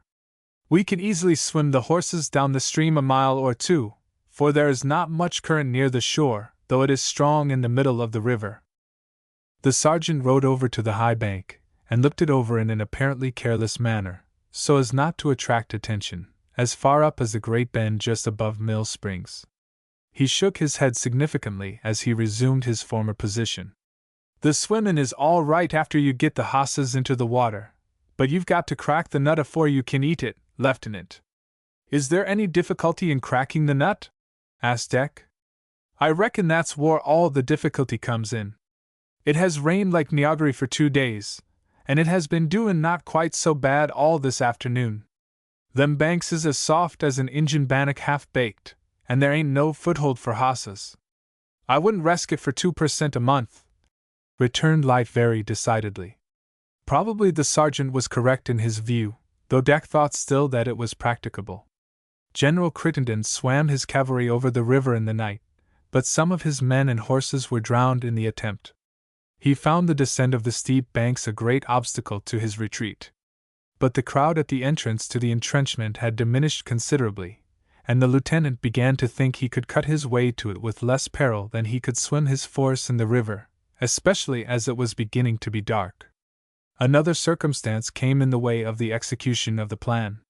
Perhaps the company of cavalry near him had noted the examination of the banks of the river by the lieutenant and the sergeant, and may have had a suspicion of what was passing through their minds. At least, it soon appeared that the captain of the company had other views in regard to the disposal of the Riverlands. He had moved his command nearer to the platoon, and stretched it across the camp some little distance. A little later, a mounted Confederate officer rode to this end of the line. He looked over the Southern company first, and asked to what regiment it belonged. Deck could not hear the reply in full, but only that it was a Tennessee regiment. Then he rode a little farther, and seemed to be somewhat astonished when he saw a force wearing the blue. "What is that force in the corner, Captain?" he asked of the officer to whom he had spoken before, while he continued to observe the body in blue. "It is a Yankee platoon of 50 men that we captured a mile or more from the breastwork," replied the Confederate captain, and it could be seen that his men smiled when he gave this reply. "To what regiment do these troopers belong?" "I don't know certainly, but I reckon it was a Kentucky regiment." "How happened you to capture half a company, and not the whole of it?" "Well, you see, Major, the Kentucky regiment had better horses than our Tennessee regiment, and they worried us a heap. We were retreating, for we had been flanked by a force 4 times as big as ours, and this regiment pursued us. Our regiment turned on them, and whipped them soundly. My company was fighting this platoon, and we surrounded them, and made them prisoners." "Was that Kentucky regiment of cavalry full?" asked the major, with a frown on his brow. "It was, Major, for I counted the 10 companies," returned the captain without wincing. "This platoon fought like wildcats, but my men stood up to the work like heroes, as they are, and when we had surrounded them, they could not help themselves, and we drove them before us to the camp. I have no doubt that you will be promoted to the rank of brigadier general for your meritorious service. But my information differs somewhat from yours, for I have learned that the only Kentucky cavalry on the field was 4 companies of the 1st, 4 others being on detached duty on the Millersville road. But you see, Major, my informant may have given me incorrect reports," stammered the captain. "Who was your informant, Captain? You counted the companies of the Kentucky regiment yourself." "I may have been." "Probably you have been, but you have said enough. I have heard from your company before today," added the major, as he rode over to Lieutenant Lyon. "Did you surrender to Captain Staggers yonder?" "I did not," replied Deck with abundant emphasis. "Did you hear what passed between him and me?" "Every word of it." "Was anything the captain said true?" "Not a word of it." "And you will excuse me, Major, but I intend to cut my way out of this camp," shouted the lieutenant, loud enough to be heard by all his troopers, and they straightened themselves up for the work. "Platoon, charge!" At full gallop the force started for the entrance, now not obstructed. Chapter 22. A lieutenant among the missing. Major Walthall was very gentlemanly and very polite, but it appeared at once that he was not willing to permit the escape of the platoon, good-looking and well-dressed as were the officer and the men.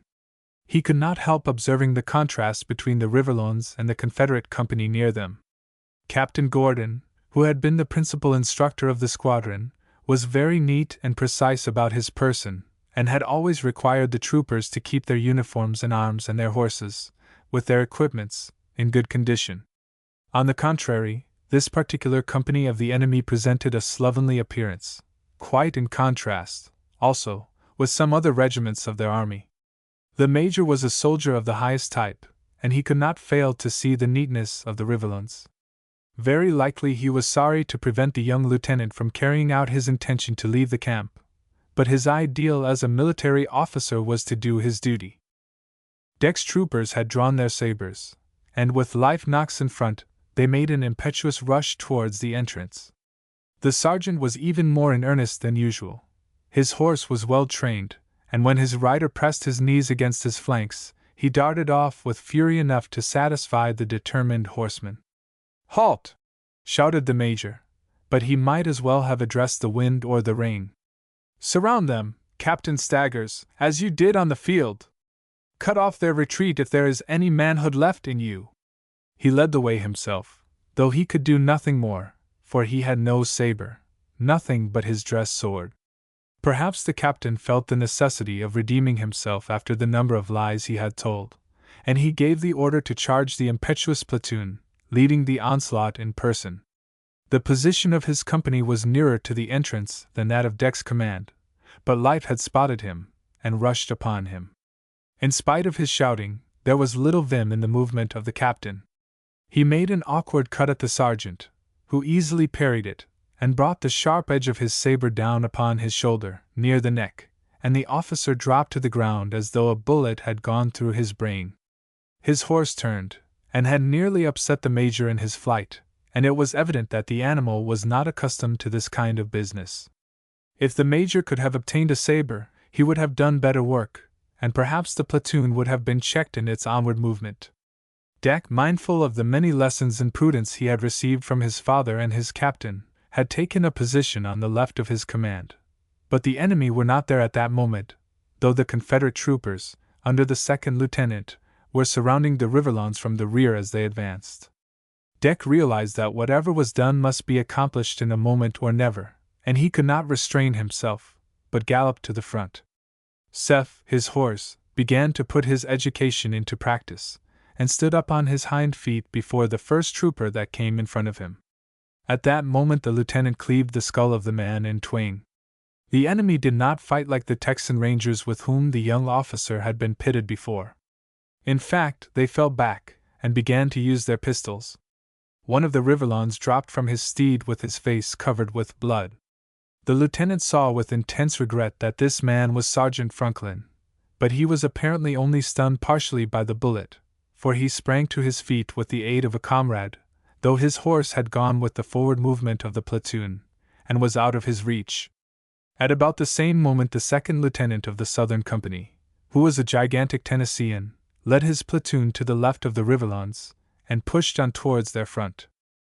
This big fellow was a brave man, whatever might be said of the greater portion of his comrades, and had his eye on Deck, who had just brought his saber down upon the trooper whose head he had split in twain. The Southron dashed up to him, and leveled a blow with his weapon at the head of the young officer, just as the latter was turning to confront the enemy in his rear. This movement evidently disturbed the aim of the lieutenant, and turned the saber in his hand. But the blow came down with the flat side of the blade upon Deck's head. It stunned him, and his brain whirled. He dropped from Seth, just as that intelligent animal rose again on his hind feet to confront the new enemy, but there was no one in the saddle to strike the blow that might have killed or disabled the giant who had done the mischief to the intrepid young officer. Corporal Tilford, who was a powerful man, dashed his horse against the Tennessee lieutenant, and struck him in the rear, just as the latter had done to Deck. His aim was better, and he did not permit the hilt to turn in his hand, and the giant finished his earthly career there. Sergeant Franklin, though wounded himself, had strength enough to drag his officer to one side of the platoon, so that his form might not be crushed by the advance of horses' feet. The troopers had seen the fall of the lieutenant, and naturally enough, supposing that he was killed, were excited to new fury by the disaster, and rushed upon the enemy, who were crowding them on both sides. They fought with an impetuosity which the enemy could not withstand, and a large portion of the latter justified their record for that day by running away. There were individual instances of bravery on the part of the foe, but, as a whole, the attack upon the Riverlands was feeble and nerveless. It was fortunate for the entrapped platoon that it was not set upon by some other company of the Confederate cavalry, rather than one which had run away from the field of battle, for in that case they might all have been prisoners of war. Sergeant Knox remained at the head of the platoon, and after he had struck down with his powerful right arm 2 or 3 that confronted him, he was avoided by the enemy, but he continued to shout encouraging words to the men, who did not flinch a hair from the troopers that beset them in double their own numbers. "Now forward, my boys!" he cried, as he saw that the entrance was clear for the passage of the body. The men pressed on, upsetting the enemy in their path, though most of them had fallen back out of the reach of the sabers of the Riverlands, and with this renewed effort they passed through the entrance and out of the entrenchments. But they had no sooner reached the outside of the works than they discovered the rest of the squadron in a fight at the foot of the first hill, with a whole regiment of Confederate cavalry. Captain Woodbine had occupied this hill at the beginning of the fight in this section, and on it Captain Ripley and his riflemen had been posted later. The 2 companies of the 1st Kentucky were moving forward, but there was not room enough for them to maneuver. As usual, the sharpshooters were making havoc in the ranks of the regiment, and the head of the column was falling back to escape the deadly rifle balls. Life halted his platoon, and looked them over, puffing like a steam engine from the violence of his excitement, and the fury of his exertions to save the command. The prospect before him was not encouraging, for the enemy had some troops outside of the works. "Where is Lieutenant Lyon?" demanded he of Corporal Tilford, as the latter rode up to him to give him information in regard to the officer in command of the platoon. "I am sorry to say we left him in the enemy's camp," replied the corporal. "Left him there!" exclaimed Life, with something like horror in his expression. "Was he wounded?" "Worse than that, I am afraid," answered his informant. "You don't mean to say he was killed, Corporal?" asked Life, looking as though he had lost the only friend he had in the world. "I don't know for certain that he was killed, and should report him with the missing," replied the corporal. "I don't understand it," continued the sergeant. "The lieutenant was always able to take care of himself. I can tell you just how it was, if you want to hear it in this place," returned Tilford, as he looked about him, and discovered a company of infantry coming out of the fort, and another approaching across the field. "We shall soon be surrounded here." The sergeant looked about him, and the prospect near the fort was not encouraging. He gave the order to march, and led the way. The ground was hard here, and he galloped his horse at his best speed towards the second hill. The main body of the Riverlands had a favorable position between the first hill and the end of the breastworks. The enemy had come down the pike. Between the 2 hills the 2 companies of the 1st Kentucky Cavalry had been skillfully posted by the senior captain when he found that there was no space between the hill and the entrenchments for his command. Major Lyon, as it was afterwards stated, had started to the entrance of the fort, for the purpose of aiding the escape of the 2nd platoon of the 1st Company. Before he had advanced more than a few rods, his force had been attacked by the regiment which had just escaped from the field of battle. They had been ordered by some superior officer on the ground to attack the major's command, and the regiment had rushed into the narrow defile, where only a portion of it could be brought into action. The sharpshooters were rapidly reducing the numbers at the head of the column, though the ranks were immediately filled up by the sections behind them. Life led his platoon, diminished in numbers by only 3 men besides the lieutenant, to a point in the field abreast of the farther side of the first hill. At this place he could see the riflemen posted behind trees and rocks, plying their deadly office with the utmost diligence, and after the manner the captain had ordered on the hill and at the meadow.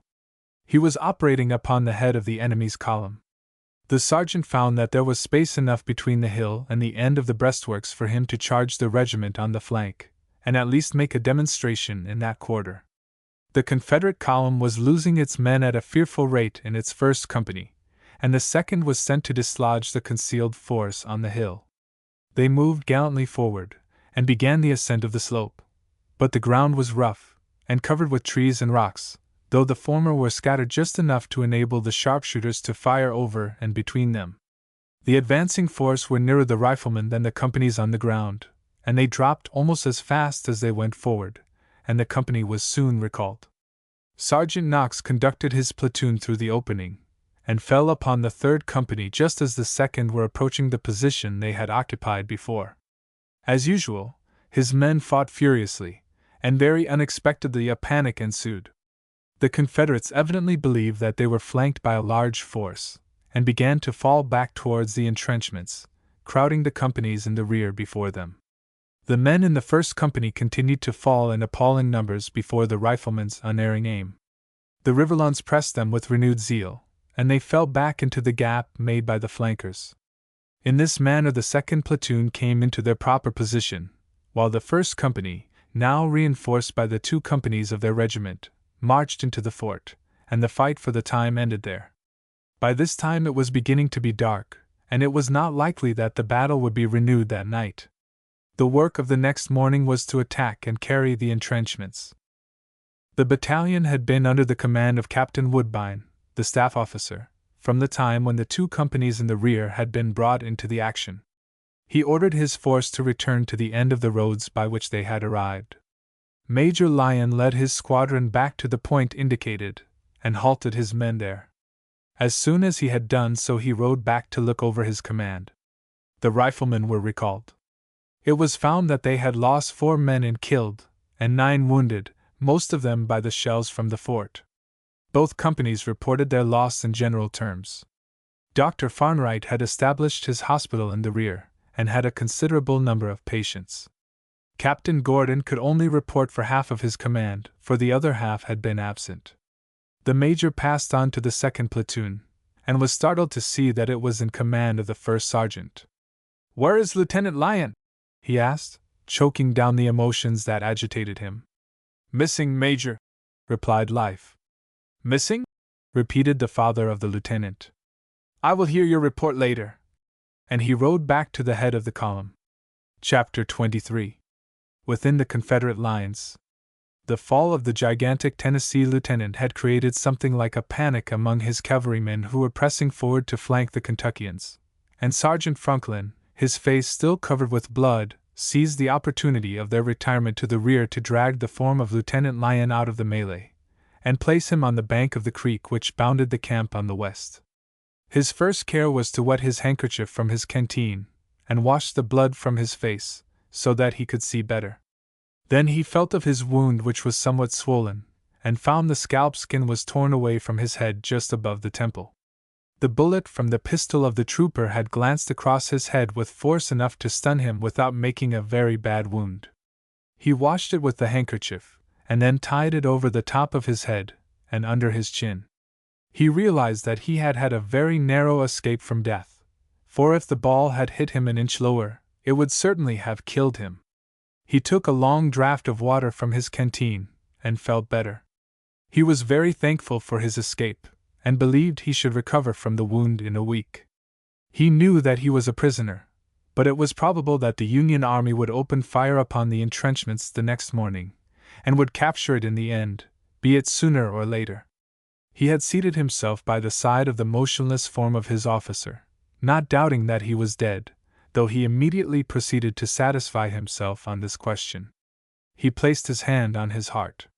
He had been a student in a medical institution at the time of his enlistment, and had made considerable progress in his studies, and had assisted Dr. Farnwright in the hospital when the occasion would permit. The organ of life was still beating, and he uttered an exclamation of satisfaction. Thus encouraged, he continued to investigate the condition of the lieutenant. He could find no open wound, but there was a considerable swelling on the top of the head. He was convinced that the case would not be fatal. Taking the patient's handkerchief from the inside of his coat, he wet it thoroughly from his canteen. Then he unloosed the belt, and opened wide his coat. He sprinkled the face from the wet handkerchief, and then bathed it very patiently for half an hour. At the end of this time the patient opened his eyes, slowly at first, and soon had them wide open. He recovered his consciousness later, and complained of a nausea at his stomach, and he continued to have an increase of the symptom till he had discharged the contents of that member. "I feel better," said he very faintly, as he looked about him, and seemed to be bewildered. "Who are you?" he inquired, for it was too dark by this time for him to see anything distinctly. "I am Sergeant Franklin," replied his attentive nurse. "Don't you know me, Lieutenant Lyon?" "I should know you if I could see your face," replied Deck with a stronger voice. It is becoming rather dark about here. Have you any pain, Lieutenant? Inquired the sergeant. None of any consequence, Franklin, but my head aches, answered Deck. Where do I happen to be just now? Don't you remember what took place an hour ago, or more? I have an idea that I was in a fight, but it all came to an end very suddenly, replied Deck, raising his head, and then sitting up on the ground. You were in a sharp fight, and you have lain here like a log for half an hour or more. I was afraid that you had been killed, but I thank God with all my heart and soul that you are still living, said Franklin very devoutly. Some of it comes back to me now, said the patient, as he looked about him as if to ascertain where he was, for his companion had not informed him on this point. I had just struck down a trooper with my saber when I heard the tramp of a horse behind me. I was about to wheel so as to face him, when I felt a blow on my head, and I can remember nothing more. You fell on the field, as I had before you. Are you wounded, Franklin? I am slightly, and my case seems to be something like yours, though it was a pistol ball that brought me down. I saw the trooper aim a great horse pistol that might have been 100 years old, and I have no doubt that the bullet was as big as they fire in those ancient flintlock muskets. It stunned me for the moment, but I was on my feet at once, and saw you fall, the sergeant explained. Are you much hurt, Franklin? Asked Deck. Only a flesh wound that will heal up in a week or less. When I can get at my knapsack, I will put a plaster on it. But you have not told me where we are, Franklin, and I cannot tell for the life of me, continued the lieutenant, looking around him again. Don't you remember that we were in the enemy's fortification when the fight went on? I remember that. We had been crowded into the enemy's entrenchments by the crazy mob. A Southern captain claimed our platoon as the prisoners of his company, and that made me so mad that I ordered our men to charge upon them and fight their way out of the fort, returned the wounded officer, whose mind seemed to be clear enough by this time. And that was just what we were doing when both of us went down, though I was on my feet soon enough to drag you out of the fight, replied the sergeant. What has become of the platoon? You were on the flank, and Life Knox got in at the head of the men, dropping every Confederate that came in front of him, and the rest of our fellows were not far behind him. None of them were captured, but 2 were killed, and probably some of them were slightly wounded. The men are not prisoners, then? They are not. How is it with us? I suppose we are prisoners, for we are within the enemy's lines, but no person has been near us as we lay here. I think the Southerners have all they can attend to at present, and doubtless they are getting ready for a fight tomorrow morning, for General Thomas will certainly clean them out before he has done with them. What is to be done with us? Suggested Deck. That is a question, Lieutenant.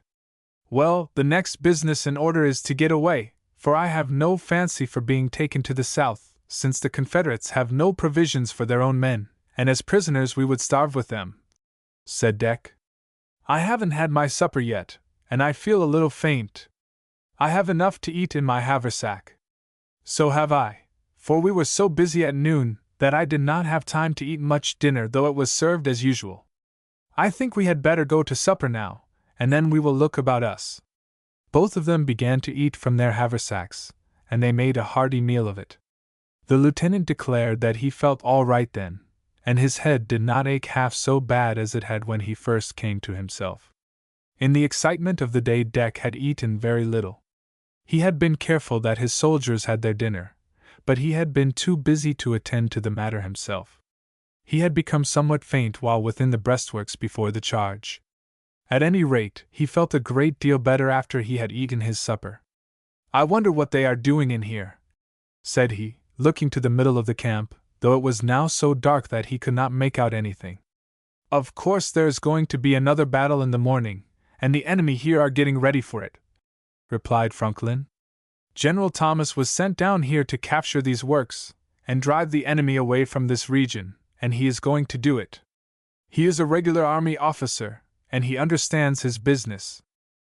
What do you suppose has become of your horse and mine, Franklin? Asked Deck, as he looked about him again. I wouldn't lose Seth for everything else I have in the world. I saw him pressing forward with the men after you had fallen, and it seemed as though he meant to do some fighting on his own account. replied the sergeant. I fancy that both our horses went with the men out of the fort, and that they will be cared for, even if they are wandering about in the fields. The question just now is how we are to get out of this scrape, said Deck, as he rose from his seat on the wet ground. I don't like the idea of going south as a prisoner, and not much better being paroled, and tied up in idleness for I don't know how long. We must get out of this place, Franklin. I am entirely of your opinion, Lieutenant, but I don't see any chance to do so now, replied the sergeant. They have closed up the entrance by which we were forced in, for it is as dark there as all along the breastworks.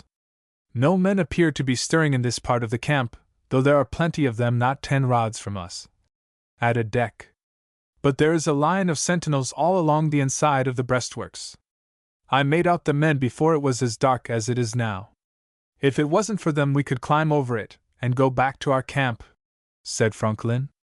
Our men have 2 or 3 batteries on the field, and they are firing at intervals. The artillerists inside the fort are standing by their guns, and they fire them once in a while to show that they are awake. I think we had better reconnoiter the situation, and we may find some hole we can crawl through, suggested Deck, as he walked towards the creek which bounded the entrenchments on the west. Do you expect to get out this way? Inquired the sergeant. Perhaps we may possibly do so, replied the lieutenant. Impossible. I have looked into that creek before. It is wide near the river, and after the freshet of the last 3 days it is a rushing torrent, and the great river is not much better out in the middle, protested Franklin.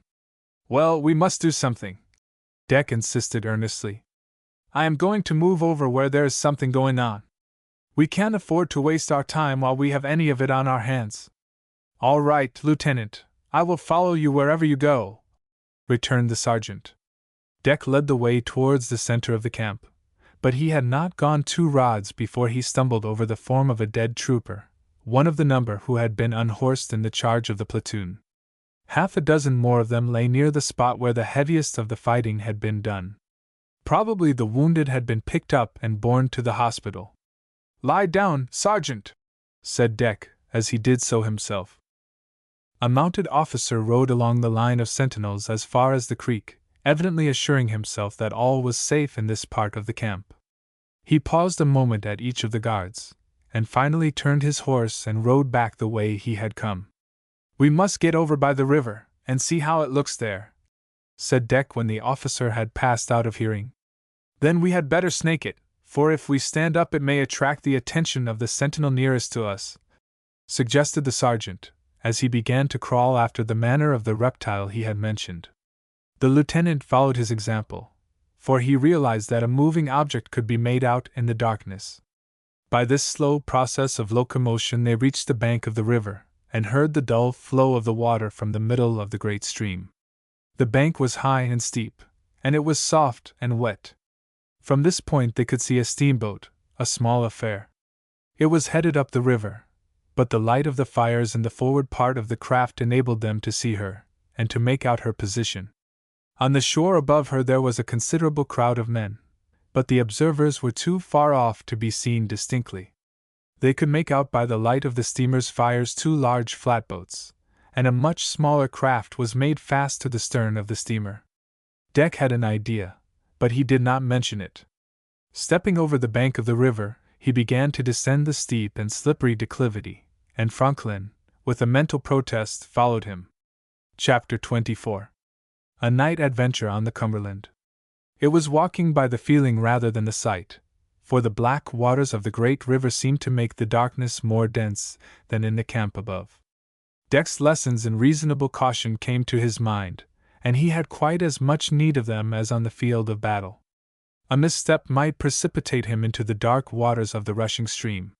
He did not lose his head, which was exceedingly serviceable to him at the present moment. He had said nothing to his companion in regard to this perilous descent in the darkness, for he was sure Franklin would protest against the difficult and dangerous enterprise upon which he had entered, but he was willing that he should follow him, or remain in the camp, as he might think best. The sergeant was a courageous man, as had often been demonstrated on the field of battle. He was not only loyal to the government, but to the lieutenant, and he would have sacrificed his life rather than abandon him in the present emergency. At the same time, he could see but little hope in the present venture, whatever it might be, for the lieutenant had not informed him in regard to his purpose in descending to the stream. If he had seen the boat that was made fast to the stern of the steamer, it had no significance to him. He had never been a boatman, and the little craft was not suggestive to him as it was to Deck, who had spent much of his time on the waters of Bar Creek and Green River since his father moved from New Hampshire to Kentucky. He had not spoken of his plan to his associate, partly from the force of habit as an officer, and partly from the fear of being overheard by someone on the shore above. They had snaked it, nearly half a mile, and had come to a point near the body of the Confederate troops. It was not easy to stand up on the miry slope of 45 degrees, and the feet of the leader had a tendency to give way in the mud. He took an angling course, which would require him to move 500 or 600 feet up the river before he reached the water. He had left his saber where his companion had removed it, but he still wore his belt, which he had replaced after he came to his senses, and the small revolver was suspended where the hip pocket would have been if his trousers had been provided with one. He had nothing on that impeded his movements. Their slow progress in snaking it for so long a distance led the lieutenant to believe it must be 10 or 11 o'clock in the evening. He continued his march on the diagonal of the slope, but with the greatest difficulty, and he often had to stop and rest from the exertion of the struggle with the mud. At the end of an hour, as Deck judged it might be, he had made about 1/3 of the distance to the water, and halted to recover his breath. At this pause in the descent Franklin came up with him. Both of them were out of breath, and neither of them spoke, though they were out of hearing of the enemy.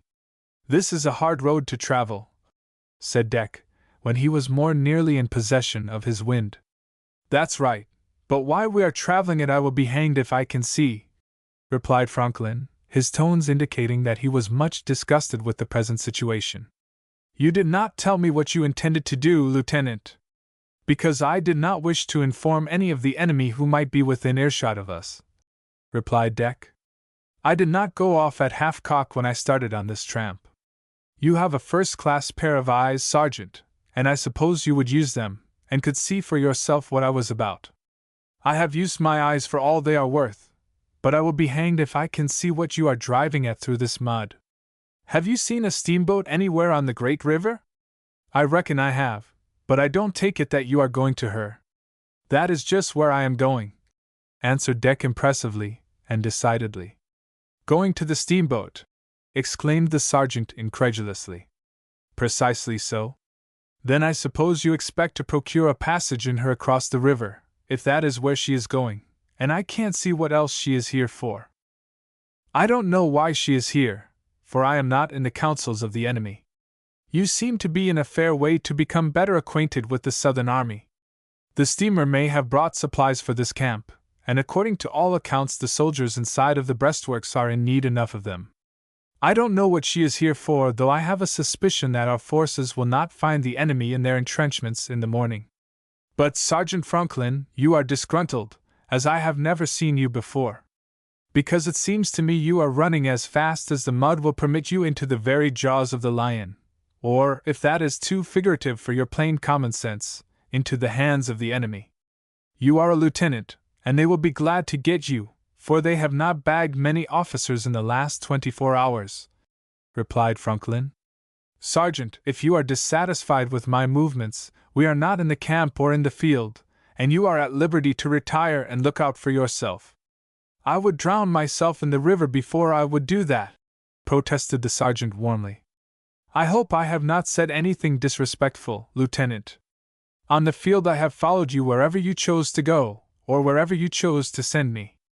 I have no doubt you know just where you intend to go, and just what you intend to do, but I am in darkness, and wish for light. I am going it blind, but I will follow you, even if it be into a Confederate prison camp, Lieutenant. I have no secret to keep from you, my dear fellow, said Deck, reaching out, and grasping for the hand of his companion, which he found, and pressed earnestly. We have stood together on some fighting ground, and we will not fall out here, though we may fall down this slippery bank. You can see that I could not stop to make explanations within reach of the sound of the enemy's voices. "What's that just above you, Sergeant?" asked he, pointing to something on which a gleam of light from the steamer's fires fell. "It looks like a board," replied Franklin. "It may be of use to us in making our way along this bank. I will get it." And he went up the slope about a rod, and returned with it. It was a board about 10 feet long, and not more than 6 inches wide, and had probably been dropped from the camp above. The sergeant laid it down, and then seated himself upon it, Deck following his example.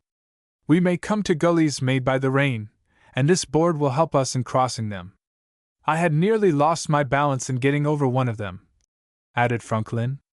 "I could not explain before, but I am ready to do so now," said Deck, taking up the conversation where he had left it before.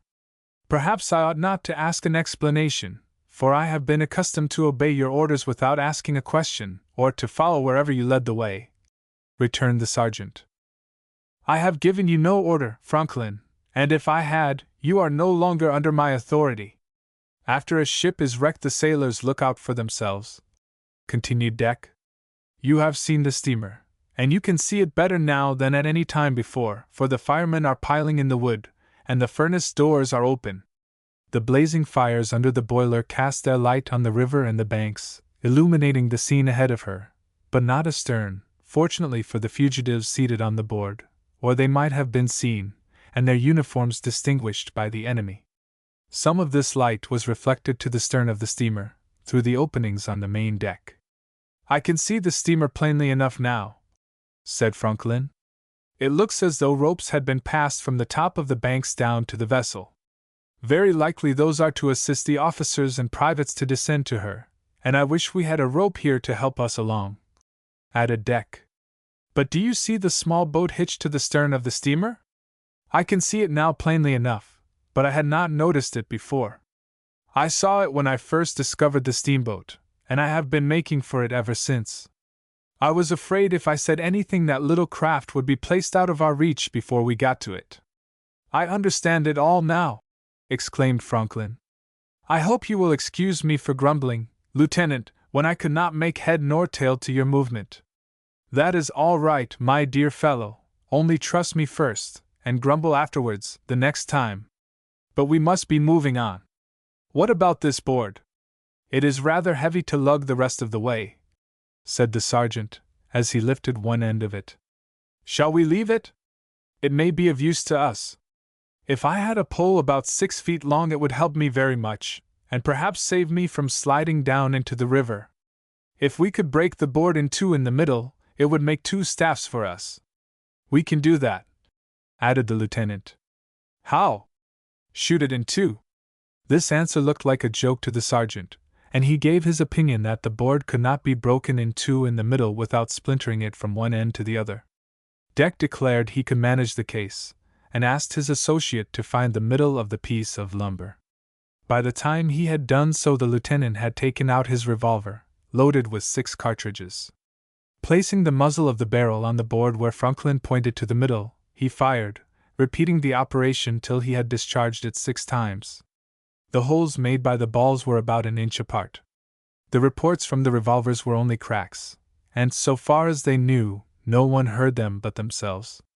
Franklin put his foot on the board, and then with his hands hold of one end of it, lifted it till it snapped on the line of the bullet holes. Each of them took one of the pieces, and renewed their tramp. Deck kept the lead, as before, and placed the board on the lower side, and the sergeant did the same. The staff was as useful to them as the alpenstock to the mountain climber in Switzerland. It enabled them to double their speed, at least, and with much less labor than they had made their way before. The doors of the furnaces on the steamer were closed now, but they could see men descending by the lines to the gangplank of the steamer. In due time they arrived within 10 rods of the small boat of which they desired to obtain possession. The furnace doors were again opened to put in more fuel, and the scene was lighted by the blaze again. As a matter of prudence, the lieutenant lay down on his board, and the sergeant did the same. "Now, Franklin, I will make my way to the boat, and bring it down for you to get in, for both of us need not incur the risk of doing this work." "All right, I agree with you in regard to the risk," but I will do this instead of you," replied Franklin. "Are you accustomed to handling a boat, and especially to rowing?" asked Deck. "I never handled a boat at all, and never rowed one in my life," answered the sergeant. "Then I must do this job." And the lieutenant started on his mission. Some of the soldiers had gone aboard the steamer, though he could see none on the after deck. Deck approached the river very cautiously, lying down on his board not less than 3 times when he thought he was observed. King Fortune favored him, for the current of the stream kept the boat swinging out and in. Watching his opportunity, he caught hold of the stern, and leaped into the boat as though nothing ailed his head, either outside or inside. He dropped into the bottom of it, and peered over the deck of the steamer. Then he hauled on the painter till he brought the little craft up to the taffrail, where with no little difficulty he cast off the rope. He could see the soldiers on the upper bank, and those on the forward part of the steamboat, but they were all too busy to bestow any attention upon him. The current bore the tender rapidly down the stream. When it had gone to a safe distance, Deck seated himself in the stern sheets, and put his board in the scull-hole, and forced the boat to the shore, though not without a great deal of difficulty and labor. Franklin was on the lookout for it, and sprang lightly into the foresheets, making a spring on his board stick. The current took the boat, and no further exertion was necessary. They had escaped from the fortifications, and they were satisfied. Chapter 25. A boat voyage down the great river. The tender in which Deck Lyon and his companion had embarked was a keelboat such as is usually suspended by 2 ropes from either end to the upper extremity of a pole, like an ensign's staff. It was about 12 feet long, and was not likely to upset, even in the turbulent water at the middle of the river which drained the Cumberland Mountains in the southeastern part of the state. Very heavy rains had been falling for several days, overflowing brooks and creeks so as to make many of them impassable, and the great river was swollen, though not to an unusual height in the rainy season. Deck made no effort at first to direct the craft, for he was well nigh exhausted by the fatigues of the day and his efforts to escape from the fortification. He kept his seat in the stern sheets, as Franklin did in the forward part of the boat, which was still abreast of the camp, but well under the high bank of the stream. The enterprise was a success so far, and they were so well pleased to escape from the immediate vicinity of the enemy that they were not disposed to do anything but rest themselves.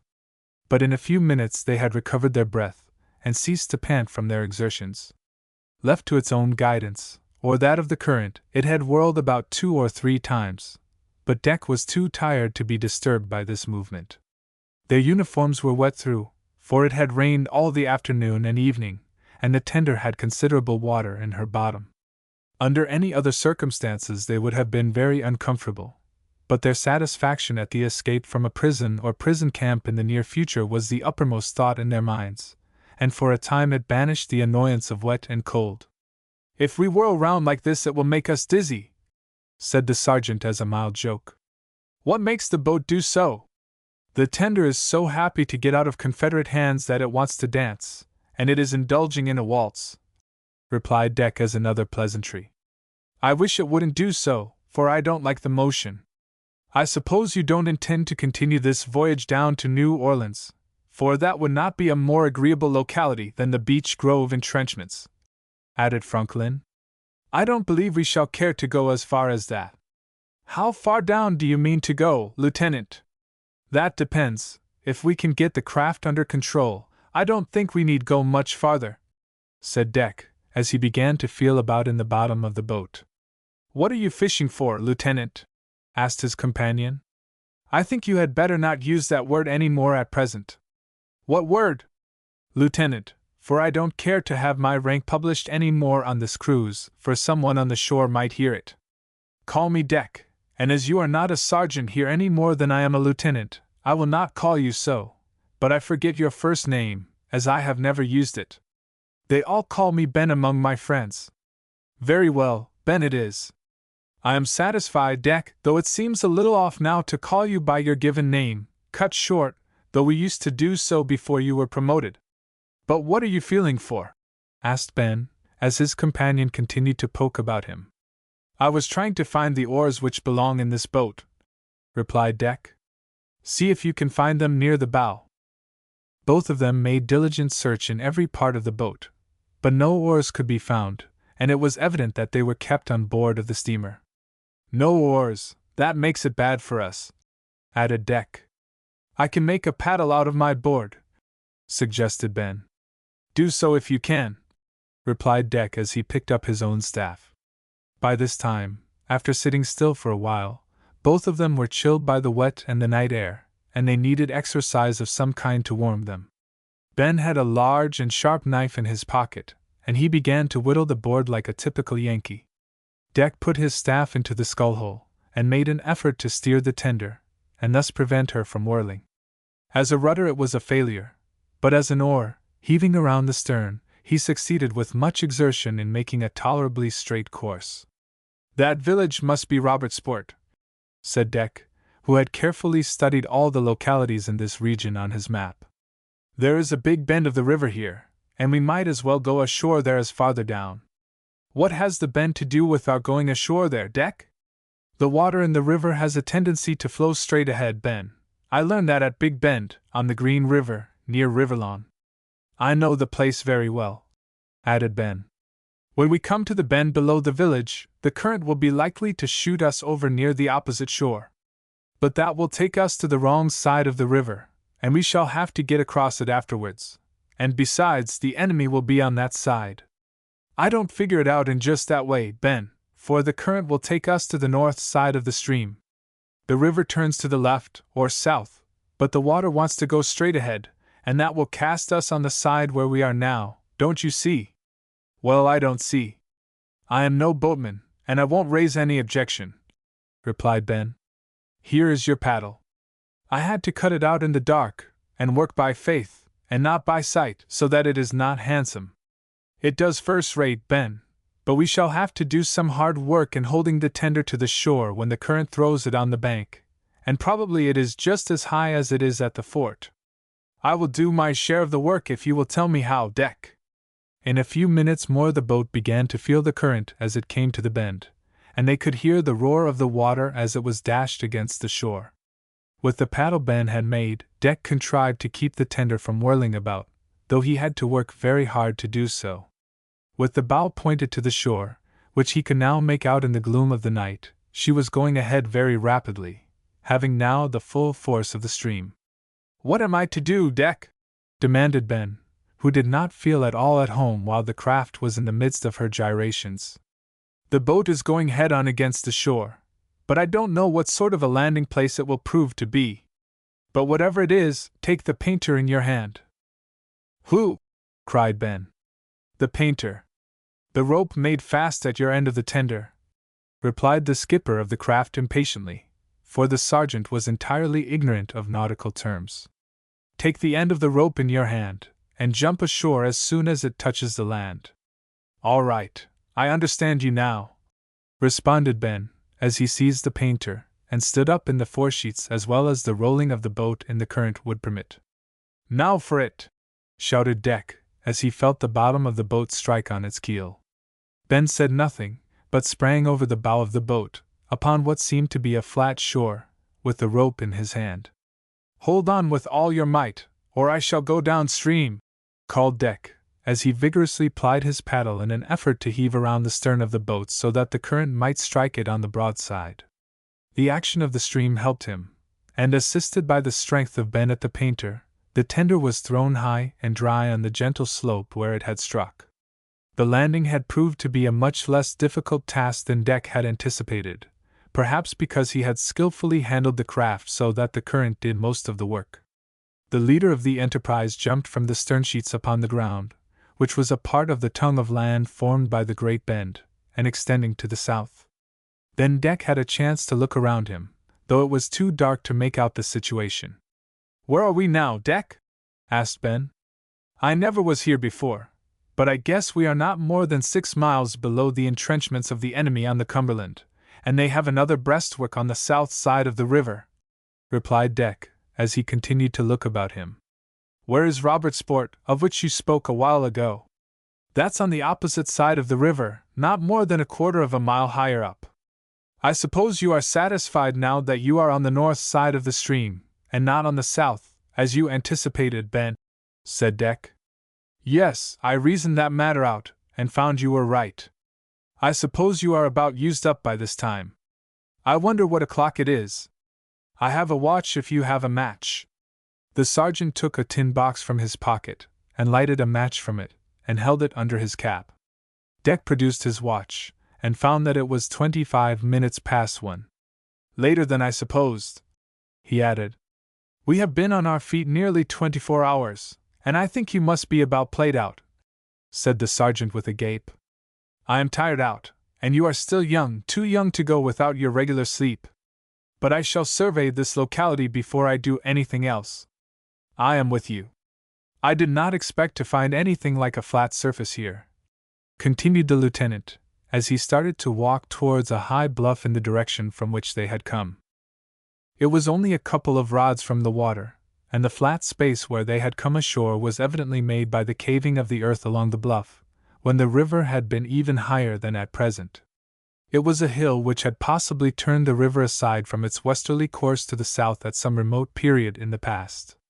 There was just such a bluff on the other side of the tongue of land, and possibly a hill there had again changed the river's course to the westward. But Deck's theory explained the presence of the fortunate flat where they had landed. Now we must find a way to get up on the hill above the high bluff, said he, as he led the way up the river. Beyond the bluff the bank of the river was the same as it had been all the way from the fort, and the flat came to a sudden ending. Here is a flatboat, said Ben, who was the first to discover it. Somebody must live near here. This looks like a path up the bank, added Deck, who had been studying the river above. I think this must be a ferry, Ben, though I should suppose the ferryman would find it hard work to get through the current that brought us down. It was plain that some work had been done on the path leading up the bank, which was diagonal with the steep slope. It had been dug out, and in the steepest parts there was something built for a fence or a handrail. On the opposite side of the river from Robertsport there was a road to the one extending from Harrison to Somerset. Doubtless the ferry, if there was one, was for the use of travelers into Wayne County, all of which lay on the south side of the river. The fugitives were ready to mount the bluff by the path, but first they went back to the boat, which might be of use to them later if they had occasion to renew the voyage down the stream. They drew it back, and concealed it behind a huge rock which the current had laid bare. Then they mounted the path to the top of the bluff. Not 10 rods from the shore they found a cabin, around which were some fruit trees and the dried stalks of corn, showing that the land had been cultivated. This is some Negro's house, said Ben, as they halted under a tree not 2 rods from the cabin, which was nothing more than a shanty. It looks like one. Very likely the ferryman lives here, replied Deck. But there is some kind of a row going on in that cabin. It seems to be lighted up as though something was happening there at this time of night. We will go up nearer and look into the matter, returned Ben, as he walked towards the cabin, and stationed himself at the only window on that side of the building. They listened for some time, and heard the voices of 4 different white men, as they judged from their dialect. I done told you I can't cross de river tonight. We should all be drowned dead sure, replied an unmistakable Negro. Chapter 26. For Fugitives from the Battlefield. The whinnying of a horse near the 2 wanderers attracted their attention, and Franklin went over to look at the animal. He found 4 of them hitched to the trees, all of them wearing cavalry saddles.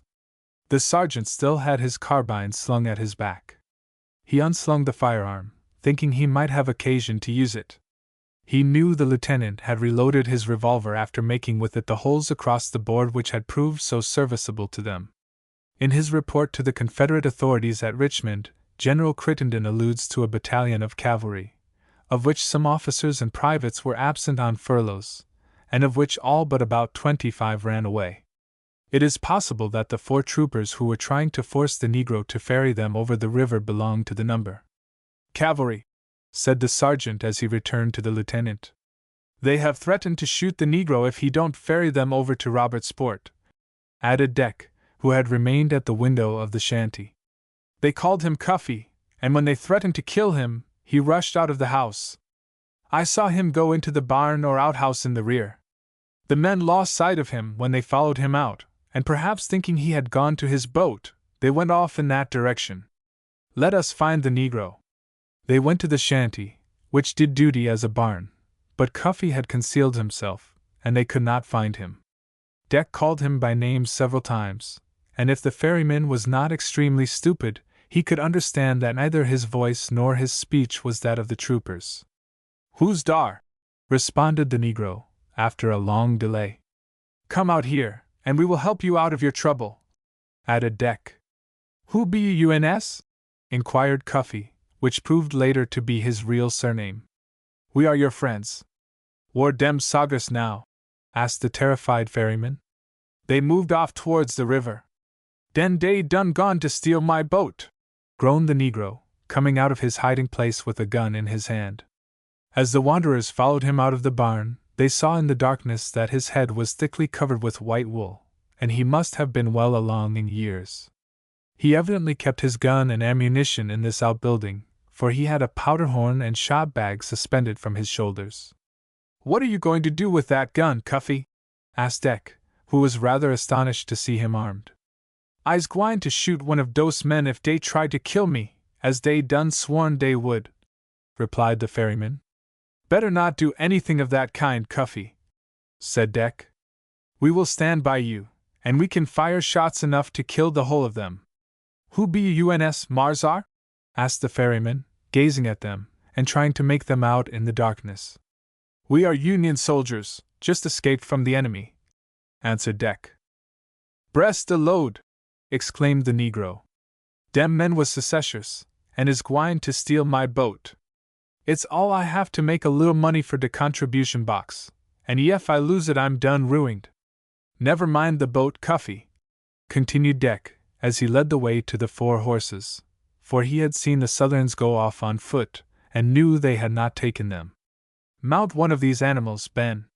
He led out one of them, and put himself in the saddle, while the sergeant did the same with another.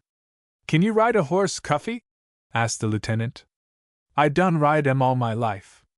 "Get one of the others, then." "Can we get to the ferry on horseback?" "For sartin, Marzar, some folks goes down to de boat on hosses, and we swim 'em ober de riber," replied Cuffy, as he mounted the animal he had chosen. "My son comes ober dat way. Now lead the way to the ferry. Do they know where you keep your boat?" "Dunno, Marzar, but I reckon dey find it." Cuffy conducted the wanderers nearly to the Harrison Road, and then took a path towards the river, arriving in a few minutes at the head of the descent to the flat below.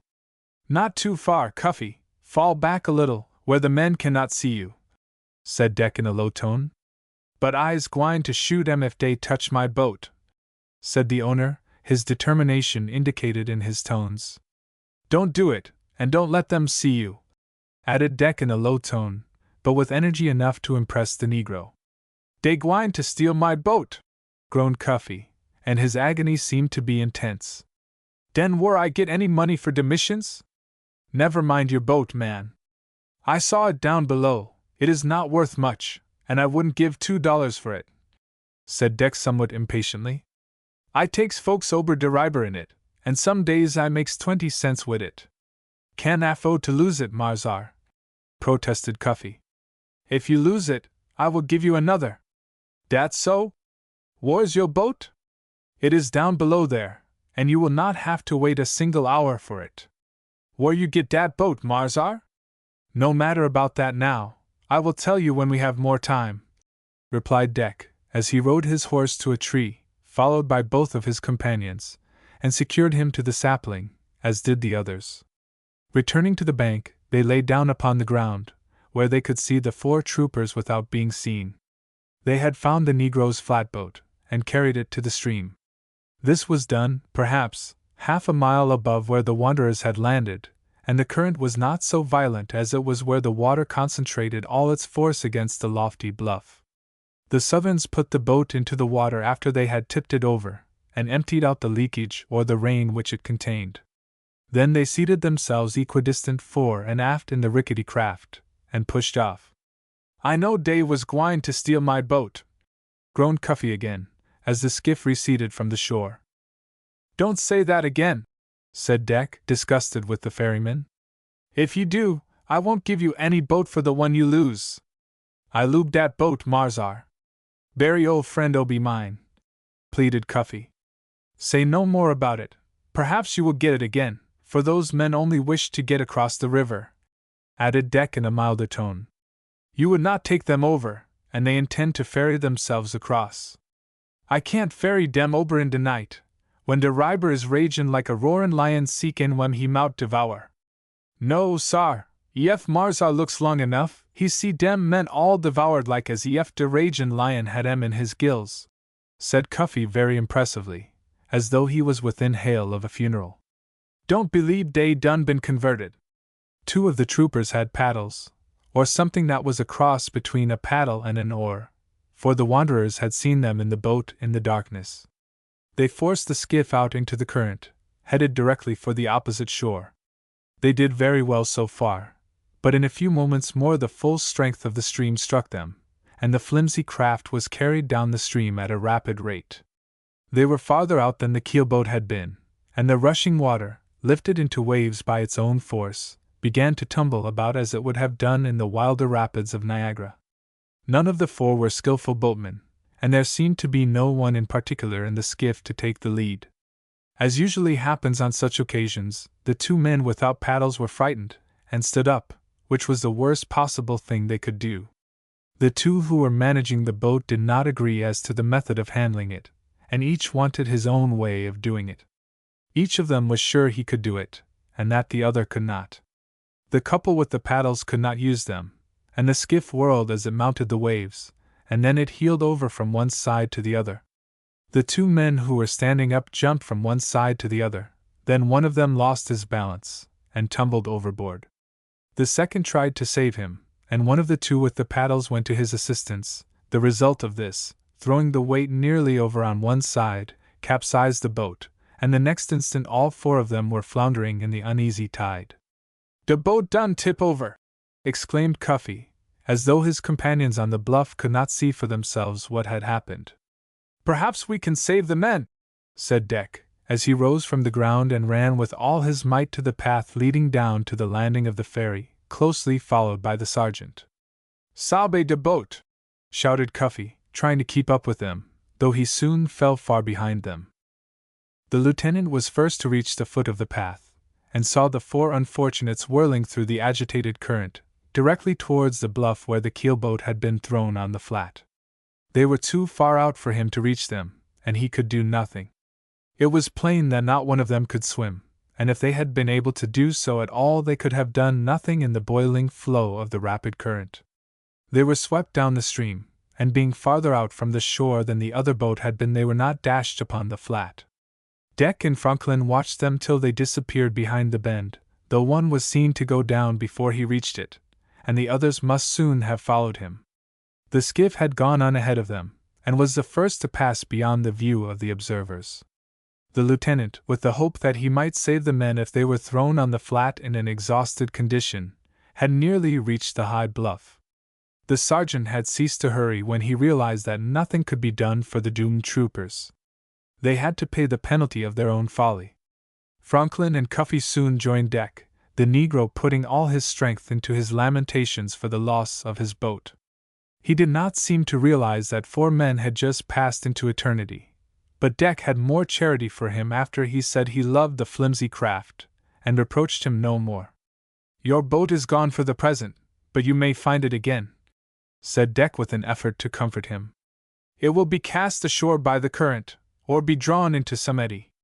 When the river gets quiet again, you can go downstream and find it in some place where the logs gather on the shoal places." "I dunno, Marzar, how can I go down de river when I done lose my boat?" demanded Cuffy. "Come with me," said Deck, as he led the way to the rock behind which they had left the steamer's tender. "There is a boat you can use till someone claims it." "Glory hallelujah!" exclaimed the Negro, when he saw the keelboat, and he was skilled enough to perceive even in the darkness that it was a vastly better one than the skiff he had lost. "Where you get dat boat, Marzar?" asked Cuffy, disturbed by the suggestion that someone might claim it. "Can you keep a secret, Cuffy?" asked Deck. "Can keep 100 on 'em. That's too many for one man to keep," replied the lieutenant, who decided not to admit, as he had before intended to do, in what manner they had escaped from the enemy's camp. "This boat belongs to the steamboat up by Mill Springs. We have no further use for it, and we shall leave it here. But you haven't lost anything of any value tonight. We shall want 2 of the men's horses, as they have no further use for them, and you can keep the other 2, Cuffy. You can sell them for money enough to make you rich." "Breast a load!" cried the ferryman. "Come along now, and we will go back to your shanty," said Deck, as he led the way to the tree where the horses had been secured. They all mounted, and rode back to the cabin, where the tired trooper and his officer went to bed in the barn on some straw they found there. Chapter 27. The owner of the mansion on the hill. Cuffy took care of the horses, for 2 of them were to belong to him, giving them even a feed of cornmeal mixed with water, which was all he had to give them. He hitched them in the barn with the exhausted soldiers of the Riverlawn Cavalry, though it was rather close quarters for them. Deck preferred the outbuilding to Cuffy's bed, which he offered them. It was 4 o'clock in the morning when the lieutenant and the sergeant retired upon their bed of straw, though there was plenty of it, and it was a luxury to men who had been accustomed to lie at night on the ground. They had been fully 24 hours on their feet, and had been through a great deal of excitement during the day and the night. They were asleep about as soon as they struck the bed. Cuffy came to the barn about 9 o'clock in the forenoon to attend to the horses. He led them all out to water, and then gave them another feed in tubs. His guest had complained of fatigue, and he allowed them to sleep as long as they desired. It was noon when Franklin awoke, and he had slept his full 8 hours. Deck put in another hour, for he was younger than his companion, and needed more sleep. The sergeant had worn his overcoat all the day and night, though he had several times been tempted to throw it away, especially when they were climbing down the steep bank of the river. He was glad he had not done so when he went to bed on the straw. He had given his blanket to Deck, though it required a great deal of persuasion to induce him to accept it, but Franklin had an overcoat. It was not so cold as to interfere with the slumbers of the weary soldiers, and when they woke they felt like new men. They went to a brook that flowed through the Negro's farm, and had a thorough wash to freshen them up. The sergeant then renewed the plaster on his head, and examined the wound of his companion. The swelling had nearly all gone down, though there was still a soreness there, but the patient felt well enough for duty. "Here we are, Ben. What is the next move on the checkerboard?" said Deck, as they returned from the brook to the barn. "Considering what we have been through since the sun went down last night, I think we are very well fixed today. We have a couple of horses to go where we please, and all we have to do is to ride back to the outside of the Beech Grove camp of the enemy, for we have seen enough of the inside of it," replied Franklin. "We can't be many miles from it, and when we get there I think we shall find our army in possession of it. That steamer whose boat we borrowed, and the other craft about there, must have been busy ferrying the enemy across to the Mill Springs fortification," added Deck. "But what do you suppose has become of all those cavalrymen, and infantry too, that ran away from the battlefield? I don't imagine that a great many of them went back to the entrenchments, and probably most of them are wandering about the country in this vicinity," replied the sergeant. "The farmers' corn cribs, if there is anything left in them, will suffer for the next week. They are not bashful, those fellows, and I have no doubt they will visit the houses, and order meals as they would at a hotel.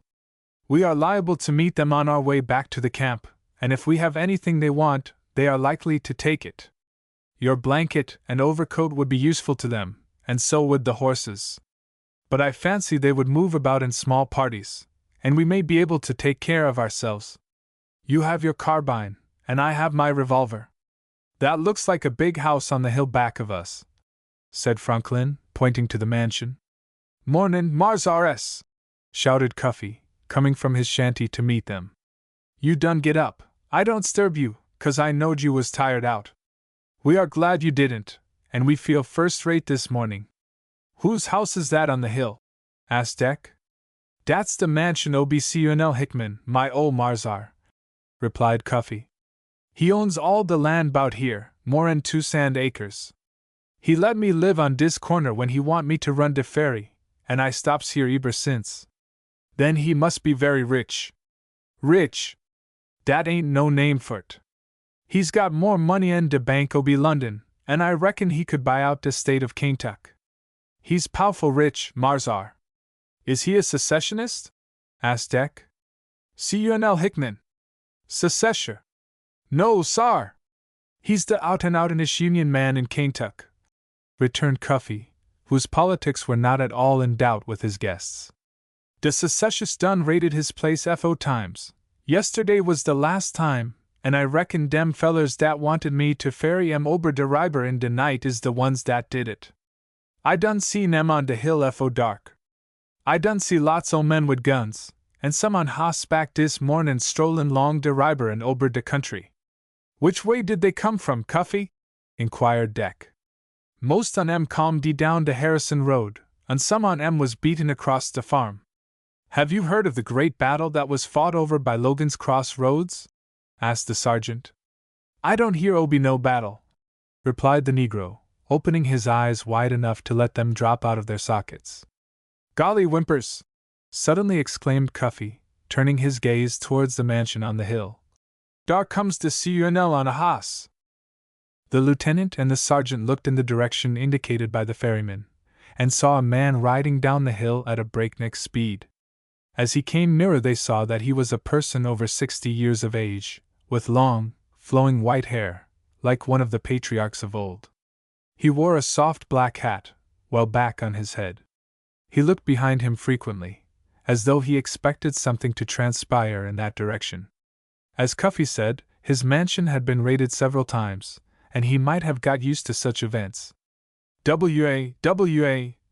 the matter, Colonel Hickman? Shouted the ferryman, before the gentleman came within 10 rods of him. The rider did not check his speed till he reined in his horse in front of the Negro and his guests. He looked at the two officers without giving any attention to Cuffy, and seemed to be astonished to find them there. I see that you wear the blue, said the colonel, addressing Deck, whose shoulder straps apparently excited his attention. We belong to the Army of the United States, sir, replied Deck. Then how do you happen to be here? Demanded the colonel in a tone and with a look of great severity. It would take some time, Colonel Hickman, to answer your question in full, returned Deck. But I will say that we marched and fought yesterday from 4 o'clock in the morning till dark, and were practically prisoners in the camp of the enemy at the end of the day, but escaped in the night in a boat we took from a steamer alongside the fortifications at Beech Grove. Excuse me for speaking somewhat abruptly, Lieutenant, and give me your hand, for I honor every man that fights or works for his country, continued the colonel. I am somewhat too old to do either, or I should not be at home. Deck took the proffered hand, and it was warmly pressed by the planter, and he extended the same courtesy to the sergeant. My mansion is beset by a band of ruffians, and I have been obliged to flee for my life, pursued the planter, glancing back at his house as though he expected to see the flames rising from it. Do they mean to burn the mansion? Asked the lieutenant, misinterpreting the glance of the owner. Not at all. I have no fear that they will do that, for they are looking for my money, for I have some concealed on my premises where they will never find it, said the planter with a significant shake of the head, which was as much as to say, I have euchred them. I suppose the banks in this part of the state are no longer safe repositories for valuables, added Deck. They are not, and I keep a comparatively small amount for current expenses at hand. This same band raided me 3 days ago, and threatened to hang me in front of my mansion if I did not give up my money, but I would burn the bank bills rather than permit them to fall into the hands of these miscreants. I had a horse ready as soon as I saw the ruffians coming down the private road from Millersville, and I keep several of my Negroes on the watch for them. I escaped on my horse before, as I have done this time. How many are there in this band, Colonel? Asked Deck. My Negroes counted 10 of them. These raids are not uncommon events, and there were 2 or 3 of them within less than 10 miles, sometimes by the enemy's foragers, and sometimes by partisan gangs. The mansion of Mr. Halliburn was captured a few days ago, but a very clever young lieutenant, whose name was Lyon, in command of a detachment of cavalry, entrapped the whole gang of ruffians in the house, and made prisoners of every one of them, without the loss of a man. Perhaps I know more about that affair than you do, Colonel Hickman, "for my name is Lyon, and I happen to be the officer to whom you allude," replied Deck, looking at the ground. "Lieutenant Lyon! Is it possible?" exclaimed the planter, taking the young man's hand again. "But we will not talk about things that are past and gone, Colonel," interposed the young officer. "I wish I had my platoon, or even half of them, here. Now, what can we do to aid you in this trouble, and free you from the annoyance of such enemies? As you have only a sergeant with you, I don't see that you can do anything, my young friend, though I am as much obliged to you for your good intentions as though you had a whole army behind you," said the planter. "I have been a soldier myself, and I was one of the young Kentuckians that fought in the Battle of New Orleans under General Jackson." "Have you any arms at your mansion, sir?" inquired Deck, as though he had some scheme in his head. "Plenty of them, enough to supply half of your platoon." "Can you get back to your house without being seen, Colonel?" "Easily. Back of my house is an avenue, planted with trees, by which I once made my escape while they were looking for me.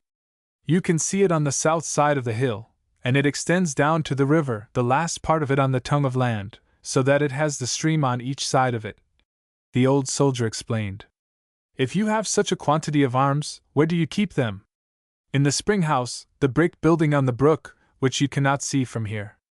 I have 5 sons and 1 daughter. 2 of the boys are in the army, and 3 are past the military age, though they belong to the Millersville Home Guards, and were called out for duty 3 days ago.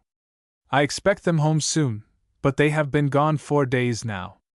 My overseer, his assistant, and 2 mechanics went over to see the fight yesterday afternoon, and they have not yet returned." "Dar day is, Mars RCNL!"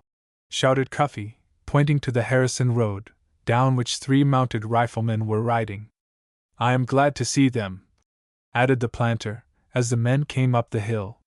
The father greeted them heartily, and they began to tell what service they had rendered during the preceding day on the right flank of the field of battle. One of them happened to turn his head, and saw Deck, and interrupting the conversation that was going on, he shouted, "Lieutenant Lyon!" The other 2, who had also been with the riflemen under command of Captain Ripley, repeated the exclamation. "We fought under the command of Lieutenant Lyon most of the day yesterday, and he is one of the ablest and bravest officers in the service," said one of the sons. "He is. We will hear that another time, Mr. Hickman, and you may have a chance to fight under me today, for your father's mansion is beset by a band of ruffians, who threaten to hang him," interposed Deck. "We muster 6 men now, and I propose to clean them out." It was talked over for a little while, and the party soon rode off to one of the openings of the avenue by the river. Chapter 28. The fight begins at Grove Hill Mansion. Colonel Hickman led the way, and like most Kentuckians of good estate, he rode an excellent horse. He hurried the animal beyond the capacity of the 2 cavalry horses which had come into the possession of Deck and Franklin, and he reached the avenue by the river considerably in advance of the others. He rode into the opening, and disappeared behind the trees. By this time the lieutenant had an opportunity to examine this approach to the mansion. The road was not more than 30 feet wide, with 3 rows of trees on each side of it, so that it was really a grove consisting of a variety of trees. It had evidently been laid out many years before, for the ground was completely shaded. The mansion faced the Millersville Road, and in the rear of it was quite a village of outbuildings. The planter halted as soon as he was in the avenue, and waited till the others joined him. After all that had been said about him by the sons, he was willing to leave the management of the affair to Lieutenant Lyon, for, young as he was, he had obtained some experience in defeating and capturing such marauders as those who had taken possession of the great house on the hill. The ruffians were after the colonel's money. A gentleman as wealthy as he was reputed to be must have a considerable sum on hand, as he had admitted, for the payment of his ordinary expenses. Deck had asked but few questions in regard to the situation, preferring to inform himself more fully when he had seen the premises. The avenue, or grove, was as the owner had described it. At the point where the party had passed into it, the mansion could not be seen at all through the dense foliage of the trees, and the approach to it was entirely safe, even if the ruffians had placed some of their number on guard outside of the dwelling. The covered road was not entirely straight, for several bends and curves made it more picturesque than it would otherwise have been. It was certainly a very pleasant place for a ride on a warm day, and the young lieutenant had taste enough to appreciate and admire it, though under the circumstances he could not use much of his time in examining its beauties, which he would have been pleased to do at a more convenient season. Just then he looked at it as a strategist rather than as a lover of art. "I don't quite understand, Colonel Hickman, how you succeeded in getting away from your mansion without having a bullet planted somewhere in your head or body," said Deck, as he surveyed the surroundings. "You came directly down the hill, and not through this avenue.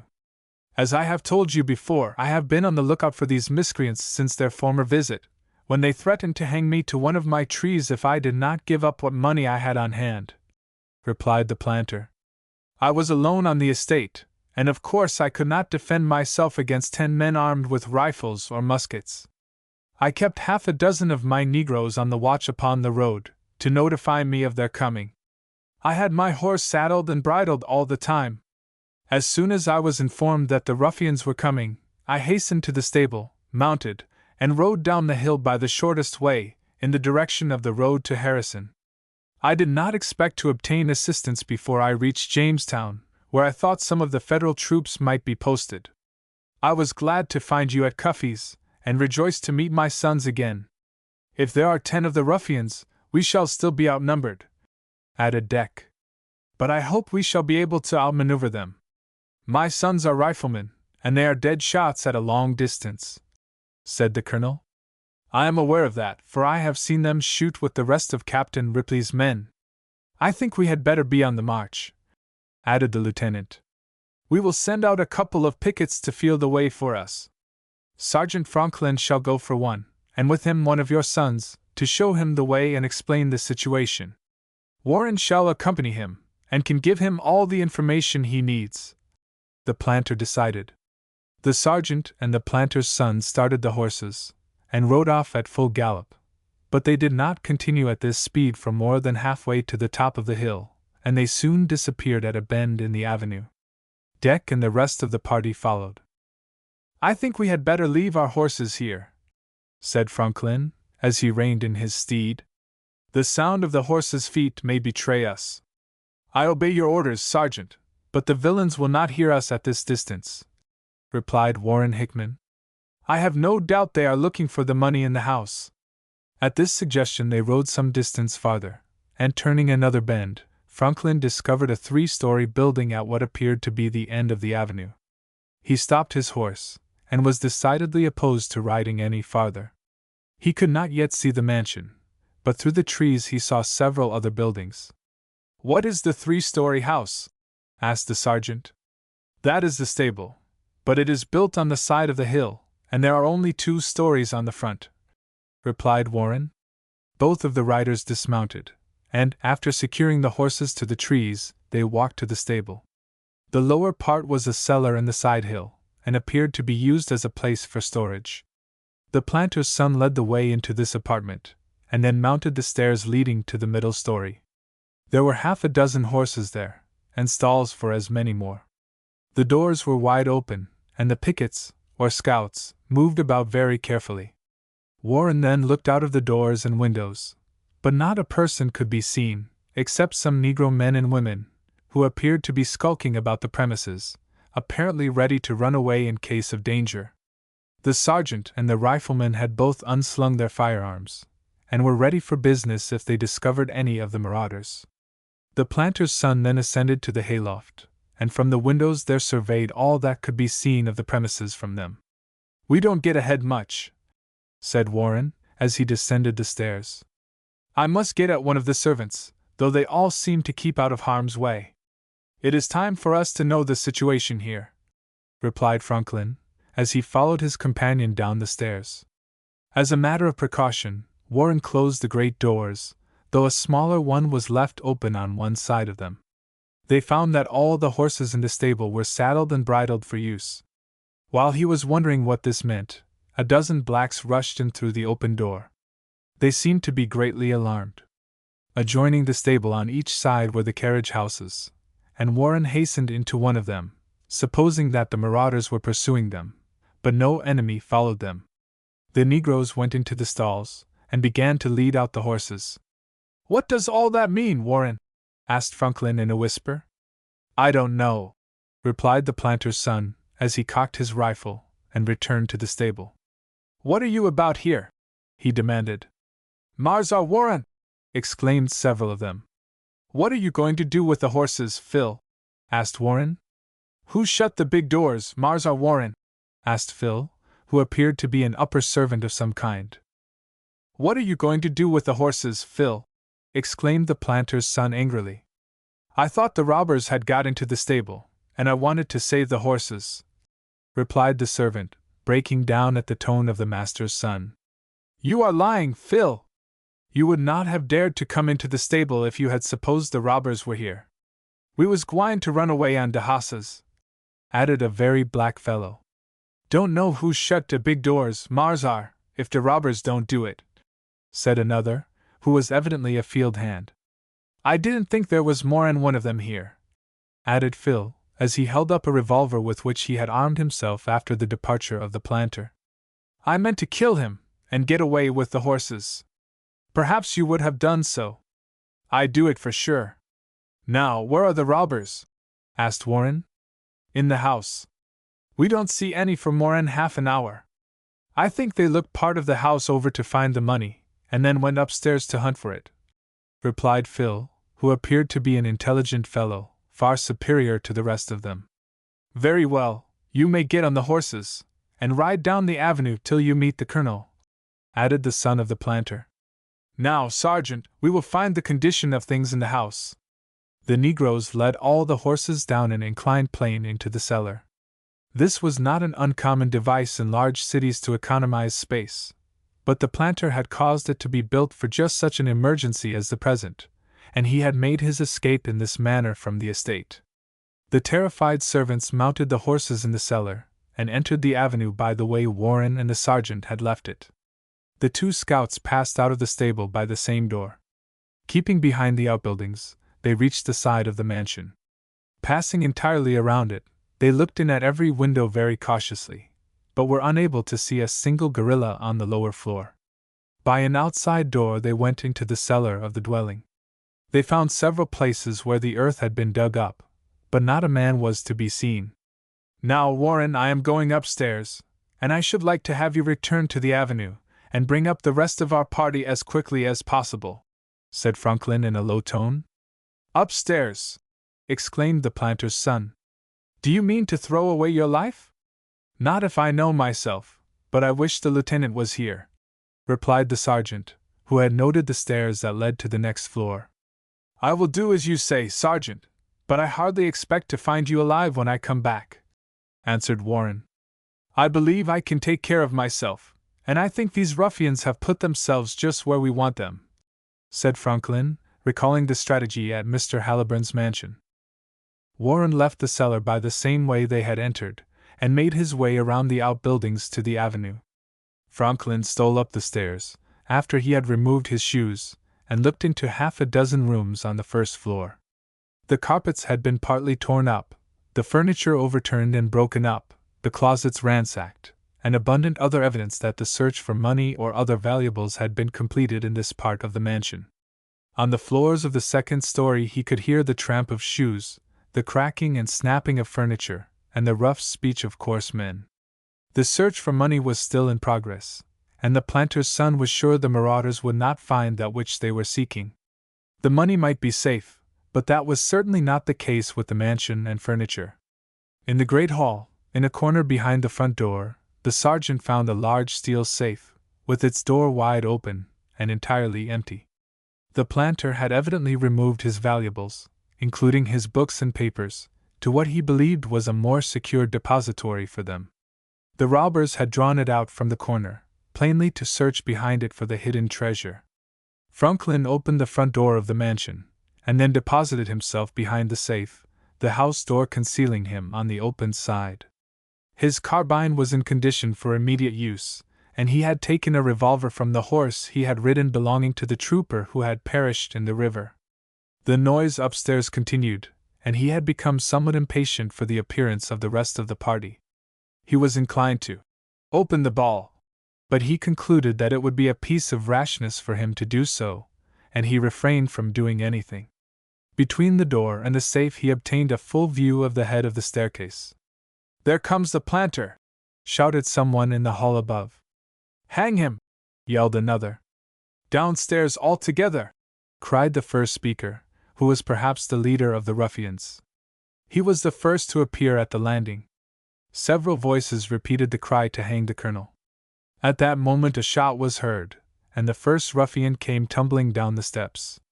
The next instant the one behind him shared his fate, and both of them lay motionless at the foot of the stairs.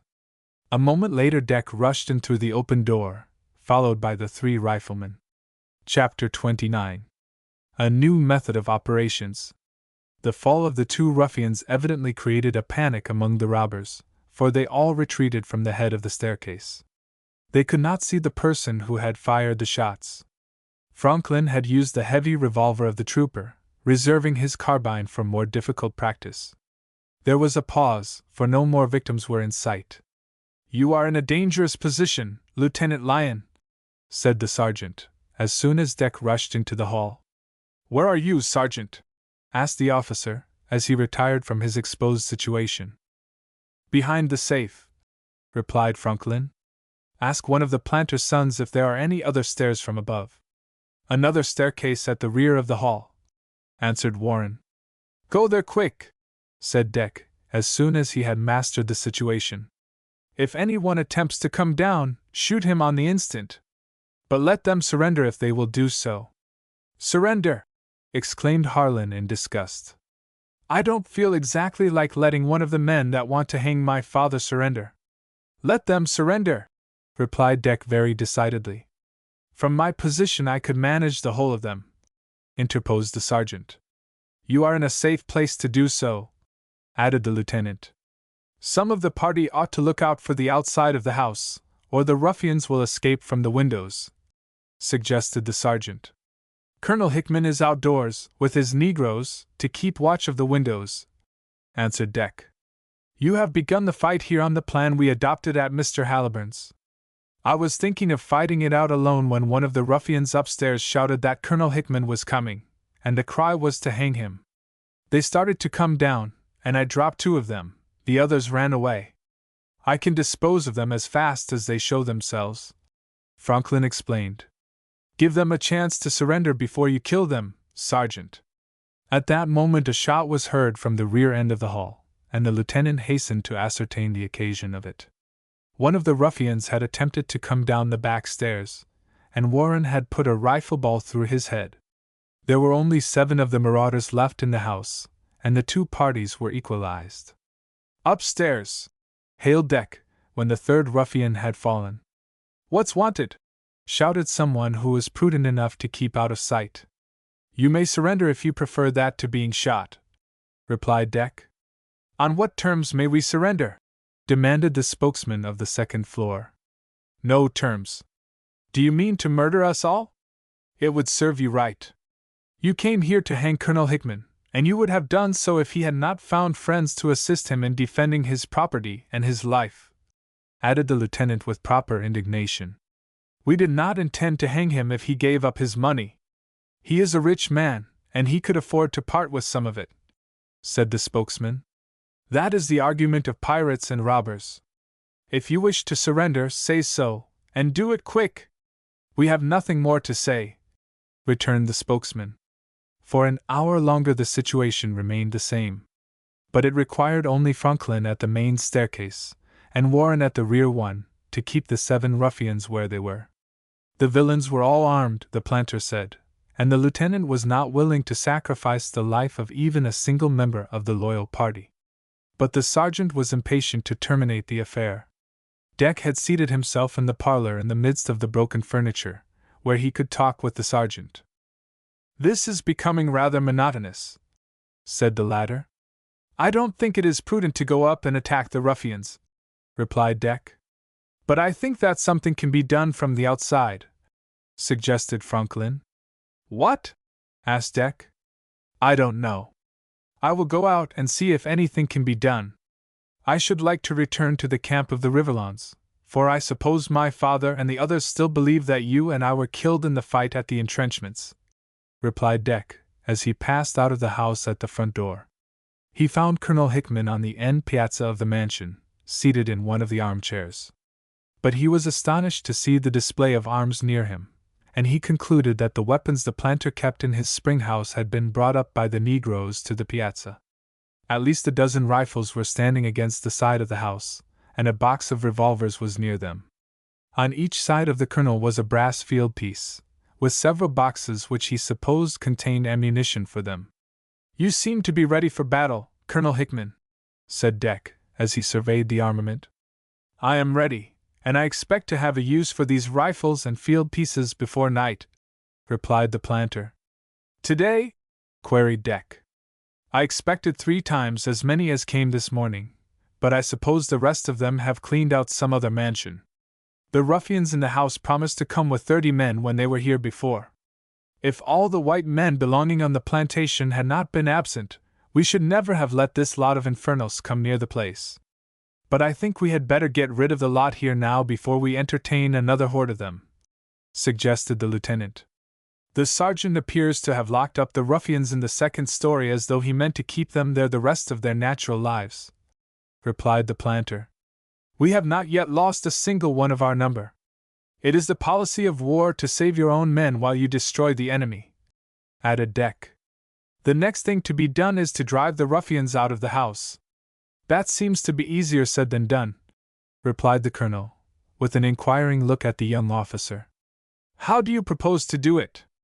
"I don't know that it can be done, but there is nothing like trying." "I suppose you are still a rifleman, Colonel Hickman?"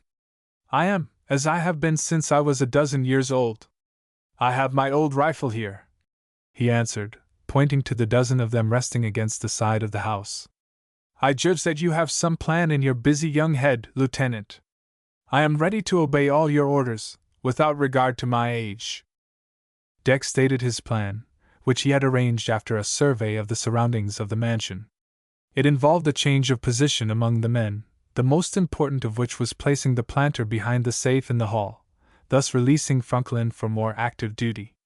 The colonel was willing, and even glad, to take the position assigned to him, and, like a good soldier, asked no questions. "But what about the attack you expect this afternoon?" asked Deck. "I have put my servants on picket, as they have been for several days. They are all mounted, just as they came back from the avenue. They are all faithful to me, though I don't expect them to do any fighting, but they can keep watch as well as white men." "Then, if you are ready, Colonel, we will go to the front hall of the house," said the lieutenant, as he led the way. At the door he called the sergeant from behind his breastwork, and put the planter in his place. The old soldier had hardly shown himself in the hall before a shot was fired down the stairway. Doubtless one or more of the ruffians had been on the lookout for the appearance of a man in the hall below, and as the planter passed behind the open door, the opportunity had been used. Fortunately the venerable planter was not hit, for the enemy had only such old flintlock guns as General Crittenden describes in his report of the Battle of Mill Springs, and they were far from being reliable weapons. The bullet shattered the edge of the door, and no other damage was done. The veteran proved that he was still an active man, for as soon as he was behind the steel fortress, he cast a searching glance up the stairs. On the landing he discovered a head on the floor, for the man who had fired the shot was lying where he could see down into the hall. It would have been better for him if his feet had been where his head was, for the planter raised his rifle, and fired at almost the same instant. His companions drew his body back without exposing themselves to the deadly fire from the hall. "Flickens is killed!" exclaimed one of them, and the enemy were one less in number. The planter, with his rifle in position for instant use, fixed his gaze upon the head of the staircase, but no one now was to be seen there. Deck and the sergeant had passed into the parlor, the door of which was next to the safe, after the colonel had discharged his rifle. "Are you all right, sir?" asked the lieutenant, stopping in a safe place near the door of the apartment. "I am better off than the fellow I just hit in the top of his head," replied the planter. "I wish another of them would try that experiment again. I know you can hold this position, and I will see what can be done elsewhere," returned Deck, as he moved towards the door of the rear room. "You need not be concerned about me. I can finish the affair if the villains will only show themselves," replied the colonel, and his cheerful tones indicated that he was happy in his new position. Deck and Franklin passed around into the rear of the hall, where they found Warren Hickman standing at the door of the dining room, where he could not be seen from the head of the back stairs. He was informed that an attempt would be made to drive the enemy from the second story. He was to remain in his present position. The lieutenant and the sergeant passed out at the back door into the kitchen, some distance from the mansion. Here they found the other two sons of the planter, watching the windows on that side of the house. The end of the cookroom extended back into a grove of trees which surrounded the mansion, and which had given Deck his first suggestion of his method of future operations. Taking the two Hickmans with them, the four went through a window into the grove. The building containing the kitchen concealed them from the view of the ruffians, if any of them went to the windows. The trees around the mansion, like those in the avenue, were large and the foliage dense. Deck explained to his companions his plan, and then directed one of them to proceed by the grove to each of the sides of the house, reserving the one by the stable for himself. "What then?" inquired Franklin. "Each of you will sling his rifle, and then climb a tree commanding all the windows on his side of the mansion," replied Deck. "When you see one of the enemy at a window, use your rifle. I shall be on the stable side." The lieutenant, who had provided himself with a rifle on the piazza, followed the grove in the direction of the stable, outside of all the outbuildings, while the other three proceeded the opposite way. There were no trees between the mansion and the stable, but Deck made his way to the hayloft, which commanded a view of all the windows of the former. He waited long enough to enable his companions to secure their places in the trees, and then opened a window, which enabled him to obtain a safe position for himself. While he was waiting, he took a couple of horse blankets from the harness room, and fastened them up before the only two windows in the loft. This made the place quite dark, though there was light enough to enable him to find his way. Then he kneeled about 10 feet from the open window, darkened to within a foot of the bottom. From this point he discovered, by looking through the window directly opposite his opening, 3 men sitting on a bed. He fired his rifle, and saw one of the ruffians drop on the floor. Chapter 30. The Surrender of Captain Grundy. Deck Lyon reloaded his rifle without a moment's delay, then resuming his kneeling posture, he gazed at the window again. The ruffian had fallen forwards from the bed, and his companions had picked him up. The observer could see that he had not been killed. The other two laid him on the bed, and it was evident that he had been severely wounded. They examined him, but of course the result could not be known to the lieutenant. While one of them was tying a handkerchief around the head of the wounded man, the other went to the window. A pane of glass had been broken, and this must have assured him that the ball had come from outside of the mansion. Then he proceeded to look about the surroundings in search of the person who had fired the shot, confining his gaze to the ground. If he had reasoned at all over the matter, which perhaps his education did not enable him to do, he might have realized that the bullet did not come from the ground. The man had thrown the window wide open, and was making a very scrutinizing examination of every part of the courtyard. He could see plainly whatever was in front of the window, but this did not seem to satisfy him. He thrust half his body out of the opening, looking both sides of him, as though it had been possible to fire a rifle around a corner. The fellow was certainly stupid enough to be shot, and Deck did not wait any longer to do his work. The ball struck him in the head as he was stretching his neck to the utmost to enlarge the extent of his vision to a point from which the fatal bullet could not possibly have come. If he could have imagined a line from the round hole in the pane of glass to the point where his comrade's head had been, it would have pointed directly to Deck's locality when he discharged the rifle. The ruffian dropped from the windowsill to the ground with a heavy thud, and did not move again. The ball had penetrated his brain, and he was the victim of his unscientific observations. But the lieutenant did not remove his gaze from the open window. It seemed very like slaughter to shoot down the enemy in this manner, and a twinge of conscience disturbed him. But he reasoned that he had given the ruffians a chance to surrender, which they had refused to accept. Then they were pirates, robbers, making war for gain against friend and foe alike. The third man in the room did not remain there any longer. He could hardly have known what became of the one at the window, unless he had heard the crack of a rifle, and failed to see him again. Under these circumstances it was not difficult for him to reason out the conclusion that the chamber where he was must be a dangerous locality, and he sought a safer place. The lieutenant continued to watch the window, but no enemy appeared in the room again. It had proved to be a chamber of death. He had hardly lost sight of the foe before he heard the crack of a rifle in the grove. The two Hickmans there were riflemen, and Deck did not believe it would be possible for either of them to fire without killing or wounding his man. But he heard but one shot, and probably 4 of the land pirates were still living. Deck waited some time for the sound of another shot, but in vain.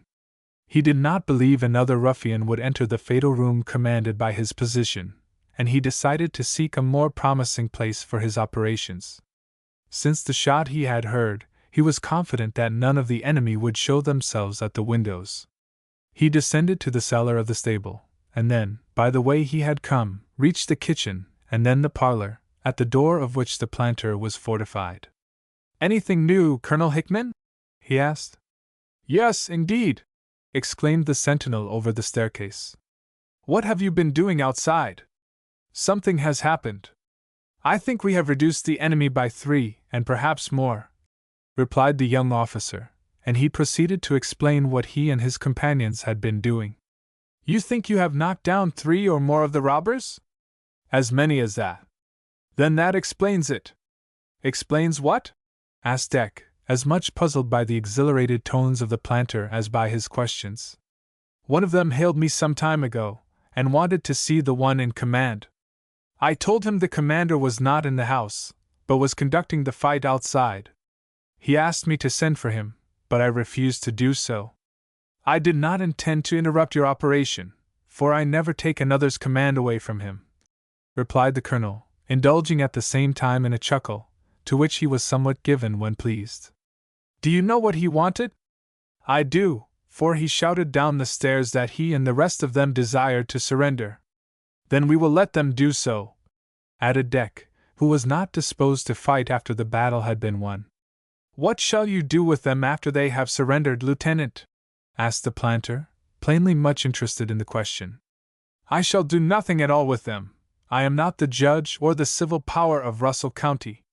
We have beaten the enemy, and I have nothing further to do with the matter," answered Deck. The colonel decided not to ask any more questions, though the lieutenant suspected he intended to dispose of the prisoners as he thought best. "Upstairs, there!" shouted the planter. "The commander is here now. Ask him to come up here, and we will arrange things," returned the ruffian with unblushing effrontery. "The commander will do nothing of the sort," replied the colonel indignantly. "Do you really believe that he would trust himself with such cutthroats as you are? We will agree not to hurt him, though he has used us very unfairly," said the spokesman. "He has tried to murder all of us. You deserve to be hung, and it would be too merciful to shoot you," roared the colonel, his wrath getting the better of him. "Do Union men hang their prisoners?" demanded the ruffian bitterly. "Prisoners!" exclaimed the planter contemptuously. "You are such prisoners as they shut up in the penitentiary, or hang in the public square." "Can I see the commander?" asked the spokesman, quite gently by this time. "I will see him if he comes down into the parlor," said Deck. "I shall make prisoners of them, but I wish to stipulate that neither Sergeant Franklin nor myself shall have anything to do with punishing them, either by hanging or shooting after they have surrendered. The commander will see you downstairs, but I will shoot any other that attempts to put his foot on the first stair," shouted Colonel Hickman. "I will come down," replied the spokesman, and he came to the head of the staircase with a gun in his hand. "Halt!" cried the planter. "Leave all your arms upstairs. Have you any pistols about you?" He passed his musket to one of the others, and did the same with a couple of pistols when the colonel mentioned them. Having complied with the order, he came down the stairs. He was directed to the parlor in which the lieutenant was waiting for him. "Are you the commander here?" he inquired. "I am." "May I ask what you are?" demanded Deck, without rising from the armchair in which he was seated. "I am called Captain Grundy." Not Mrs. Grundy? Captain Grundy, replied the ruffian, with something of dignity in his looks and manner. Have you a captain's commission? Not yet. In what service are you? In the service of the Confederate States of America. In what regiment? In no regiment, in a company organized by my government. A company of partisan rangers? But in the service of my country. Are you a Kentuckian? I am. And your service is to roam over your native state, killing, robbing, plundering your fellow citizens, a highwayman, a thief, and a murderer, continued the lieutenant very severely. This is the second time you have visited this mansion for plunder, but you don't come out of it so well as you expected, said Deck with a sneer, evident in his tones as well as his looks. Where is the rest of your company, Captain Grundy? On duty in another county. But you expect the balance of your command here sometime today? There will soon be a time when the treatment we have received here will be returned with compound interest, said Grundy with a savage and revengeful look on his ill-favored countenance. You wish to see me, what is your business? Demanded the lieutenant. I am ready to surrender. You and your gang have murdered nearly all my men here in cold blood. I can do nothing more, and I must yield, replied Grundy. Are you a lawyer, Captain? I am not. I am a horse dealer. I should think you might be, sneered Deck. Do you think it is right to ride over the state, robbing your fellow citizens, threatening to hang a planter to a tree for refusing to give up his money? In the service of my country, yes. Kentucky belongs to the Confederacy, and those who fight to keep the state in the exploded Union are traitors, and should be treated as enemies of the state and the Confederacy. Suppose I should visit your house, demand your money, and hang you if you did not give it up. Would that be all right? That is another matter, growled Grundy. Precisely, the same boot don't fit both feet, returned Deck. I am your prisoner, but you need not thorn me with your Union logic. At this moment the lieutenant heard the voice of Davis Hickman in the hall, talking to his father. He called him into the parlor, and requested him to bring a quantity of cord or straps to him, and he went for them. What do you want of cords and straps? Asked Grundy. To bind my prisoner. Do you mean to hang me? I do not. I leave that job to the regular hangman. He will perform it in due time, I have no doubt, replied Deck, as Davis brought in the cords. I don't mean to be tied up like a wildcat, said the captain doggedly. Then you do not surrender, and if you wish to do so, you may go upstairs again. I surrender, but I will not be bound like a nigger, exclaimed Captain Grundy, as he sprang away from the lieutenant and ran into the back room. What's the matter now, Phil?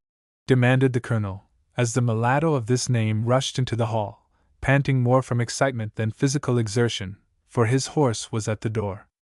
Both Deck and Davis pursued the captain, but they were taken off their guard, and neither of them succeeded in getting hold of the ruffian. He fled to a window which someone had left open, leaped out, and ran towards the front of the mansion. Davis fired his rifle at him, but being on the wing, he failed to bring him down.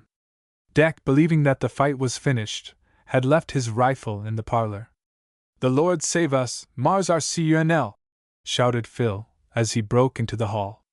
The ruffians, more'n 20 of 'em, is coming up the road on horseback, at full gallop. It looked like another fight against great odds. Chapter 31. An unexpected reinforcement. Captain Grundy's claim that he was in the Confederate service was undoubtedly pure fiction, and he did not even pretend to have a commission of any kind, not even as a partisan ranger. The Rivalon cavalry had rendered important service to the state in the suppression of guerrilla bands, acting under no authority whatever, plundering and killing Union men. Grundy's force consisted of over 30 men. They were mounted, and doubtless had stolen the horses they rode from the plantations they had raided. They were simply brigands.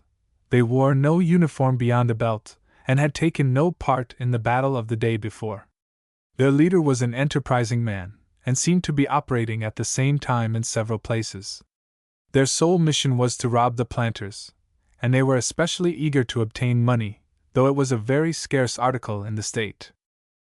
Lieutenant Lyon had talked with Colonel Hickman about the band, and he had gathered much information in regard to their operations in the northern and western counties. The planter was a fighting man, as well as a strong Unionist. He had been aware of the approach of the gang, and while he had 7 white men living on his estate, he had felt abundantly able to defend his property. His spring house was his arsenal, and it was well stored with arms and ammunition, including 2 field pieces.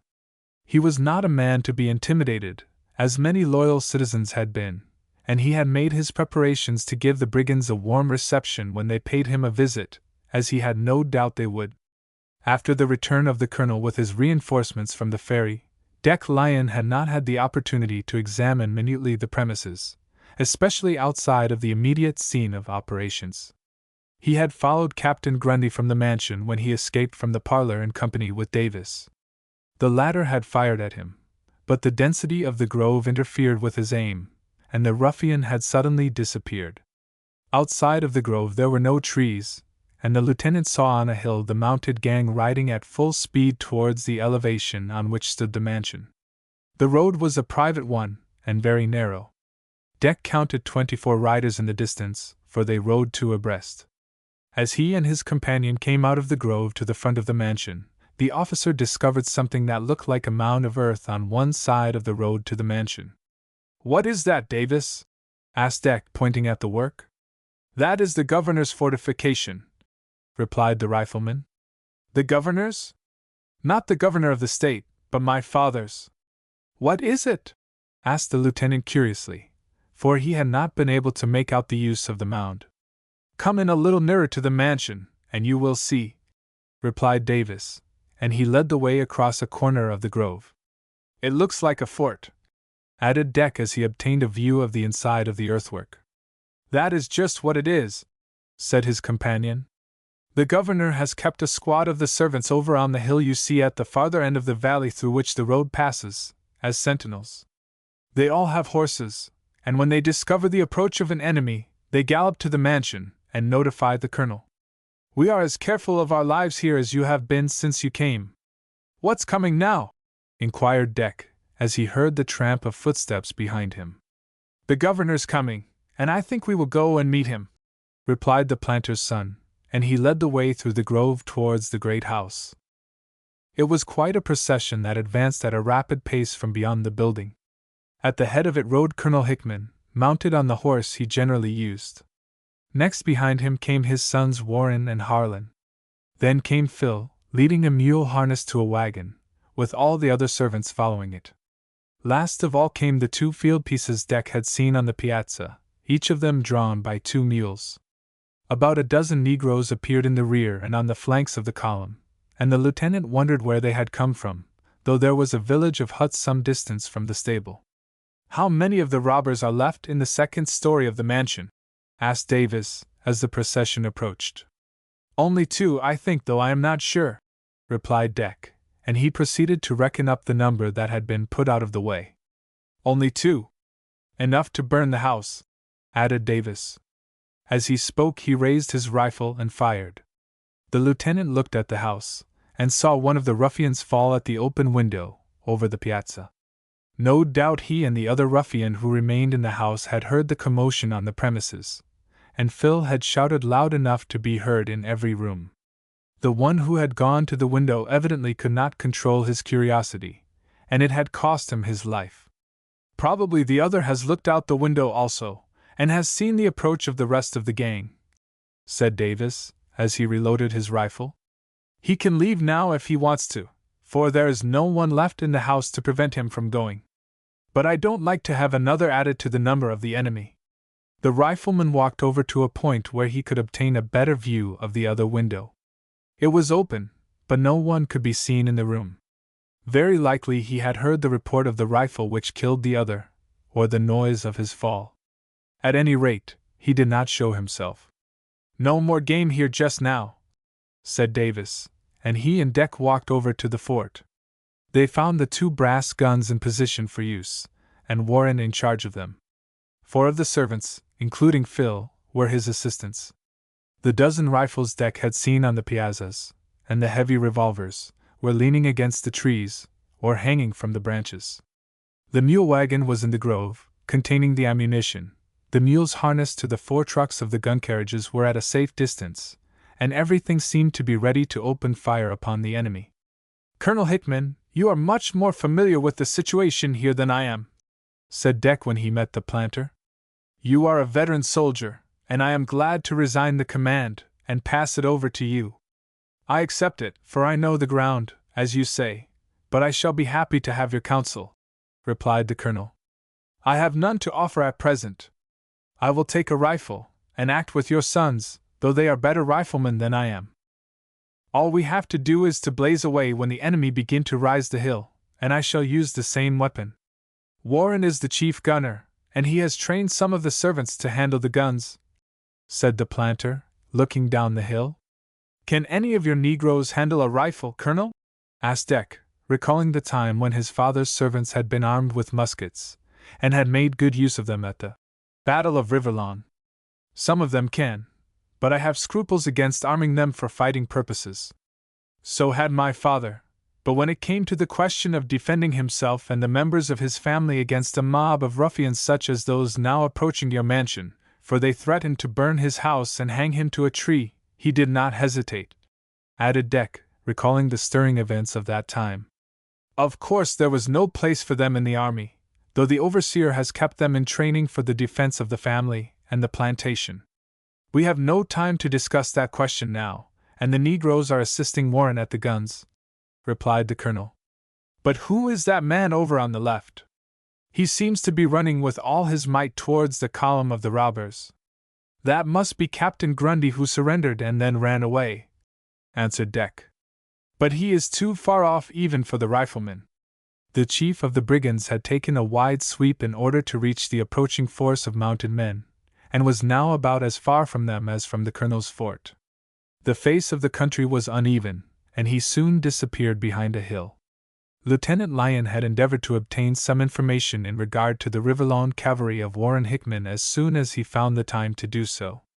But the riflemen were quartered apart from the mounted men, and he knew very little about the squadron.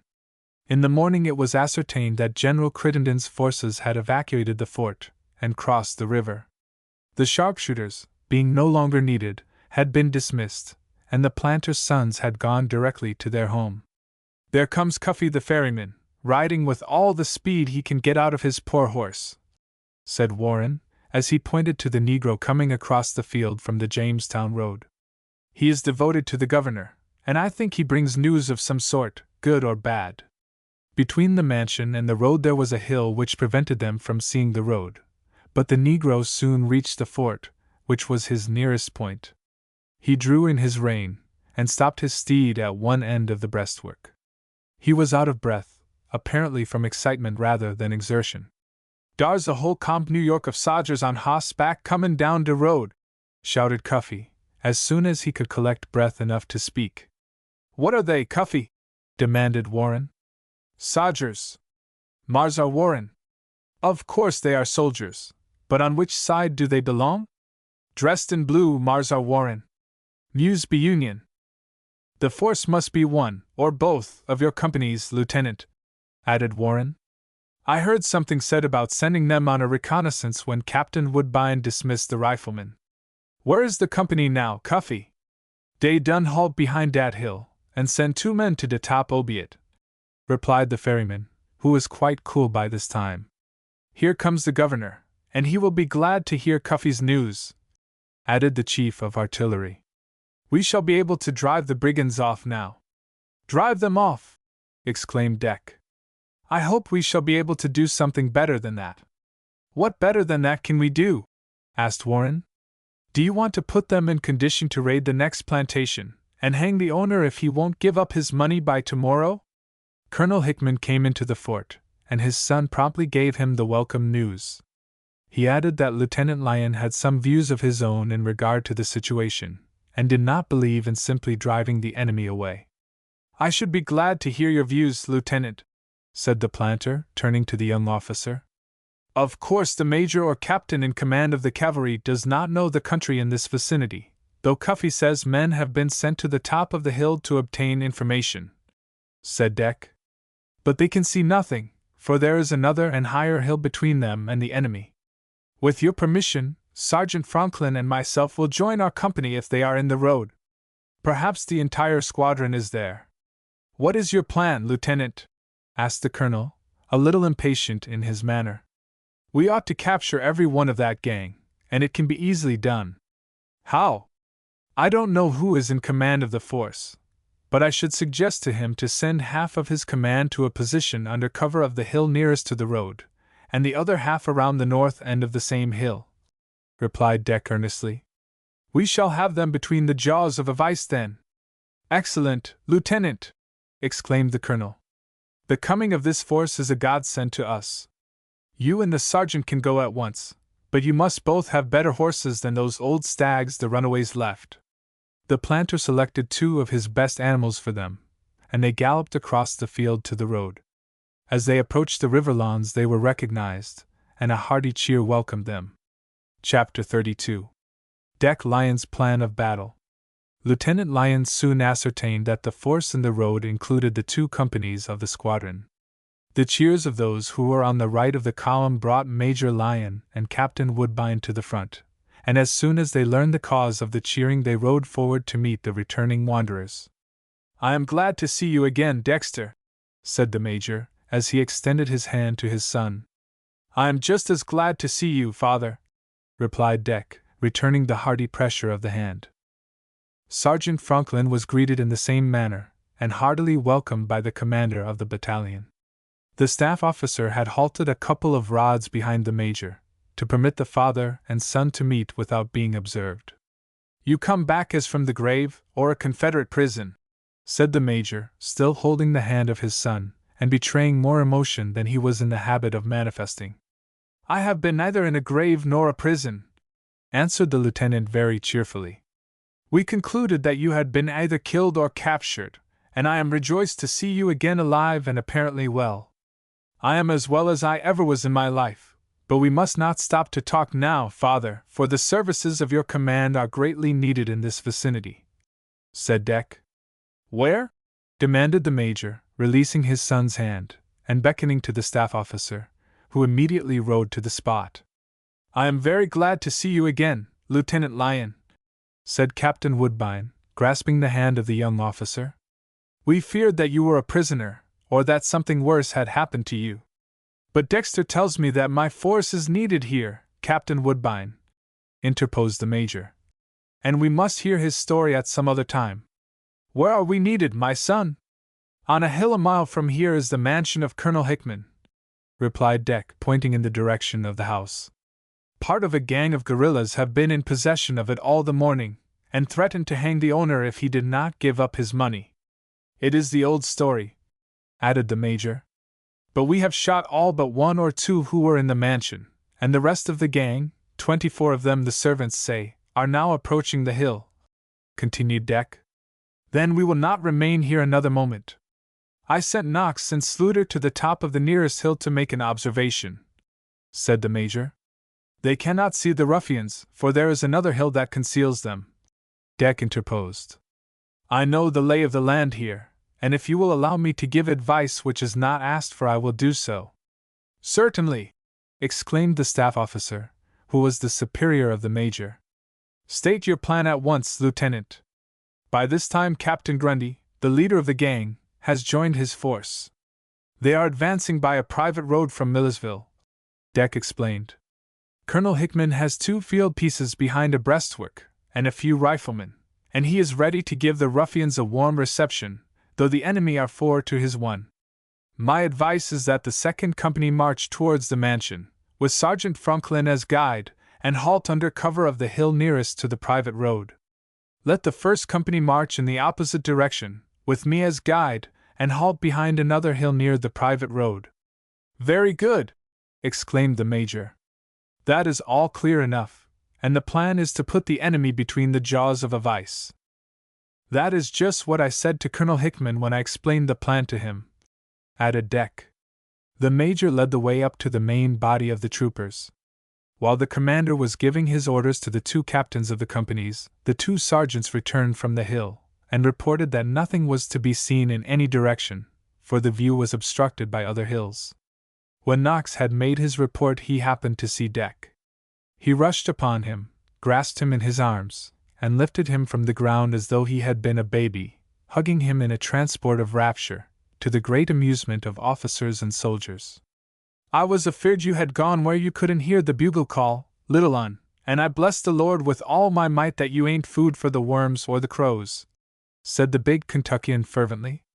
"You oughtn't to gone off without me, but I reckon—" "That will do for now, Sergeant Knox," shouted Captain Gordon. "We have no time for long stories. Attention, company!" As Deck rode to his place at the head of the second platoon, Captain Gordon and Lieutenant Belthorpe grasped his hand, and spoke a word of welcome to him. The men in the ranks greeted him with pleasant words. The first company countermarched, and as the captain came to the position of the second lieutenant, he directed him to march at his side in his capacity as guide. Franklin took a similar position at the side of Captain Truman, and both companies moved as the guides directed. "You have had a hard time of it, Deck," said Captain Gordon as they left the road and entered the field. "Not very, Captain. Both Franklin and myself were knocked from our horses, and it would have been all up with me if the sergeant had not dragged me out of the melee. But I was only stunned by the flat side of a saber, as Franklin was by a pistol bullet," Deck explained. "But you were within the breastworks of the enemy?" "We were, forced in by the crowd of runaways from the battlefield. We both came to our senses, kept out of sight for a while, then took possession of a boat astern of a steamer, and floated down the Cumberland to Robertsport, or a little farther, and got ashore. I haven't time to tell the whole story. 3 sons of Colonel Hickman were with Captain Ripley's riflemen, and with them we met the colonel. We cleaned out the robbers from his mansion. I think we had better halt here, Captain Gordon, and do a little scouting." The suggestion was promptly adopted, and the company came to a halt just at the foot of the first hill. Deck and Knox were sent to the top of the next hill on foot, both armed with carbines.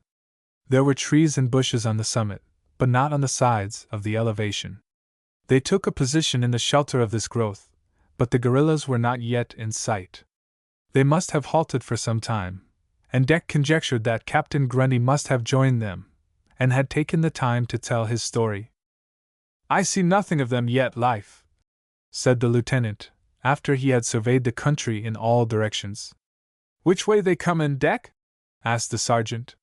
"You can see the road across the fields at the foot of this hill. I think the first company is in the right position where it is now," said the lieutenant. "The second company will halt under cover of the same hill. Neither of them can be seen from that road till the enemy have advanced halfway up the hill to the mansion. I thought the company was to move to the lower end of the hill, where UNS is," suggested Knox. "That was my first view of it, but there is no need of going any farther. I did not suppose there was any chance to conceal the position of the force where they could get at the enemy in good season. I have not been over this ground, only seen it from the Mansion Hill. We are all right as we are. Now, Life, you will return to the company. Tell Captain Gordon to remain where he is till I give him a signal with my handkerchief on this carbine." As he spoke, the lieutenant proceeded to tie the white signal to the weapon. "Then he will go at a gallop through the valley between these 2 hills, and fall upon the enemy in the rear, as the second company attacks in front. Do you understand it?" continued Deck. "I reckon I do, but am I to leave you here alone?" demanded the sergeant. "Of course you are," replied the lieutenant with a laugh. "Do you think I can't take care of myself? You didn't do it last night. I think I did, for here I am. Hold on a minute. I think we can arrange this matter a little better. The second company will not know when to make the attack. Are you going to lay out the whole battle, Deck?" asked Life. "I am going to do what I can to make it a success, and to capture every one of those ruffians. If one of them escapes, it shall not be my fault," replied the lieutenant in vigorous speech. "Ask Captain Gordon to rig a signal like this one, and send a messenger to Major Lyon, who has gone with the second company, so that he will understand its meaning. When I wave my signal twice, it will be for the second company to attack. When I wave it once, it will be for the first company to fall on the enemy's rear. The major is not more than half a mile from the first company. Now go, Life, and don't let the grass grow under your feet." "All right, "But I reckon you are the commander-in-chief of this battalion, Deck?" The long-legged Kentuckian went down the hill with long strides, and in about 3 minutes he saluted Captain Gordon, and delivered his message. Then he was ordered to mount his horse, and ride over to deliver the instructions to the Major. "That is an excellent plan of Lieutenant Lyon, and it will prevent any confusion," said the captain as the sergeant was mounting his horse. In a few minutes more Knox came into the presence of Captain Woodbine and Major Lyon. He described the arrangement for the signals. Sergeant Franklin and Bugler Stufton were stationed on a knoll where they could see the signal when it was given by Captain Gordon, and the musician was to sound the advance. "These signals are a capital idea of your son, Major," said the staff officer in the hearing of Life Knox, as he was starting on his return to his company. Deck was left alone, but in spite of the solicitude of the Kentuckian, he did not regard himself as in any danger, for the guerrillas were not likely to explore the hills on their way to the mansion, where Captain Grundy doubtless expected to make an easy victory over the force defending it. He was not aware that cannon were to figure in the contest, and with his large force he could easily overcome the small number behind the breastwork. He was confident that there was a large sum of money concealed in the mansion, or in its vicinity, and he was fully determined to hang Colonel Hickman to one of his own trees if he did not disclose the hiding place of the treasure. It was fully half an hour before Deck saw anything of the approaching guerrillas. 4 mounted men were the first indications of the advance of the enemy. They seemed to be the pickets of the main body. They rode in couples, and did not trouble themselves to scout the hills on their left, for they could not have had any suspicion that there was a large force of cavalry anywhere near the mansion. The pickets moved on slowly till they came to the beginning of the ascent of the hill, and there they halted. They had nothing to report, and they awaited the coming of the force. From his position behind the bushes and trees Deck could see the mansion, and the road leading up to it. The pickets had hardly halted before the main column came into view. They marched by 4s, 2 in the road, and 2 in the field, and in very irregular order. The lieutenant observed them with intense interest, and counted them as they advanced. Instead of 24, as the Negro scouts had reported, there were 38 of them. They had either been reinforced, or the scouts had not seen them all. They marched very confidently, and began the ascent of the hill. When they had ascended about half the distance to the summit, one of the cannon pealed, and 3 men were seen to fall from their horses. The assailants had evidently not expected to encounter artillery, and the result of the first discharge checked them. At this moment Deck twice waved the signal. A minute later the blast of the bugle was heard in the distance, followed immediately by the onslaught of Captain Truman's company. Deck observed the impetuous charge. Captain Grundy appeared to have ordered his command to deploy to the right, but they had no time to do so, for the troopers dashed into them in front. The guerrillas could not hold their ground for a moment against this fiery charge. They broke, and began to retreat by the way they had come. Deck waved his signal once, and Captain Gordon's company dashed through the valley, and confronted the ruffians in their hot retreat. Chapter 33. The Defeat and Surrender of the Guerrillas. The moment Deck Lyon had given the signal for the first company to advance, he ran down the hill with all the speed he could command, to a tree where Life had hitched his horse in readiness for him. It was not the animal he had ridden from Colonel Hickman's mansion, but Seth, the steed he had trained and used from the beginning of his career as a soldier. He was very intelligent, and seemed to understand precisely what was required of him in action, though he sometimes overdid his part, as when he tried to leap over the horse of his rider's opponent. The lieutenant did not feel quite at home on any other horse. The baggage wagons of the squadron had been halted in the road with a sufficient guard, and the spare horses included not a few picked up on the battlefield of Mill Springs. Seth whinnied vigorously, and pawed the sod with his 4 feet when he saw his master running down the hill. These were his expressions of rejoicing to meet his rider again. But Deck, who was anxious to be at the head of his platoon on the field, could only pat him on the neck and stroke his nose as he unhitched him. Life had attached a saber to the saddle for his use, for he was sure that he would want one. Mounting hastily, he disengaged the weapon, and started in the direction his company had taken. If the rider had fully informed his steed what he wanted, the animal could not have understood him any better, for he darted away at his swiftest gallop, and bounded through the valley like the flight of an arrow. Deck had slung his carbine over his shoulder, and carried the naked saber in his hand, with the scabbard attached to his belt. As the lieutenant advanced, he obtained a view of the field, and could measure the progress of the action as far as it had gone. 4 shots had been sent from the fort, though after Captain Grundy had scattered his men, the last 2 were less effective than the first 2. Up to this time the guerrilla leader evidently believed that he had no enemy except the few men in the vicinity of the mansion. It was after the second gun from the breastwork that Deck had given the signal for the advance of the second company. At the onslaught of this company, consisting of about 80 troopers, Grundy could not help seeing that he was outnumbered 2 to 1, and that his opponents were trained soldiers, mounted upon excellent horses, and he had no alternative but a hasty retreat. He led them in the direction of the road, but at this time Deck had given his second signal, and the first company were stretching across the field to intercept his flight. It must have been an appalling sight to him, and he saw that he must be ground to powder between the upper and the nether millstone. Deck had reached his place at the head of his platoon, which Life Knox was glad to yield to him. Captain Gordon was on the flank at the left. His command was stretched across the field, and were a wall of steel against the farther retreat of the enemy. It was about half a mile from the second company, which was driving the guerrillas before it upon the point of their sabers. The captain called a halt when the head of his column had reached what appeared to be a swamp, and faced them to the enemy, ready to charge upon the broken ranks of the ruffians. "This can be nothing but a butchery," said Captain Gordon, as he reined in his horse in front of his second lieutenant, and his tones and his manner indicated his disgust at this sort of warfare.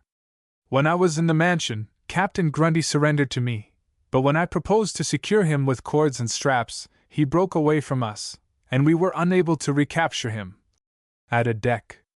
"It is not usual to bind captured prisoners," suggested the captain. "But we had only half a dozen men, and I would not trust a fellow out of sight," replied Deck. "But I have secured my prisoners when they were guerrillas, and not soldiers." "No doubt you were right in dealing so with these ruffians," added the captain. "I think we have this gang where not one of them can escape, and perhaps we may have to bind them as you did their leader." "There goes the recall!" exclaimed the lieutenant, as the bugle notes sounded across the field from the right of the second company, where Major Lyon had taken his place. "There is a white flag displayed in the center of the enemy's line," added Captain Gordon. "Your father does not relish a butchery any more than I do." The commander of the company took his field glass from its case, and directed it towards the position of the major. The troopers fell back, evidently at the command of their officers, at the signal, stretching nearly across the field. "Look through my glass, Deck, and tell me what is going on there," said the captain, as he handed the glass to the lieutenant. "There is a tall gentleman there who is a stranger to me, and he seems to be talking and gesticulating very earnestly. That is Colonel Hickman, and it is easy enough for me to guess what he is talking about," added Deck. "But the major seems to be as dignified as he always is, and don't appear to be much moved by what the other is saying. But what is the matter with Colonel Hickman? He believes in hanging these fellows as fast as they are taken, though perhaps he would be satisfied to see them cut down before the sabers of our men. I had to tell him squarely that no prisoner should be hung, or punished in any manner, except by the law of the land," replied Deck. "Does he believe in firing or charging on a flag of truce? Doubtless he believes that a flag in the hands of these fellows is not entitled to be respected. Major Lyon is the right man to settle the question, with the advice of Captain Woodbine," said Captain Gordon. "While they are discussing it, we will move forward." And in a loud tone he gave the order to march, which was repeated by the subordinate officers. The long line moved forward, at a walk, about half a mile, and halted 40 rods in the rear of the disordered ranks of the enemy. Presently a sergeant rode across the field, passing to the left of the guerrillas, and making his way to the center of the first company. It proved to be Sergeant Franklin, who saluted the captain. "It is the order of Major Lyon, Captain Gordon, that you send Sergeant Knox, with 10 men, to the right of your line, to prevent the escape of any of the enemy to the swamp. Also, that you send Lieutenant Lyon to headquarters. said Franklin, delivering his message. On the right of the line, 4 of the ruffians had attempted to flee from the scene of the anticipated surrender, but Lieutenant Gadbury had ordered 4 of his men to fire upon them. 1 had been wounded, and the others had returned to the ranks. This was the occasion of the order to send Knox to the border of the swamp. Deck went with Franklin to the Major by the same way the sergeant had come. On their arrival, the lieutenant found Grundy had come over to interview the Major, attended by a man bearing the flag of truce. "You are treating these ruffians as though they were regular soldiers, Major Lyon, and I protest against it," exclaimed Colonel Hickman, just as Deck saluted the Major. "I can answer you better when I have heard what Captain Grundy has to say," replied the Major with his usual dignity and gentleness. "He is not a captain. He has no commission or authority of any kind from the state or nation," protested the planter. "I can understand and appreciate your feelings, Colonel, in the face of the outrages to which you have been subjected, but I shall be greatly obliged to you if you will permit me to discharge my duty without further interruption. I have been the victim of similar indignities, but I cannot order men who probably intend to surrender, to be hung, or to be shot down in cold blood." Upon this appeal, Colonel Hickman was silent, though evidently very much against his will. Captain Grundy approached the Major at a signal from him. He was asked to make the communication he sought to offer under the flag of truce. "My troop are fighting men, but of course, surrounded by 6 times their number, we should all be sabred or shot down in a few minutes. Against this odds I do not intend to fight," said the guerrilla leader, who was evidently a man of some education, and conducted himself with some degree of dignity. "Do you propose to surrender?" asked the Major. "I do, if reasonable terms are held out to me," replied Captain Grundy. "What do you consider reasonable terms?" inquired the commander of the squadron.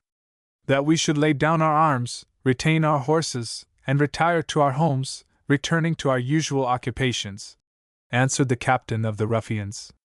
"That is better terms than a defeated company of regular troops of the Confederate Army would have any right to ask for or expect," added the Major with a smile. "I have named what I consider fair terms under the circumstances, and now I will ask what terms you are willing to make," continued Captain Grundy. "No terms at all," replied Major Lyon very decidedly. "I do not regard you as soldiers in the service of the Confederacy, but as lawless marauders, cutthroats, and murderers." "Good!" exclaimed Colonel Hickman. "That is hitting the nail on the head. Many gentlemen who support the Confederate side of the question have expressed the same opinions to me. I can make no terms whatever with you, Captain Grundy. The surrender must be unconditional. Do you propose to put us in irons, or bind us with ropes and straps, as the young officer at your side did?" demanded the guerrilla chief bitterly. "I should feel entirely justified in doing so if the circumstances required such an extreme measure, but with the ample force under my command I don't think such a step would be necessary, though my men would shoot down any one who attempted to escape. Your terms are very unfair and very unchivalrous, and I should judge that you were a Yankee, as I am told that you are," growled the marauder. "Doubtless you consider the robbing of a private mansion, and threatening to hang the owner if he don't inform you where he has hidden his money, chivalrous deeds, but I do not so regard them. We are wasting time. Do you surrender, or shall I order my men to charge upon your column?" demanded the Major. "What do you intend to do with us after we have laid down our arms?" asked Captain Grundy, after he had glanced at the files of troopers on both sides of his command. "Though the state of Kentucky is in a very disordered state, the civil law is still in force in most parts of it. I shall deliver you over to the civil government whose laws you have broken. Hemmed in as my men are by 6 times their number, I have no alternative but to surrender, unfair and outrageous as the terms are," replied the marauder, with a despairing look as he glanced again at the loyal troops that surrounded his company. "The terms are better than you deserve, and if I had my way I would hang you to the nearest tree as a beginning," shouted Colonel Hickman. "I may have a chance to do you that favor, Colonel, before many weeks have gone by," added the outlaw. "You sent for me, Major Lyon," said Deck, stepping forward, and saluting his father. "I am ready for any duty to which I may be assigned. Captain Woodbine wants both you and Sergeant Franklin as guides, for both of you have become acquainted with this locality," replied the Major, as he proceeded to give orders for the conduct of the surrender.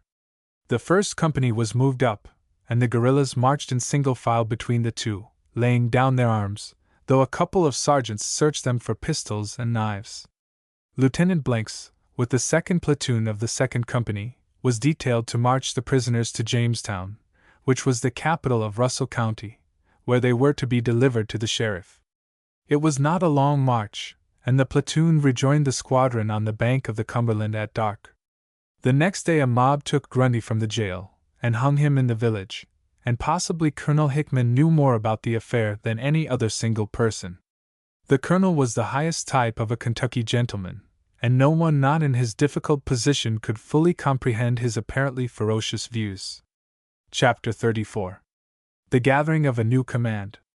The guerrillas were disposed of, and it did not appear that there was any other enemy in the vicinity. Major Lyon marched his squadron back to the road where he had left his wagons.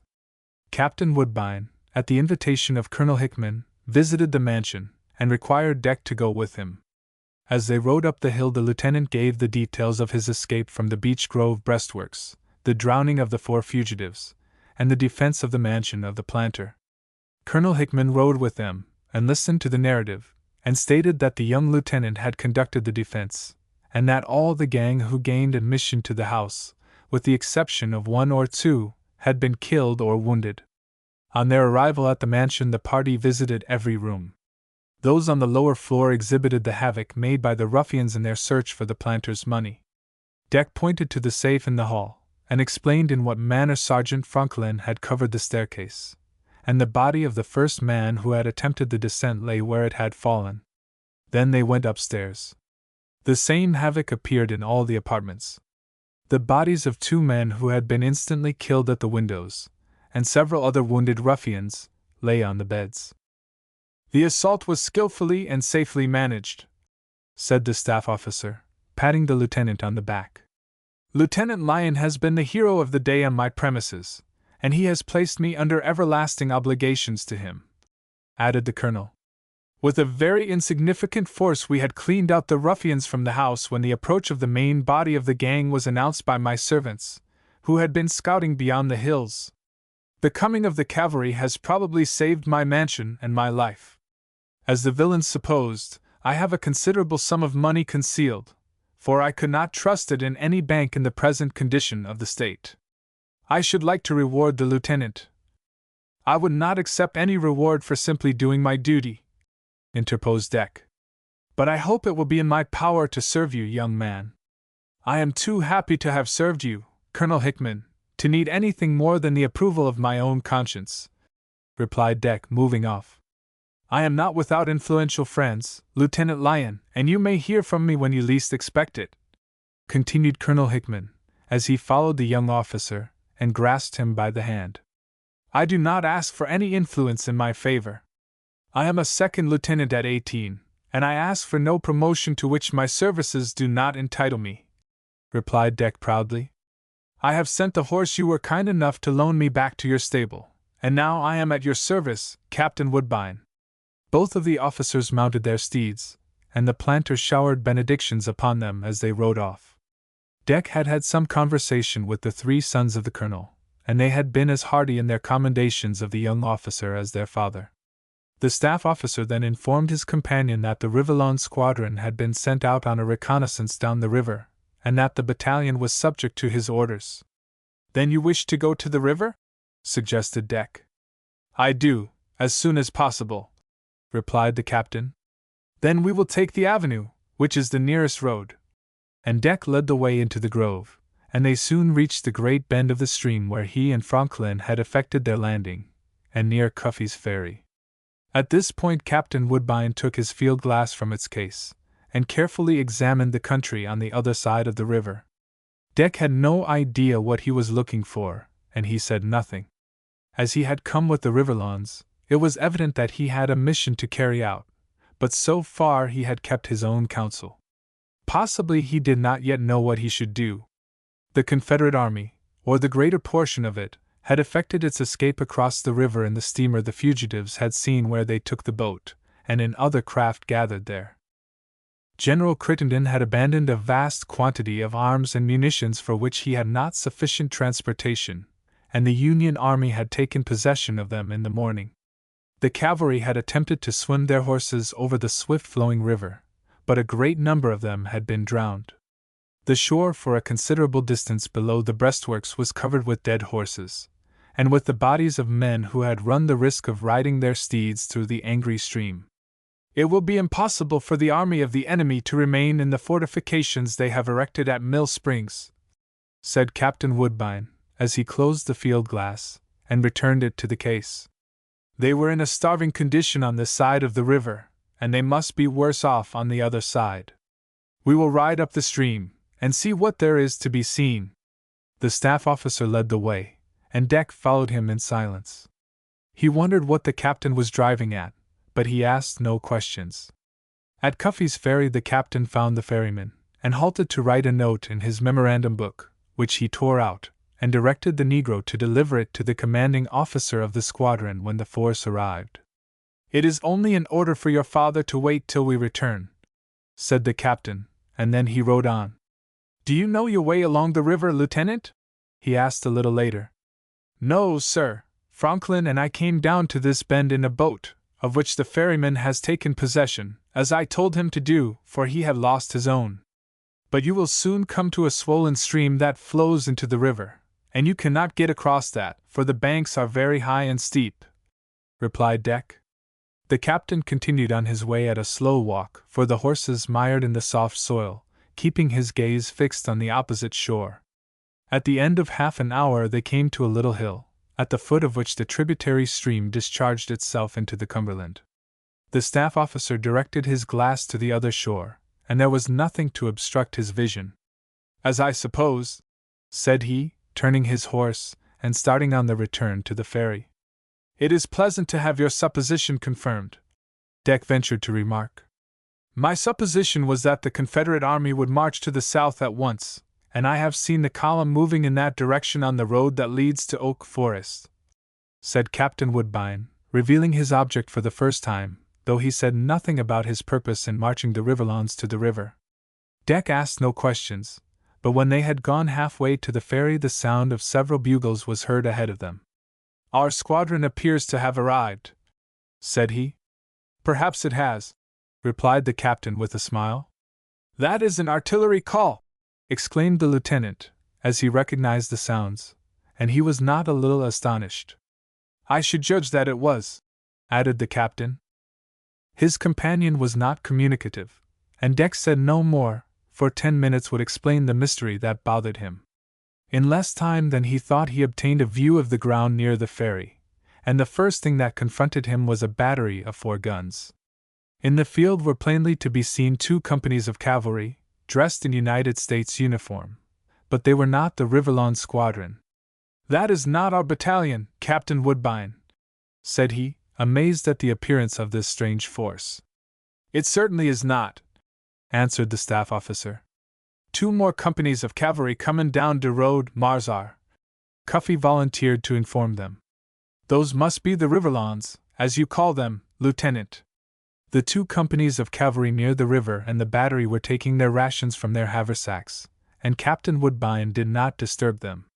By this time Major Lyon's command had halted in the road, the head of the column near Cuffy's house. A trooper, running his horse, was approaching, and Deck saw that it was his brother Artie, who rode up to the staff officer, saluted him, and reported the arrival of the squadron by order of his father. As soon as he had delivered his message, he grasped the hand of the lieutenant, for they had not yet come together in the hurry of the events of the afternoon. The meeting was such as 2 loving brothers could not help making it. Artie congratulated Deck on his escape and his present safety, for the story of his adventure with Franklin had been circulated through both companies, and there was no occasion for the lieutenant to repeat it.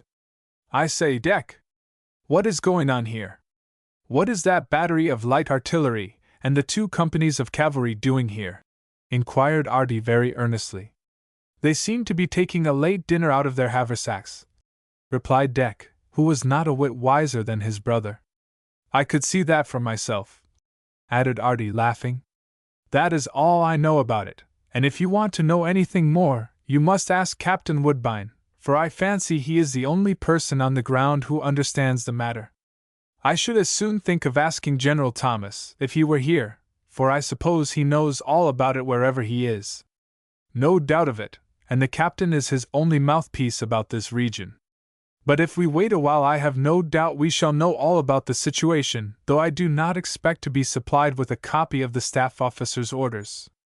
Of course not. Orderly! Called the officer mentioned. Artie, who answered to this designation near his father, rode up to the captain, and saluted him with even more than usual deference, for just now he seemed to be a sort of mysterious personage, in whom all power in this locality resided. If you have finished your interview with your brother, for I do not wish to hurry you, as we are in no special haste while the 3 companies are eating their dinner, you will deliver this order to Major Lyon. We have finished, Captain, replied Artie, surprised at the kindness of the staff officer, who had been writing in his memorandum book, and had torn out the leaf, which he tendered to the orderly. Artie took the folded paper, and galloped back to the head of the Riverlawn column. Though he was a boy of 18, like his brother, but really only his cousin, he was not tempted to read the order he was carrying, greatly as his curiosity was stimulated, for it was a matter of honor with both of the young men to mind their own business, and especially not to meddle with that of others, and neither of them would have been a model postmaster, in whose keeping even postal cards would have been sacred. The 3 companies nearest to the river finished their dinner, and Deck looked the men over as they prepared to resume their places in the ranks. The horses had all been supplied with a feed of oats, poured upon the cleanest spots to be found on the grass, which had been somewhat kicked up by the tramp of horses. The men went to their steeds, and the lieutenant thought they were fine-looking men, and some few of them were as tall and bony as life knocks. The members of the battery hitched up their animals again, and then took their seats on their horses and the gun carriages and caissons. Major Lyon, evidently in obedience to the order he had just received, had given his commands to the captains of the 2 companies, and they were marching them into the field behind the ferry house, and in a few minutes they had formed in double ranks on the west side of the ground, north and south. Then the 2 other companies of cavalry formed in the same manner on the north side of the field, east and west. The battery came into line on the south side, and the whole made the 3 sides of the square. The formation of the square was completed, and Deck, who had been instructed to accompany Captain Woodbine, was directed to summon the 2 majors in command of the squadrons into his presence. He shook hands with both of them, calling them by name. Then the order was given by the captains to present arms. The staff officer raised his cap and bowed. I will now cause my commission to be read to you, he continued, handing the document to Lieutenant Lyon, and directing him to read it, which he did in a voice loud and clear enough to be heard by all on the field. Chapter 35. A First Lieutenant at 18. The reading of the commission was an unusual proceeding, but the recipient of it appeared to consider it advisable, especially as several changes in the organization were to be announced. The document was dated back over 2 months, and made him who had been known as Captain Woodbine on the staff a brigadier general. A chorus of cheers resounded all along the lines as Deck finished the reading of the commission, especially from the Riverlawn cavalry. General Woodbine acknowledged the compliment with dignity. He explained that his commission had been in his keeping since the date appended to it, but he had preferred to retain his position on the staff of General Thomas, who had insisted that morning that he should assume the rank to which he was entitled, for the services of one so well acquainted with the country, both in Kentucky and Tennessee, were needed at this time. He had been permitted to select the force to form his brigade, and he had chosen those that he regarded as best fitted for the duty to which he expected to be assigned. Major Lyon would retain the command of the Riverlawn cavalry, and Major Richland that of the other squadron of Kentucky cavalry, while Captain Batterson would remain at the head of the battery on the field, attached to the brigade. Lieutenant Lyon, of the 1st Company of the Riverlawn Squadron, continued the general, is promoted from the rank of 2nd to that of 1st Lieutenant, and I have the pleasure of presenting to him his commission. And he handed to him the important document. A spontaneous volley of cheers burst from the ranks of both companies of the Riverlawns, for Deck was as popular in one company as in the other, and it was continued till the general stopped it with a wave of his hand. First Lieutenant Lyon is appointed to serve on the staff of the general in command, added the commander of the brigade. Second Lieutenant Herndon is also promoted to the rank of first lieutenant, and he will come forward to receive his commission. He is also appointed to serve on my staff. An outburst of cheers followed from the Marion cavalry, as they had chosen to call themselves, in which both the Riverloans and the battery joined. Lieutenant Herndon rode forward to the position of the general, and Deck observed him with the most intense interest, for he was likely to be his most intimate companion in future campaigns. He was a young man of not more than 21, but he was 6 feet in height, well built, and quite muscular. He had a decidedly handsome face, with a very pleasant expression, and Deck was sure that he was popular with the ladies. The general presented his commission to him, which he received with a graceful bow. Lieutenant Lyon, let me introduce to you Lieutenant Herndon, and as you are now members of my military family, I hope you will be good friends, said General Woodbine, and the two young men grasped each other's hands, and the meeting was as cordial as it was promising for the future. The Major, in consultation with the captains of the companies in which the vacancies occur, will fill them by appointing acting second lieutenants, and if practicable, I will thank them to send me the names of those selected at once, continued the general, as he fell into conversation with his newly appointed staff officers.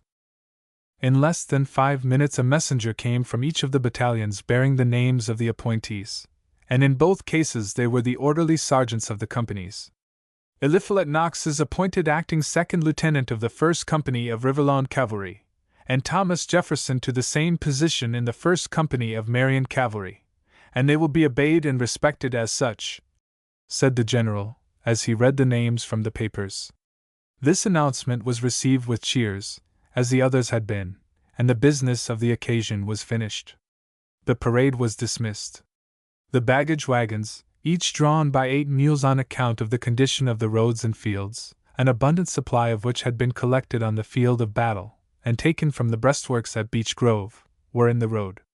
Deck and Life were heartily congratulated by officers and soldiers, and Captain Gordon expressed his regret at the loss of such a useful lieutenant as the appointee on the staff of the general had been.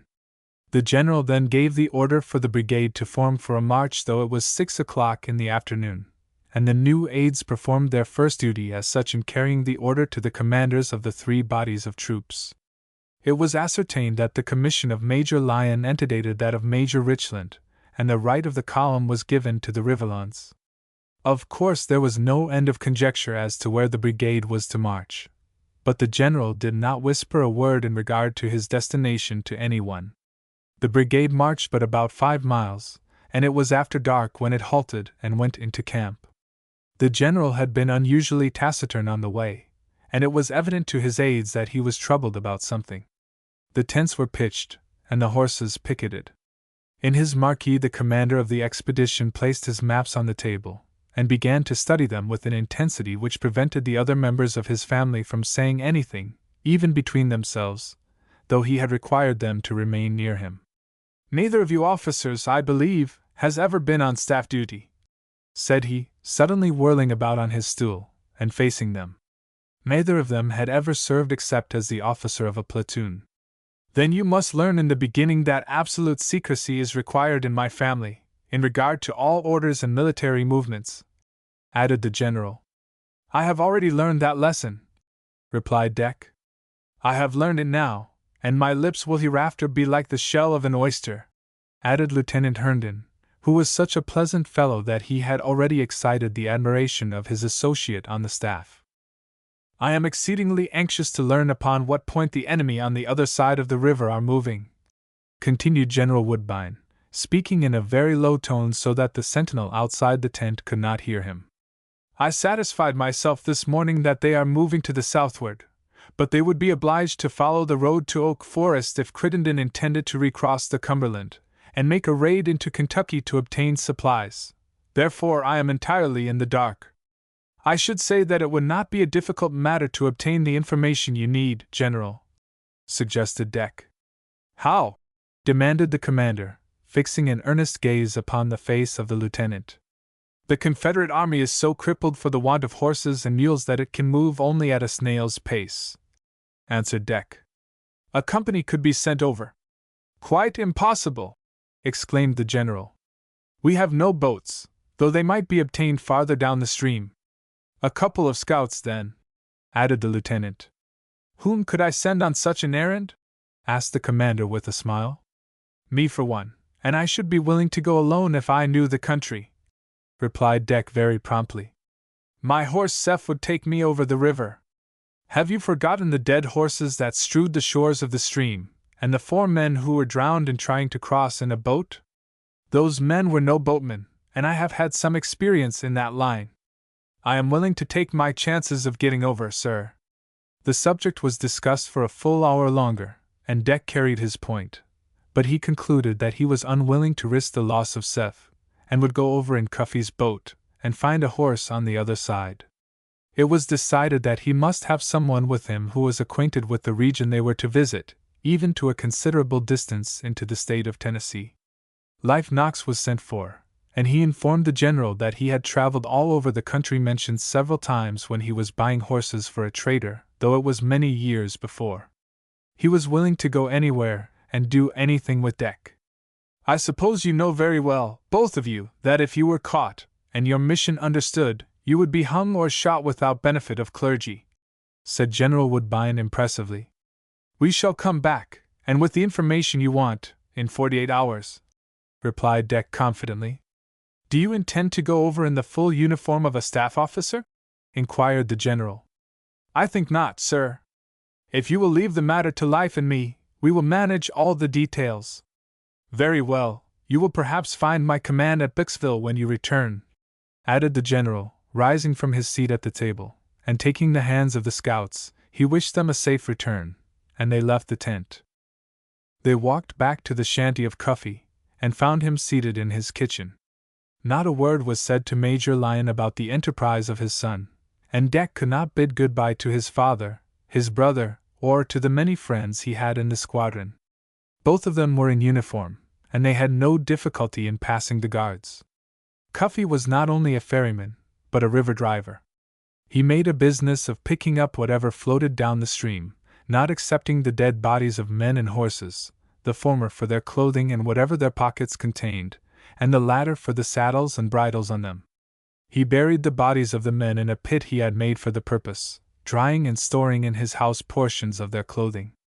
It required a good deal of talking and a handsome reward to induce the ferryman to exhibit his stock of clothing, but from it the scouts took what they needed, and were soon clothed in rusty and damaged Confederate uniforms of privates. They bargained for the use for 2 days of Cuffy's boat, and embarked about midnight on their mission. The Cumberland was still in a turbulent condition, but Deck had seen enough of the stream to enable him to avoid the dangerous places.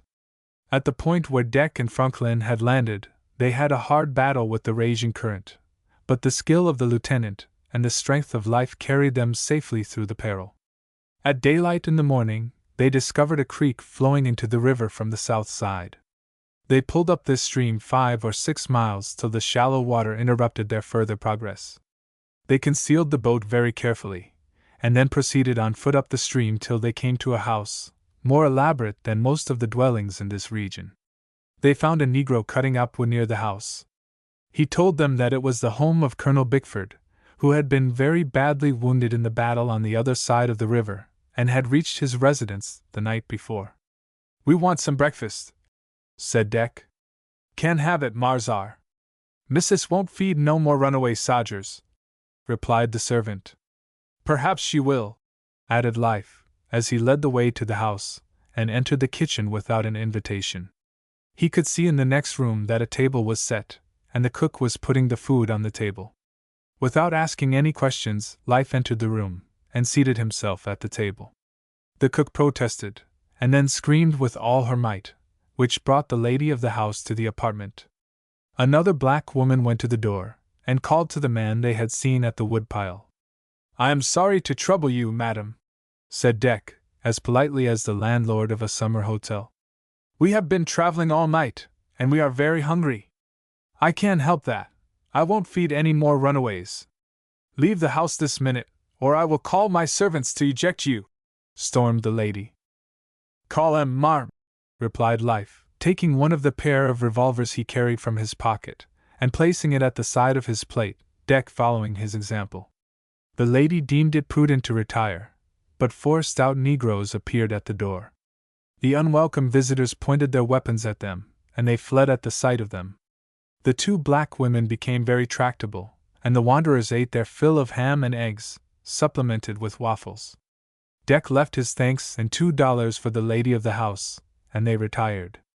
They went to the stable next, where they found 4 horses. They took from the harness room a couple of plain saddles and bridles, with which they prepared the 2 best horses for their own use.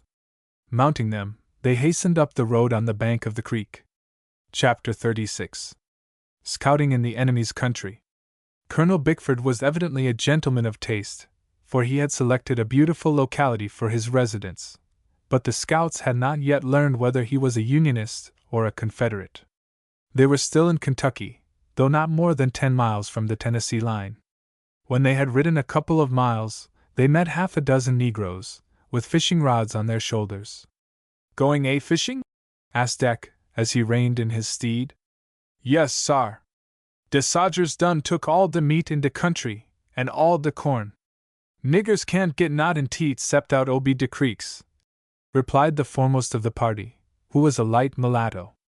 "Who lives in the house a mile or 2 down the stream," continued Deck. "Colonel Bickford." "Oh, yes, he is a Union man," added Deck. "No, sar!" exclaimed the mulatto vigorously. "Colonel'll be a Tennessee regiment. Where you get his coach hosses? I'll tell you about that next summer, but we only borrowed them for a couple of days. He is badly wounded, I heard." "Yes, sar, fotched home on a stretcher from Monticello, where he comed wid de army." "Why didn't he come down to Newbury along with the army?" asked Life, who knew precisely where he was when Monticello was mentioned. "De army don't come dis way, dey follered de road by de South Forks." "Where do they go then?" "Dunno, Marzar, dey don't tell whar de go," replied the mulatto, shaking his head. This man seemed to be intelligent, and know more about the region than most of the negroes. Deck bade them goodbye, and resumed his march. "I dunno's we need go any furder," said Life, after they had gone a few rods. "I hope we shall be able to obtain more reliable information than from the reports of these darkies," replied Deck, who was in favor of doing the work thoroughly. "Just as you say, Lieutenant, but if they had come down this way we'd 'a' seen some stragglers," answered the Kentuckian. "I reckon I know just where they are gwine, 'cause I've been over the road myself. They'll follow the South Fork, and strike Jamestown, Fentress County, and from there make for Gainsboro, where they can get steamboats to tote them to Nashville. There is a village ahead," said Deck.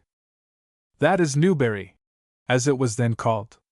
They went into the place, and found a grocery store and post office. They halted near it, and spent some time in a consultation. At Jamestown they could determine with certainty where the army was going. It was a little over 20 miles, while the road the army had taken was quite 30, though the roads were better by the latter route. Deck promptly decided to proceed to Jamestown. They deemed it advisable to avoid the towns, especially Albany, the capital of the county, and it seemed to be necessary to provide themselves with a quantity of food, for they might not be able to procure a dinner or a supper as readily as they had a breakfast. They dismounted, and entered the store. They found the postmaster half asleep behind his counter, and when Deck inquired if he had anything to eat, he replied in a very sulky manner that he had nothing. He had been robbed of about everything he had that was eatable by runaway soldiers like themselves, who had deserted from the army. "Haven't you got anything?" persisted Deck. "Not a thing. A dozen of you runaways came here last night, and took everything I had, and never paid me a cent for what they carried off, and threatened to shoot me if I made a row about it. I can't afford to keep store for sec fellers," protested the man, with intense disgust. "But I have a little money, and I am willing to pay for whatever we obtain," added the lieutenant. The storekeeper raised his head sharply, and appeared to be wide awake at these words. "Don't you think you could raise something for us?" asked Deck. "Provisions is mighty skeese down here, for the army has picked up everything they could find, and we are as poor as starved turkeys." "Well, if you hain't got nothin', of course we can't get nothin'," added Life. "If you're gwine to pay for what you have, I might raise somethin' for you," said the storekeeper. "I bought 2 mighty handsome chickens yesterday, and had to give $1 apiece for 'em. My wife roasted 'em last night, and hid 'em away for our own use. If you don't mind paying $2 apiece for 'em, you shall have 'em." "All right, bring them along," answered Deck. The man left the store, and was absent about 10 minutes, when he returned with the chickens. They were quite large, and were a toothsome morsel for hungry men. Deck then called for $1's worth of crackers, which the storekeeper had to bring from their hiding place outside the building. General Woodbine had provided him with 5 gold half-eagles, which the lieutenant had concealed in as many different places about his own and Life's person, and a few dollars worth of silver. Deck paid in gold for the provisions. The postmaster, who looked like a happy man since he saw the precious coin, wrapped the chickens in papers, putting a little package of salt with each, and the wanderers stuffed them into their capacious pockets, finding also space enough for the crackers. "We are all right now," said Deck, as they left the shop, and hastened to the tree where they had left their horses. "We shan't starve, nohow," replied Life. When they came in sight of the horses, they discovered with surprise and chagrin 4 men, evidently deserters from the Confederate army, 2 of whom were untying the bridles of the animals. One of them had succeeded in doing so, and was about to mount the steed. "What are you about thar?" demanded Life, as he stalked towards the man who had a foot in the stirrup. The deserter stopped for an instant, and then leaped on the horse. "I reckon we need those hosses more'n you uns do," replied the fellow coolly and impudently. "I reckon you won't have 'em," replied Life. Reaching up his long right arm, and grasping the man by the throat, he dragged him from the animal in the twinkling of an eye, pitching him on the ground as though he had been a piece of carrion, and he lay there looking at the stalwart form of the Kentuckian, not much inclined to close with him. The sergeant held the horse recaptured, which he had ridden so far, and Deck advanced upon the other. But the other 2 went to his aid, and planted themselves between Deck and his steed. They did not appear to be armed, having doubtless thrown away their heavy flintlock muskets, though they might have pistols in their pockets. "I reckon you uns can have these hosses," said one of the men in front of the other 2. "I reckon we can and will," replied Deck, drawing one of his revolvers from his pocket. "Out of the way!" The fellow in front made a spring at the lieutenant with the evident intention of wresting the revolver from him, but Deck was too quick for him, and fired. He dropped his right hand, and covered his shoulder with the left. "Leave that horse!" shouted Deck, aiming at the man who was at work on the bridle. At this moment Life, who had mounted his horse, rode to his side. The one who had stood near the wounded man was feeling in his pockets, when the tall Kentuckian rode upon him, and seizing him by the collar lifted him clear of the ground, and flung him nearly a rod from him. He struck heavily against a log, and did not move again. Life then rode up to the man at the other horse, and would have served him in the same way if he had not run away into the woods.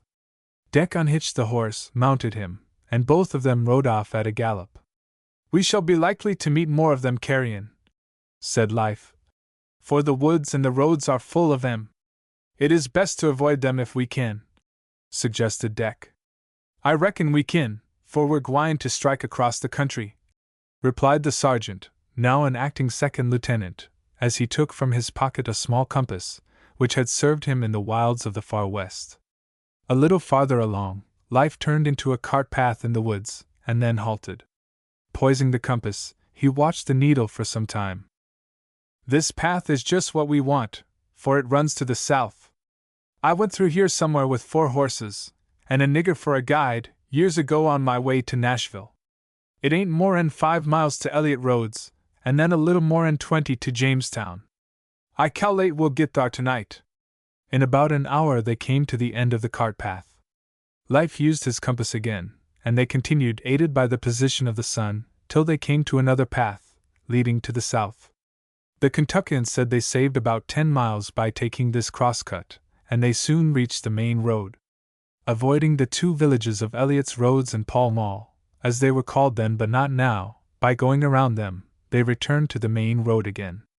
It was a hilly region, for the Cumberland Mountains were not more than 10 miles from them, covered with forests, and hardly cultivated at all. In a lonely place they turned into the woods to feed the horses. Behind his saddle, Deck had a grain bag containing half a bushel of oats in each end, provided by the forethought of the Kentuckian at the stable of Colonel Bickford. A liberal feed was emptied on the ground in a clean place, which the horses greedily devoured. The riders produced the chickens, and one of them soon disappeared with a corresponding quantity of the crackers. A mountain brook rippled near them, and the thirst of both men and horses was slaked in its clear waters. Perhaps each of the scouts had slept an hour in the boat by turns, and they put in another hour at this halt, as much for the benefit of the horses as for that of the men. Refreshed and invigorated by the food and the sleep, they renewed the march. About 3 miles farther on, as they were descending a hill, they were not a little astonished to see half a dozen men stretch themselves suddenly across the narrow road, blocking their passage. Like the others they had encountered at Newbury, they were plainly deserters, and 2 of them had muskets which they pointed at the scouts. 3 to 1 was a large odds. Even Life believed it was more prudent to run than to fight, and wheeling his horse, he bade Deck follow him. The forest was open enough to permit the passage of horses, and a couple of rods back the leader turned into the woods. Deck followed him closely, and they made a sweep around, and then struck out for the road again. But they were checkmated by the deserters, who ran down the highway to intercept them. They formed across the road again, the 2 armed ones taking aim at them. The ruffians had gotten ahead of them, and again the 2 muskets stared at them. Both of them drew their revolvers, for they had no idea of being stopped in the execution of their mission. "Hello, you UNS!" shouted one of the men. "We don't want to hurt you, but we want them hossas, and we must have 'em." "You can't have 'em!" shouted Life. "And if you've got any grub, we want that," called another of the ruffians. "Out of the way!" yelled Life, as he spurred on his horse. As they started, the armed men fired. Either of the scouts fell from his horse, but Deck clapped his right hand upon his left arm close to his shoulder. He did not keep it there for more than a moment, but grasped his revolver. The 2 horsemen rode down the ruffians, firing their weapons with great rapidity. 2 of the assailants had fallen in the road, and 2 more had been hit. The scouts drew their second pistols, and continued to fire. A third fell, and then the others ran into the woods, hiding themselves behind the trees. The result was decisive enough to satisfy the riders, and they went off at a lively gallop. The work of that day was done, and though they saw other skulkers, they were not again attacked. At 5 o'clock in the afternoon they reached the vicinity of Jamestown, the capital of Fentress County. They could not help learning, both from sights and sounds, that there was great excitement in the village. A convenient and partially wooded hill lay on their right, which they decided to ascend. This elevation commanded a complete view of the village and its surroundings, and they witnessed the approach of General Crittenden's army.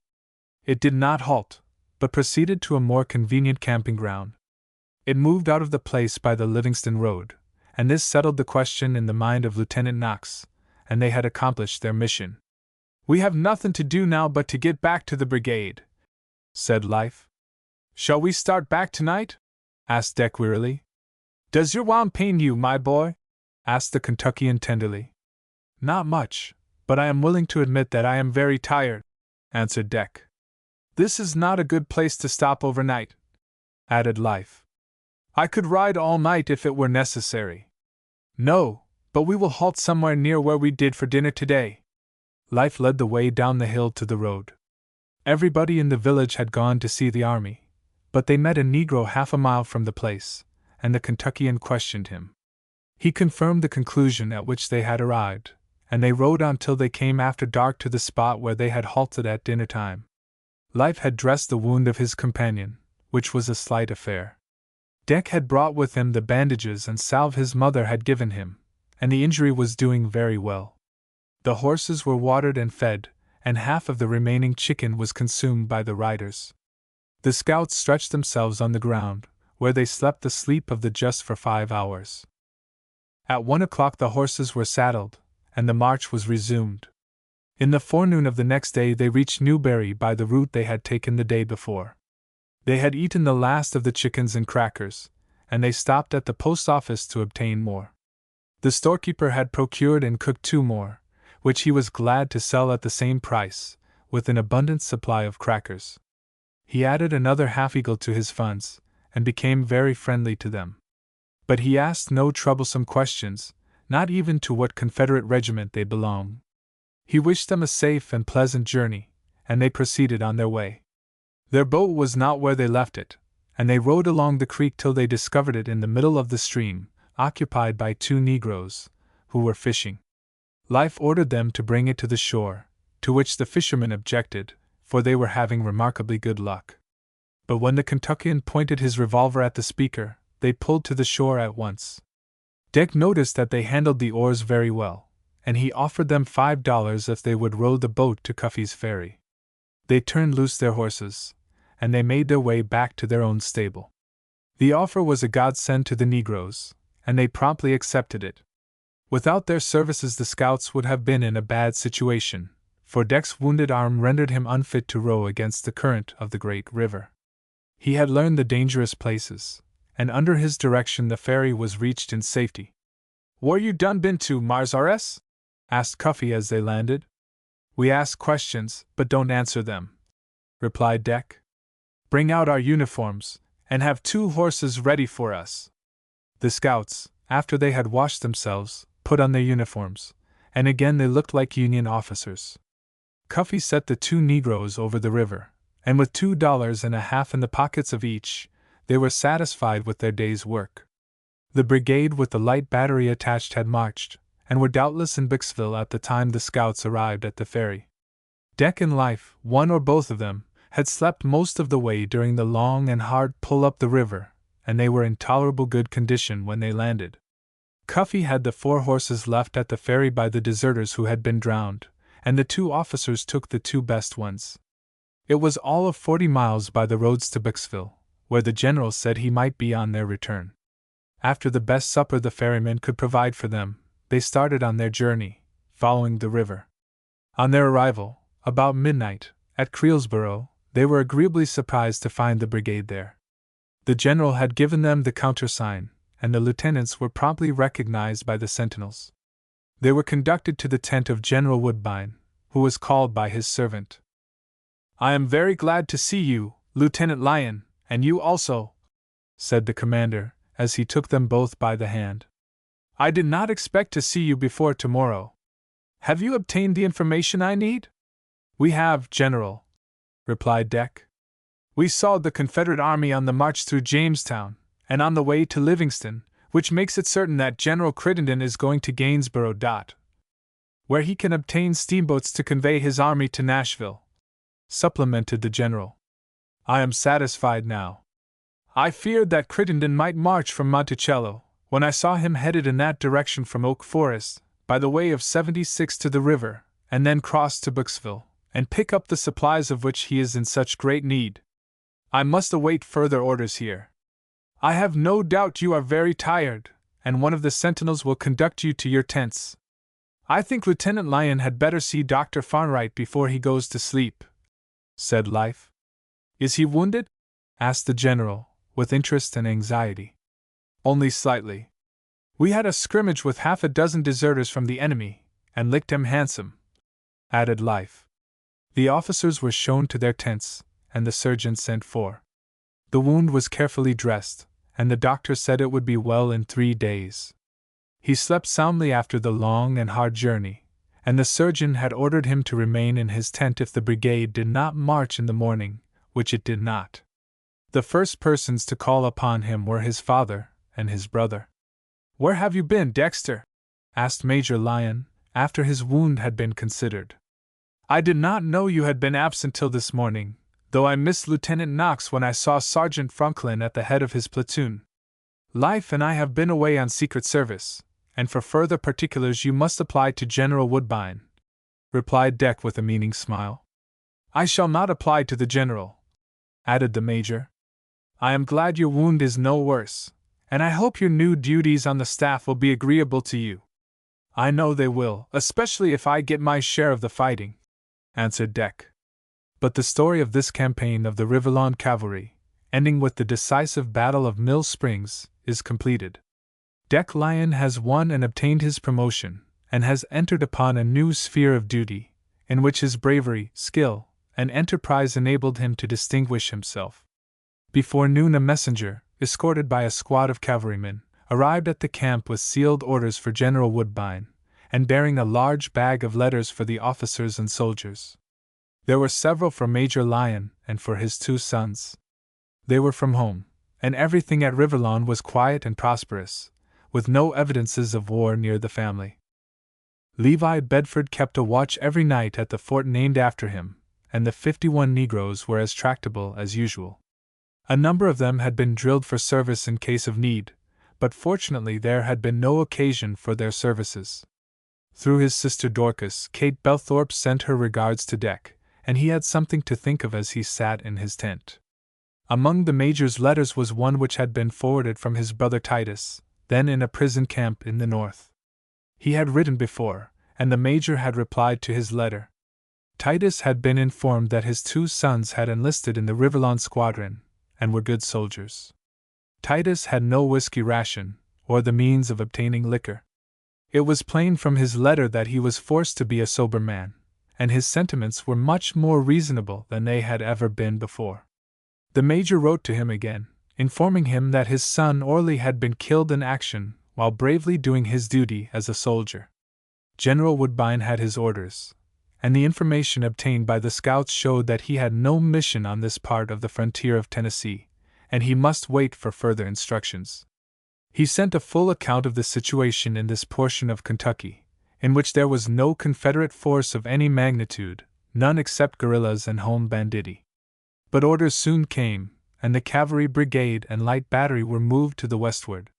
Those who are disposed to follow Deck Lyon in his further military career through marches, battles, and adventures, will find it set forth in the succeeding volume of this series, taking its title from the official position of the hero on the staff, though he is now a first lieutenant at 18.